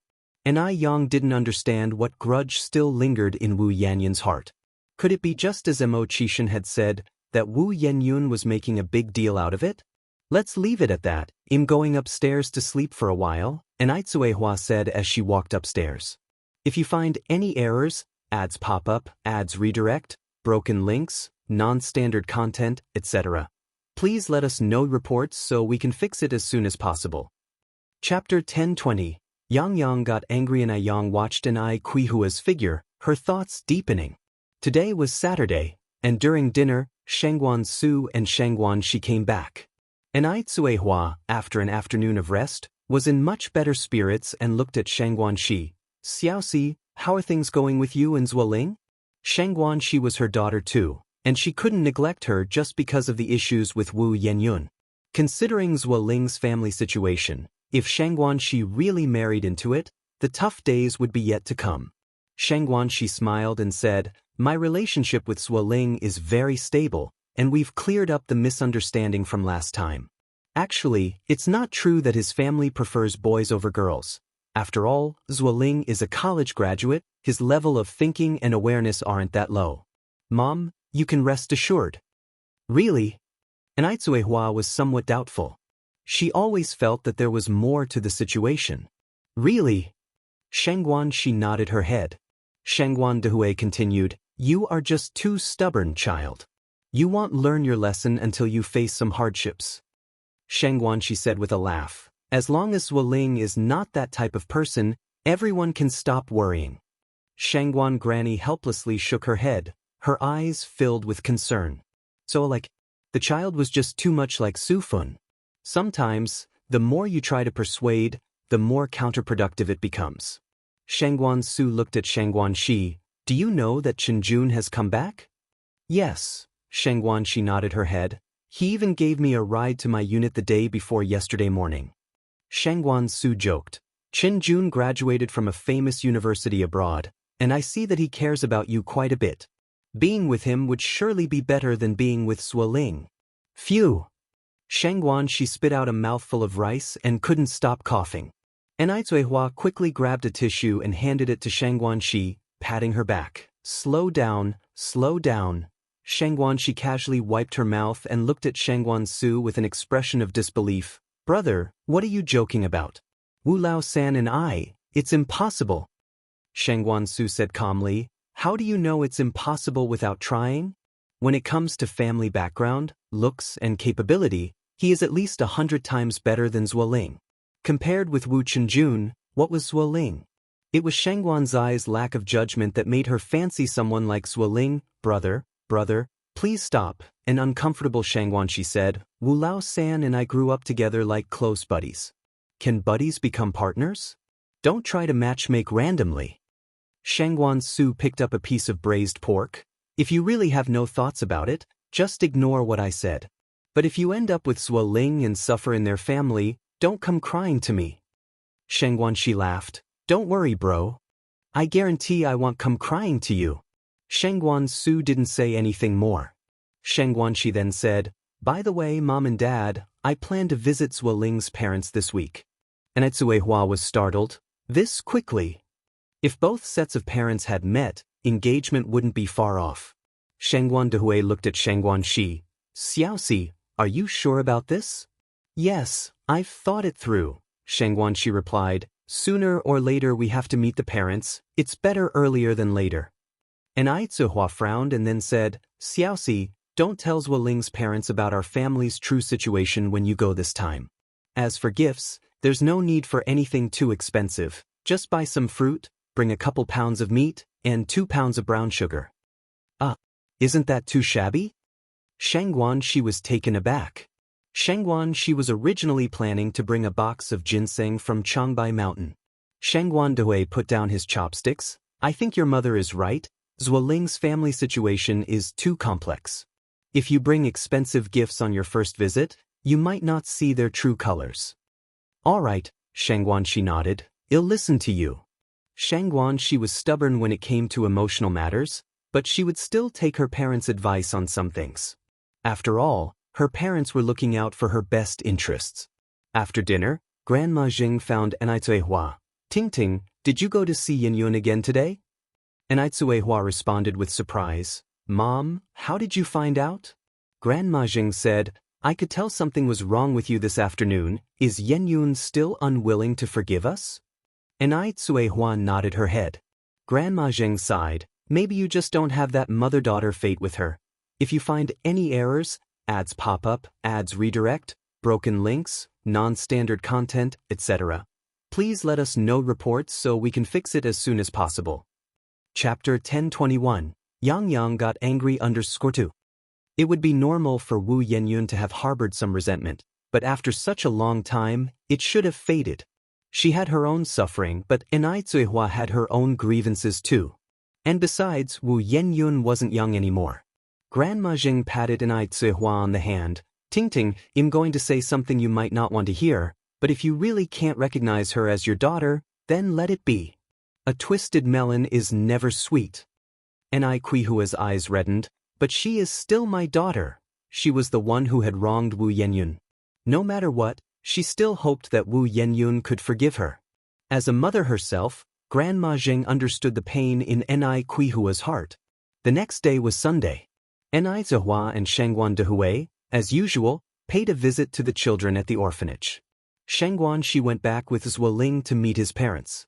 Shangguan Shi didn't bring anything expensive, just some apples and bananas, and then 2 pounds of meat and 2 pounds of brown sugar. Zuoling, do you think your uncle and auntie will like me? Shangguan Shi was a bit nervous. Zuoling smiled. No way, I guarantee they'll love you. Although Zuoling's parents had a preference for Chen Laibao, Zuoling had made his intentions clear to them. Even if they didn't like Shangguan Shi, they'd have to feign their approval. After saying this, Zuoling continued. Xiaoxi, it's Sunday today and the nanny has the day off. It's just my dad and mom at home. There's something I need to tell you in advance. Go ahead. Zuoling explained, my mom used to be a little leader at her workplace, so her temper can be a bit idiosyncratic.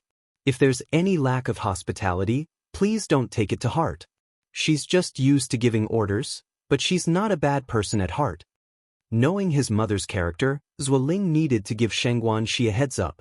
Having been with Shangguan Shi for 3 years, Zuoling knew that she was an empathetic and understanding girl. As long as things were explained to her, she would understand. Shangguan Shi nodded. Don't worry. Let's go then. It wasn't long before they arrived at the Zhuo family home. The Zhuo family lived in a residence allocated by the unit, within a courtyard where everyone knew each other. The environment in the courtyard was quite nice, neat and tidy. though it paled in comparison to the Ni family's detached courtyard house. Seeing Zuoling bring a young and beautiful girl home, everyone teased him with a smile. Xiaozua, who's this? Your girlfriend? Yes, Auntie 5, this is my girlfriend, Shangguanxi. Xiaoxi, this is Auntie 5, she lives above us and is also a colleague of my parents. Shangguanxi greeted her politely. Hello, Auntie 5. Hello, this girl is quite pretty. No wonder Zuoling wasn't interested in Chen Laibao. Compared to Shangguanxi, Chen Laibao just didn't hold a candle. Hearing someone praise Shangguanxi's looks, Zuoling's face beamed with pride. Marrying a beautiful bride like her was his own achievement. Could Auntie 5's son ever manage to marry someone as beautiful as Shangguanxi? The Zuo family lived on the 3rd floor in a spacious 3-bedroom apartment. The place was tidy, which also showed that Zuoling's mother was a person who liked cleanliness. Shangguanxi, who had a mild case of OCD, was relieved to see how neat and clean the Zuo family home was. Zuoling's parents were sitting on the sofa. Zuoling introduced Shangguanxi to them. Dad, Mom, this is my girlfriend, Shangguanxi. Shangguanxi, very politely, placed the gifts she had brought aside. Hello, Uncle and Auntie. Shangguanxi, you can just call me Xiaoxi. Zuoling's mother glanced sideways at the gifts Shangguanxi had brought. Bananas, apples, meat, brown sugar, just ordinary things nobody wanted. Did they seem like a family that couldn't afford meat to her? Not bringing some nutritious and valuable gifts on the first visit, it seemed like she had no home training. Every time Chen Laibao visited, she would bring bags of good stuff. Malted milk, royal bee jelly, bird's nest, and with that, she wanted to marry her son? In her dreams. Zuoling's father stood up with a smile. You girl, there was no need to bring anything. Come, sit down, sit down. Zuoling kept winking at his mother. Seeing it was for her son's sake, Zuoling's mother stood up. We didn't know in advance you were coming, so we didn't prepare anything. Xiaoxi, would you like some tea or a soft drink? Zuoling's family was somewhat better off than average, otherwise, they wouldn't have a nanny. This statement was actually a veiled boast. If you find any errors, ads pop up, ads redirect, broken links, non-standard content, etc., please let us know reports so we can fix it as soon as possible. Chapter 10:22, Yang is angry _3. Their family was enjoying drinks already, estimating Shangguanxi's family probably even struggled to get enough to eat. Auntie, you're too kind, water is fine for me. Zuoling didn't dare challenge his mother's authority. He immediately stood up and said, Mom, please sit, I'll get Xiaoxi some water. Hearing this, Zuoling's mother's face became even more unhappy. Her son was her precious darling. Zuoling had never poured her a glass of water from childhood to adulthood, yet today he actually wanted to pour water for a little girl. They weren't even married yet, and it was already like this. What would it be like after the wedding? A woman actually letting a man serve her. She didn't know who had raised her. Shangguanxi had already informed Zuoling in advance that his mother had a peculiar temper, so she didn't take the changes in Zuoling's mother's expression to heart. Zuoling's mother pointed to the sofa and said, Sit. Thank you, Auntie. Shangguanxi sat on the sofa. Zuoling's mother also sat down and then said, Xiaoxi, I heard from Lingling that your family is from the countryside, is that right? Yes. Shangguanxi nodded. Zuoling's mother smiled and asked, How many people are in your family altogether? Including my grandparents and my grandmother, there are 9 people, Shangguanxi said, including Wu Yenyun in her count. After all, Wu Yenyun was also a part of their family. In the countryside, supporting 3 elderly people and a few children must be quite difficult for your parents, isn't it? Zuoling's mother asked. Shangguanxi replied, It's manageable. Manageable? Mockery filled Zuoling's mother's eyes. If it were truly manageable, then Shangguanxi wouldn't have needed to cling to Zuoling so desperately. She didn't know what kind of love potion this girl had fed to Zuoling to make him so determined to marry her. She wasn't even taking a look at herself, thinking she was worthy of Zuoling. Xiaoxi, you've seen our family's conditions. Lingling is the only son under his 7 sisters. After your uncle and I pass on, everything in the house will belong to Lingling. This child Lingling is naive if not for. At that moment, Zuoling came over with a glass of water, interrupting his mother. Mom, hairace water, have some water. While passing the glass of water to his mother, he made meaningful eye contact with her. Though Xianxia was understanding and simple-natured, she wasn't a fool. If Zuoling's mother continued talking, this whole thing might just fall through. Zuoling certainly didn't want to marry Chen Liebao, that pig. Zuoling's mother gave Zuoling a glare as she took the glass of water. Then Zuoling passed another glass of water to Xianxia. Xiaoxi, drink some water. Thank you, Xianxia expressed her thanks. Zuoling smiled and said, What are you thanking me for? Zuoling's mother sized up Xianxia and then asked, Xiaoxi, how much do you weigh? Xianxia was stunned. Huh? What did you say? Zuoling's mother asked, I'm asking what your height and weight are. This Zuoling's mother's character was indeed peculiar. Was it normal to directly ask that kind of question? Xianxia subtly frowned and then replied, Mother, I'm 165 and weigh 98. A height of 165, and she weighs less than 100? That weight was not even half of Chen Libao's. Chen Liebao could probably pick up Xianxia with one hand. They say a fuller figure is better for bearing sons, but with Xianxia's frame, she might even have trouble conceiving, let alone having a son. In the 80s, it wasn't like later times. Plumpness was considered beautiful, indicating wealth in the family. A skinny appearance probably meant one couldn't fill their stomach. Zuoling's mother grew increasingly dissatisfied with Xianxia. Seeing that his mother's expression was turning sour, Zuoling quickly stood up and said, Mama, I'm hungry. Please start cooking.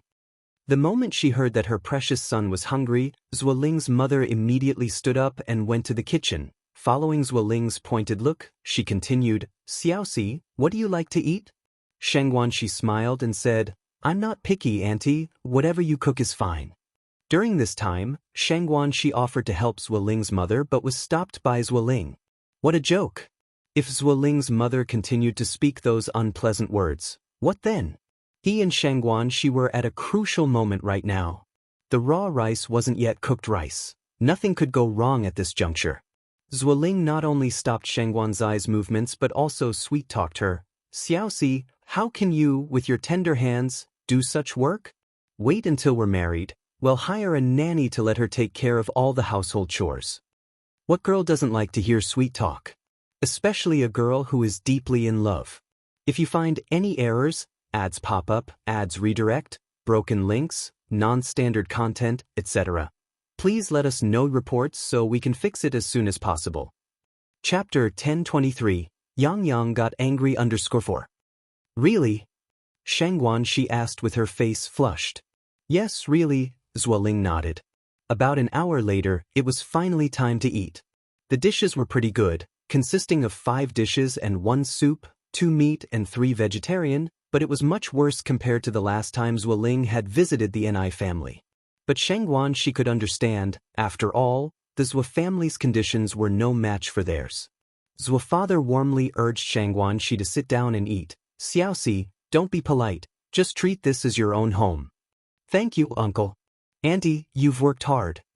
Zhuo mother couldn't be bothered to pay attention to Xianxia.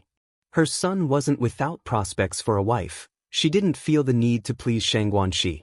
Xianxia assumed Zhuo mother was just eccentric and didn't mind. After dinner, Zuoling couldn't wait to take Xianxia back. Zhuo mother took the gift Xianxia had brought. Xiaoxi, you're too polite bringing such expensive gifts to just visit. Please take them back. Zhuo mother deliberately emphasized the word expensive. Who would crave such trivial items? Xianxia didn't catch the implied meaning from Zhuo mother and smiled. It's nothing expensive, just some fruit. You don't have to be so polite. You take them back, continued Zhuo mother. Take them back for the elders at home to enjoy. It must have been a long time since you've had meat in the village, right? Ah. Xianxia was stunned. Zuoling quickly took the items from Zhuo mother's hands, smiling. Mom, why be so formal with Xiaoxi? Since she specifically bought them to show her respect, you should just accept them. Zhuo mother looked at Zuoling with a face full of disappointment. That Xianxia, with a poor family background, couldn't even bear sons. She wondered what Zhuo Ling saw in her. It was simply bewitchment. As soon as the two left, Zhuo's mother's expression turned cold. What's this all about? Zhuo's father asked curiously. Do you think she's worthy of our Lingling? Zhuo's mother asked, pointing outside. Before meeting Xianxia, Zhuo's father also thought she wasn't worthy of Zhuo Ling, but having seen her, he now thought Chen Liebao wasn't worthy of Zhuo Ling men, who wouldn't prefer someone beautiful. Chen Liebao looked like a pig and was unapproachable. Besides her poor family background, everything else is tolerable, the grandfather said. Tolerable? What can I say? You think her petite frame looks like she can bear sons? Zhuo's mother angrily said, do you want to see the Zhuo family lineage end with your son? Zhuo's mother understood women well. Because she was too thin, she couldn't bear a son. Just have more children. Zhuo's father wasn't concerned. Have more? It's easy for you to say. Zhuo's mother poked Zhuo's father's forehead. Do you think it's still our time?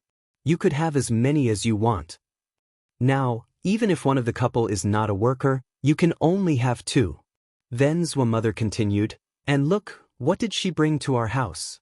Compare it with what Liebao brings every time. And another thing, I was exhausted in the kitchen, and she didn't even offer to help. She really thinks she's some kind of precious lady. What good is having such a bride back home? Just to worship her as an ancestor? At this, Zhuo's father nodded. It seems you do have a point. It is the point. Zhuo's mother continued. Besides, after marrying Liebao, Lingling wouldn't have to worry if he doesn't work for the rest of his life. Marrying Xianxia, what can she offer him? Just a burden. Zhuo's father, who was indecisive, was convinced by Zhuo's mother in just a few sentences. Then when Lingling comes back, well, talk to him about it. On the other side, Zhuo Ling brought Xianxia to the roadside. Xianxia said, Zhuo Ling, I feel like your aunt doesn't like me much. She wasn't foolish, of course, she could see that Zhuo's mother had issues with her, and they were not minor. Zhuo Ling chuckled, don't overthink it, my mom is just like that. Didn't I tell you beforehand? Xiaoxi, in my heart, you've always been an empathetic and good girl. Are you going to let this cause a rift between us? Xianxia said, no, it's just that if this keeps up, there will definitely be conflicts between your aunt and me. As you know, mother-in-law and daughter-in-law conflicts have always been a major issue in families. If you find any errors, ads pop up, ads redirect, broken links, non-standard content, etc., please let us know reports so we can fix it as soon as possible. Chapter 1024, Yang Angry _5. Zhuo Ling continued, actually, I've thought about it long ago. After we get married, we'll move out and then visit our elders once a week. Nowadays, many young people do that. Xiaoxi, you're living your life with me, not with my mother. You really don't need to worry about these issues. Really? Xianxia looked up at Zhuo Ling. Of course it's true. Zhuo Ling nodded. I can swear to the heavens. With that, Zhuo Ling raised 3 fingers. Xianxia smiled and said, there's no need for oaths, I believe you, Zhuo Ling. You can't let me down. Xiaoxi, rest assured, I will never let you down. Great. Xianxia nodded. Time flew by, and in the blink of an eye, another 10 days passed. Yang had finished her exams at school, and it was time for winter break. It had been over 10 days. Wu Yenyun should have calmed down by now. Having nothing to do that day, Yang put on her woolen coat and prepared to drive to see Wu Yenyun. In such cold weather, Yang certainly didn't want to ride a bicycle there. She had bought this car not long ago. A domestic car, 30,000 yuan. It looked very ordinary on the outside, but the interior was impressively well equipped. The car was modified, with very high-end configurations. However, only those who knew cars would notice that. Yang was not a showy person, so she had bought a domestic car. Yang, where are you going? Yang had just put on her gloves when Tsuehua came downstairs. I'm going to find Yenyun, Yang replied. Then I'll go with you? Tsuehua suggested. Yang smiled slightly and declined. Mom, I should go alone. If Yenyun sees you, she might get emotional again. Don't worry, I will talk to her. remembering the last experience, and Atihua sighed. Then go ahead, but if, she didn't know what to say next. And Yang patted Kuihua's shoulder. Mom, don't worry, I know what I'm doing. All right. And Tsuehua nodded. Then go early and come back early. Okay. And Tsuehua watched Yang's car disappear from view before turning to go back inside. Yang has gone? Old Lady Zheng came out of the house. Yes. Old Lady Zheng's gaze was distant. I hope Yenyun can listen to Yang's words. And Tsuehua nodded. In a little while, Yang drove to the community where the Wu family lived. Coincidentally, as soon as she drove in, she saw Wu Yenyun sunbathing downstairs with Wu Xiaolong. Yang slowly parked the car across the road from Wu Yenyun, got out, and walked over. Yenyun. Wu Yenyun looked up and saw Yang, smiling with a light in her eyes.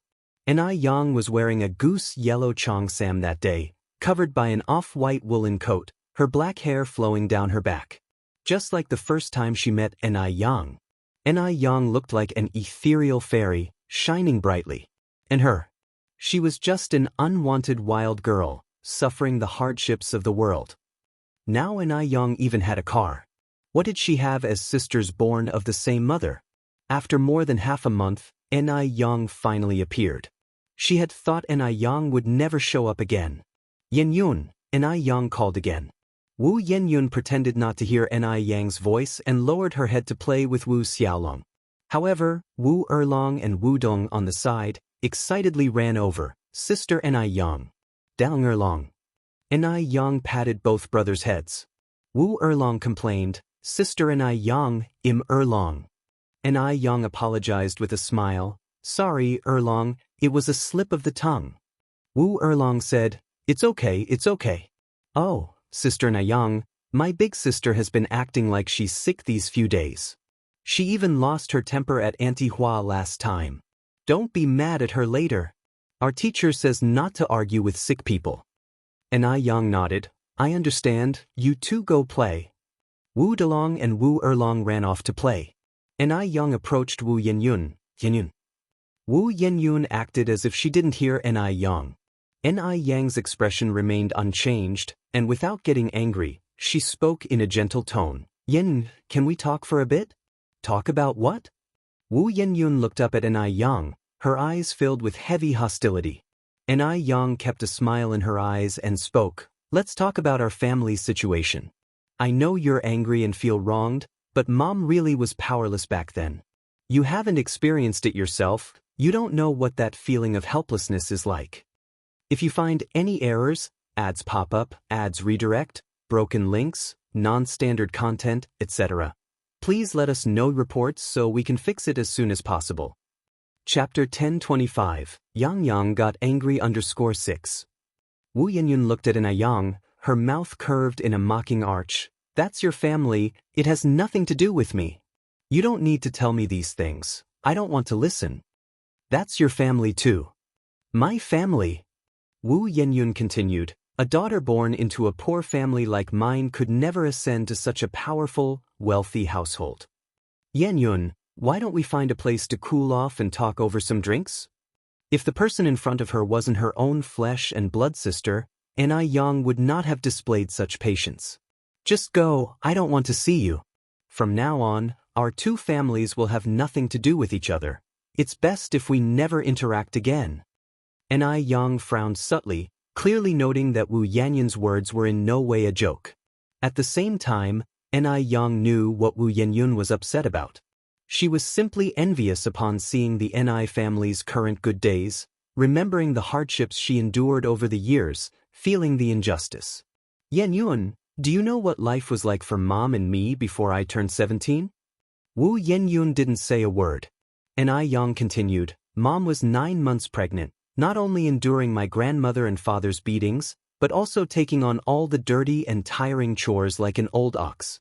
Yun is the 5th child. After she was born, when Grandma saw she was a girl, she immediately wanted to throw her to the wild dogs in the back hills. It was only my quick thinking that saved Yun. 3 days after Yun was born, my father's mistress, Li Shu, schemed to sell me to her relative for 1,000 yuan. Do you know what kind of person her relative was? He was a 50-something eunuch. Recalling that period, Yang couldn't help but get teary-eyed, her vision blurred by tears. That past seemed like another lifetime. In her previous life, she had suffered for 10 years before escaping from that misery. No one knew how heart-wrenching that past was. No one knew what kind of torment she endured. Later, because I accidentally saved 2 influential nobles, with their help, Mom and I managed to get divorced smoothly, and we took Yun to Beijing. When we first arrived in Beijing, we had no place to stay until Aunt and I rented half of her courtyard to us. After settling in Beijing, I started a noodle business. Every morning at around 2, I would get up to prepare everything for the stall, more than 200 kilograms of liquids, all transported to the street on my bicycle. Whether it was windy or rainy, I never missed a day. Below every glamorous appearance lies a heart full of scar. Since coming to Beijing, Yang never shared these experiences with anyone. Because Yang was never one to expose her scars and capitalize on others' sympathy. Wu Yenyun was the first. Later on, my noodle business improved, and I got my first storefront in Beijing, then a second. Mom might be the daughter of the Zheng family, but she was only recently acknowledged by my grandparents. Before that, our life was not any more comfortable than yours. At this point, Yang looked up at Wu Yenyun. Yenyun, I hope you can let go of the hatred in your heart, forgive Mom, and forgive us just this once. Do you think playing the victim here is interesting? Wu Yenyun asked. Yang narrowed her eyes slightly, a fleeting trace of scorn passing across her gaze. You think I'm playing the victim? It turned out that after saying so much, in Wu Yenyun's eyes, it amounted to just playing the victim. Isn't it? Wu Yenyun retorted. Who knew if what Yang was saying was true? Based on Yang alone, did she have the ability to bring Cuihua and little Yun to Beijing? Based on Yang alone, could she have achieved what she has today? She doesn't even think about how old she is this year. Did she really think herself a fool? Could she be so easily manipulated? She portrayed herself as so pitiful, simply to make herself believe her. This is what they owed her. Why should she believe her? Yang, you clearly knew long ago that I was your sister, yet you kept it to yourself. Do you think I don't know what you're thinking? Do you really think you're the only smart person in the world and everyone else is a fool? Yang's face showed little emotion. Her gaze was chillingly cold. She had never imagined that one day she would stand opposite her own flesh and blood sister. Head-to-head confrontation. Until the paternity test results came out, I couldn't be sure you were my sister. Once the results were in, I informed Mom immediately. I can honestly say, I've done nothing to you that needs forgiveness. Wu Yenyun laughed softly. You always have your reasons. Do you really think those reasons can cover up your filthy heart? Let me tell you, Yang, you, your mom, and your family don't ever expect to receive my forgiveness in this lifetime. I never want to see you again. If you find any errors, ads pop up, ads redirect, broken links, non-standard content, etc., please let us know reports so we can fix it as soon as possible. You're tuning into the Wang Lin's Journey YouTube channel. Don't forget to subscribe and join us on this journey to catch the most captivating stories.